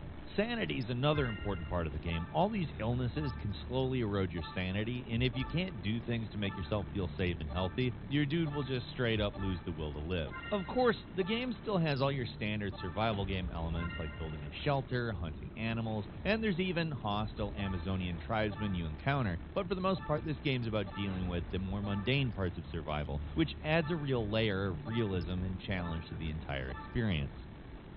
And number 9 is Medieval Dynasty. Here's a game that's very different from Green Hell, but is realistic in its own way. Instead of being a lone survivor trapped in an unfamiliar place, you play as a guy who leaves his war-torn home to travel north someplace safer, and to start a new life in a verdant valley. You're not alone here at all, and in fact the entire point of the game is to create your own dynasty. Of course, as is standard in these types of games, you basically start out with just the clothes on your back, and from there you build up an entire settlement. You can build houses to attract new people to join your town, you can hunt, you can trade with already established settlements, and you can follow a fairly elaborate storyline that's part tutorial, part RPG questline. Medieval Dynasty is more streamlined in its survival mechanics compared to a lot of other games on this list, but what makes it so interesting is how you create your own village and all the mechanics around that. It's a little bit more forgiving in terms of survival than something like Green Hell, but that's because the survival of your main guy isn't the only thing you have to worry about. You have an entire town to think about, and that wrinkle makes this game a really interesting entry in the survival genre. And number 8 is Ancestors, the Humankind Odyssey. Say what you want about this one, but it's definitely unique. Ancestors, the Humankind Odyssey is a very dense and complex game that can very easily become frustrating, but there's really nothing else like it out there. This is a game where your goal is nothing less than the evolution of mankind. You start out as an ape-like proto-human in the prehistoric past, and your goal is to gain knowledge, learn skills, and pass all that on to the next generation, so eventually you become human. It's a very ambitious idea, and that ambition can be seen in the entire game, because this thing plays like no other game I've ever seen. I don't think I've ever seen a game with a knowledge button before, for instance. What makes this game so tough, especially at first, is you're pretty much starting at square one. Your ape guy knows pretty much nothing about the world, and the game does very little to explain anything to you. The actual controls are surprisingly responsive and controller-friendly, but everything else is about as mysterious as it gets.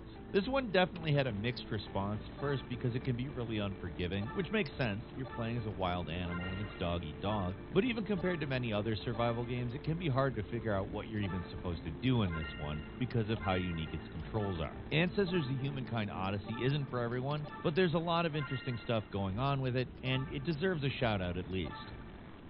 And number 7 is Project Zomboid. Here's a game that has been in early access for what feels like forever, but the developers keep plugging away at it, and they make improvements, they add new scenarios. The premise itself isn't realistic. It's a zombie survival game, and obviously zombies don't exist, but what makes this game so great is it takes the premise and tries to make it as realistic as possible, which is a long way to say that you're basically screwed. This game is tough, like incredibly tough. Just managing to stay alive for a few days feels like a big accomplishment. You play as a lone survivor at the very beginning of a zombie apocalypse, and the goal is to simply survive, which is much easier said than done. Zombies are relentless in this game, and it only takes a few of them to take you down. Close-range encounters are incredibly tense because it doesn't just take a bite to kill you. Just a simple scratch can lead to long-term problems for you, especially with medical supplies being so rare. The graphics are very basic, sure, but the simulation is incredibly in-depth. There's an almost Sim-style emotion tracker that shows the various feelings your character's going through, as well as a complex set of status screens that show you pretty much everything you could want to know about your dude's health. All this to say is that dying is pretty much inevitable in Project Zomboid. It's not very pretty to look at, but its complex and in-depth systems make it probably the most realistic zombie game. I like it when they out get there. eaten. And number 6 is amazing. Unreal World, one of the kings of the survival genre, a strange and very old-school experience that's beloved by many for its simulation elements. In a lot of ways, the game is basically Dwarf Fortress combined with a survival game. That's the level of intense simulation we're talking about here. When you start out, your chosen character is dropped into an entirely simulated fictional world. It's a fantasy, but don't expect a lot of fantastical elements, especially at first, because this is an in-depth survival experience where just doing something basic like catching a squirrel is a challenging experience. The interface definitely takes some getting used to. To call it archaic would be an understatement, but once you get the hang of the unusual controls, it eventually starts to make at least a certain amount of sense. You can hunt, build a settlement, become a tradesman, a fisher, or even a warrior. You can train dogs to help you as well, which makes hunting much, much easier. Basically, if you want to do something in this world, you're free to do it, but survival doesn't come easy. The game simulates everything from minor wounds to frostbite on individual limbs, and it can be very hard to come back from any sort of severe injuries in this game. So while it's not much to look at, and just figuring out what's even happening at first can take some getting used to, there's a reason this game is so well respected among survival game players. It's dense, it's tough, and when you finally figure out how to properly survive, it's very rewarding. And number 5 is The Forest. Compared to many of the other previous entries on this list, The Forest isn't quite as much of a realistic simulation. Compared to games like Green Hell, it's more of a horror game with survival elements rather than the other way around, but that doesn't stop it from being a great game. Unlike most of the entries on this list, this game actually has a pretty elaborate story where you play as a man whose flight crash lands on a mysterious island. How is you it elaborate? Survive, but your son has gone missing, so the main goal of the game is to explore the island, uncover its secrets, and eventually rescue your kid. It's a big island, though, and if you want... This is a good game, it just wasn't my game.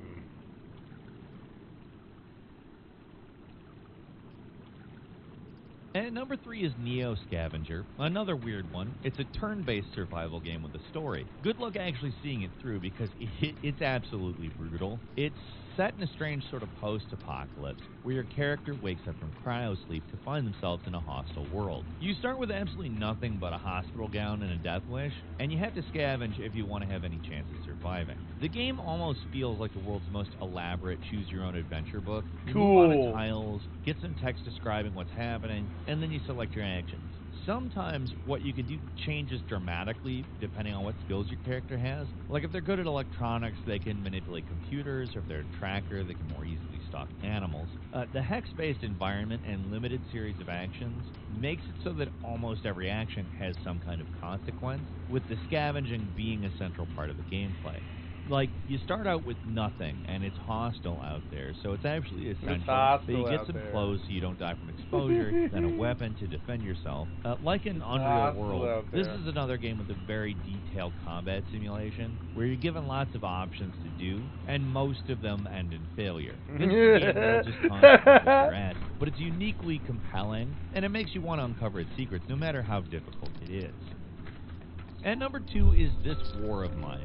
Speaking of games that kick you while you're down, This War of Mine is an incredibly bleak experience where you play as a group of normal people trying to survive a war in an unnamed Eastern European country. What makes this game stand out is that it's not depicting some fantastical scenario like a lot of the games on this list. You just play as normal people trying to survive during a particularly tough situation. As usual with these games, you basically start out with nothing. You need beds so people can get some decent rest, a stove to cook food, and a fire to keep warm, as well as food and medicine to keep everyone alive. During the day, your people hang out at their home, dealing with outsiders, both hostile and friendly, while at night you can either have your people sleep, stand guard, or go out to scavenge for supplies.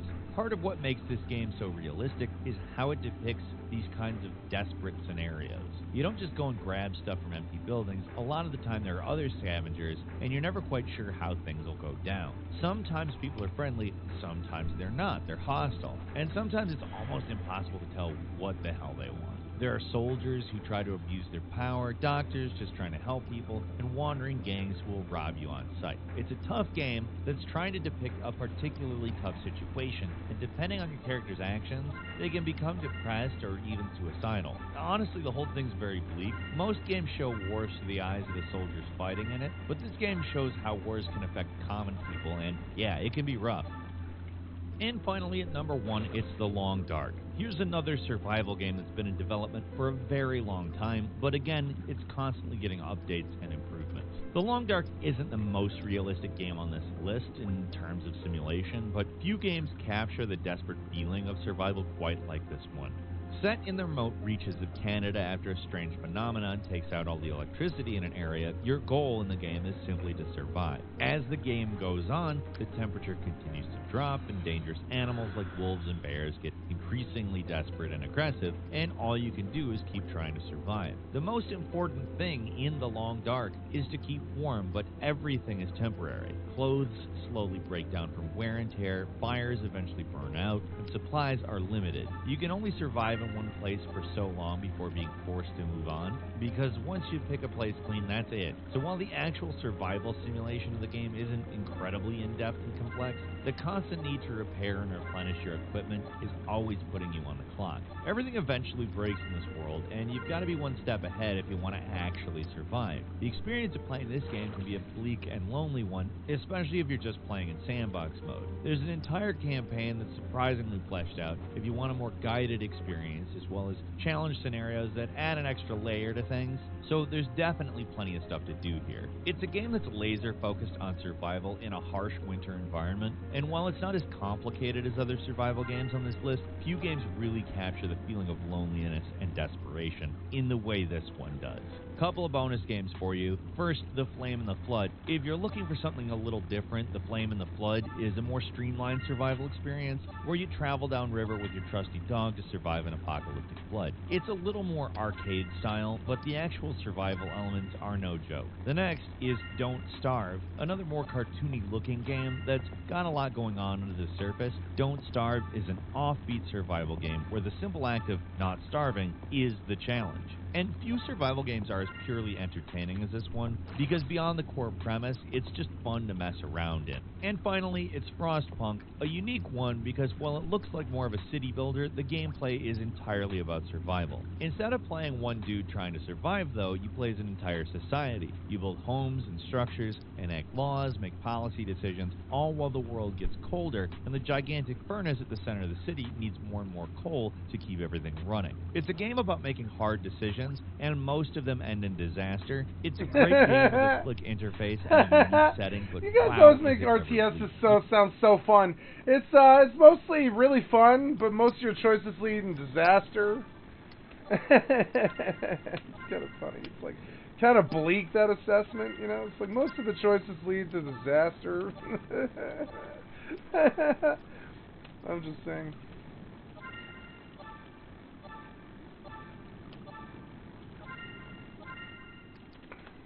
Oh, God.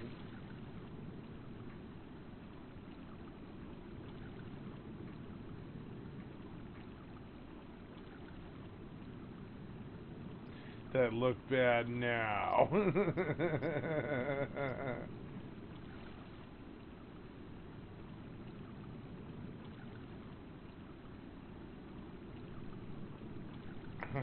No, the world's toughest places. Oh no.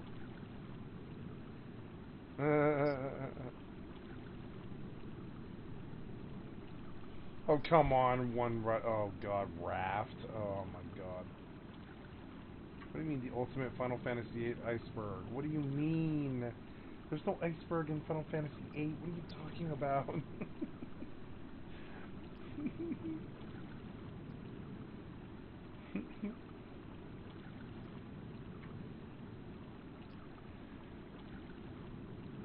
I'm 10 weird gaming stories, right?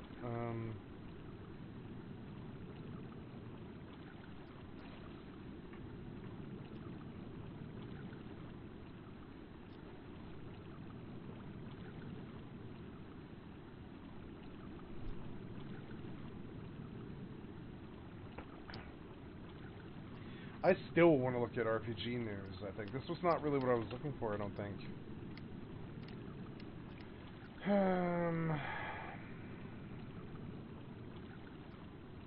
Yeah, I mean, that could be good. Let's see that. Sure. RPGs have become the lifeblood of video games industry, and as a result, the world is flooded with them each year. If you're an RPG fan, you've probably been listening. I would say the lifeblood of the gaming industry is shooters, I would say. I wouldn't say it's RPGs. You know?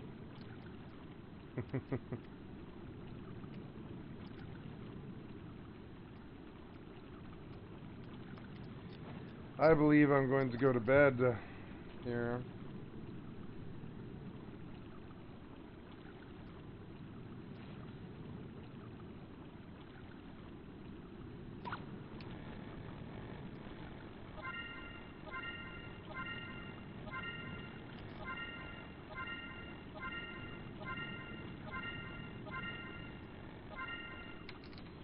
Yeah, I think I did pretty good here. Did a nice 12-hour stream into a 4-hour stream, and I'm going to stop right here. I'm at 4 hours exactly. I believe I'm going to stop now. Thank you so much for supporting my channel today, guys. I love you. Stay tuned to my channel. You'll see more videos and stuff, and you know, and more stuff, you know. And thank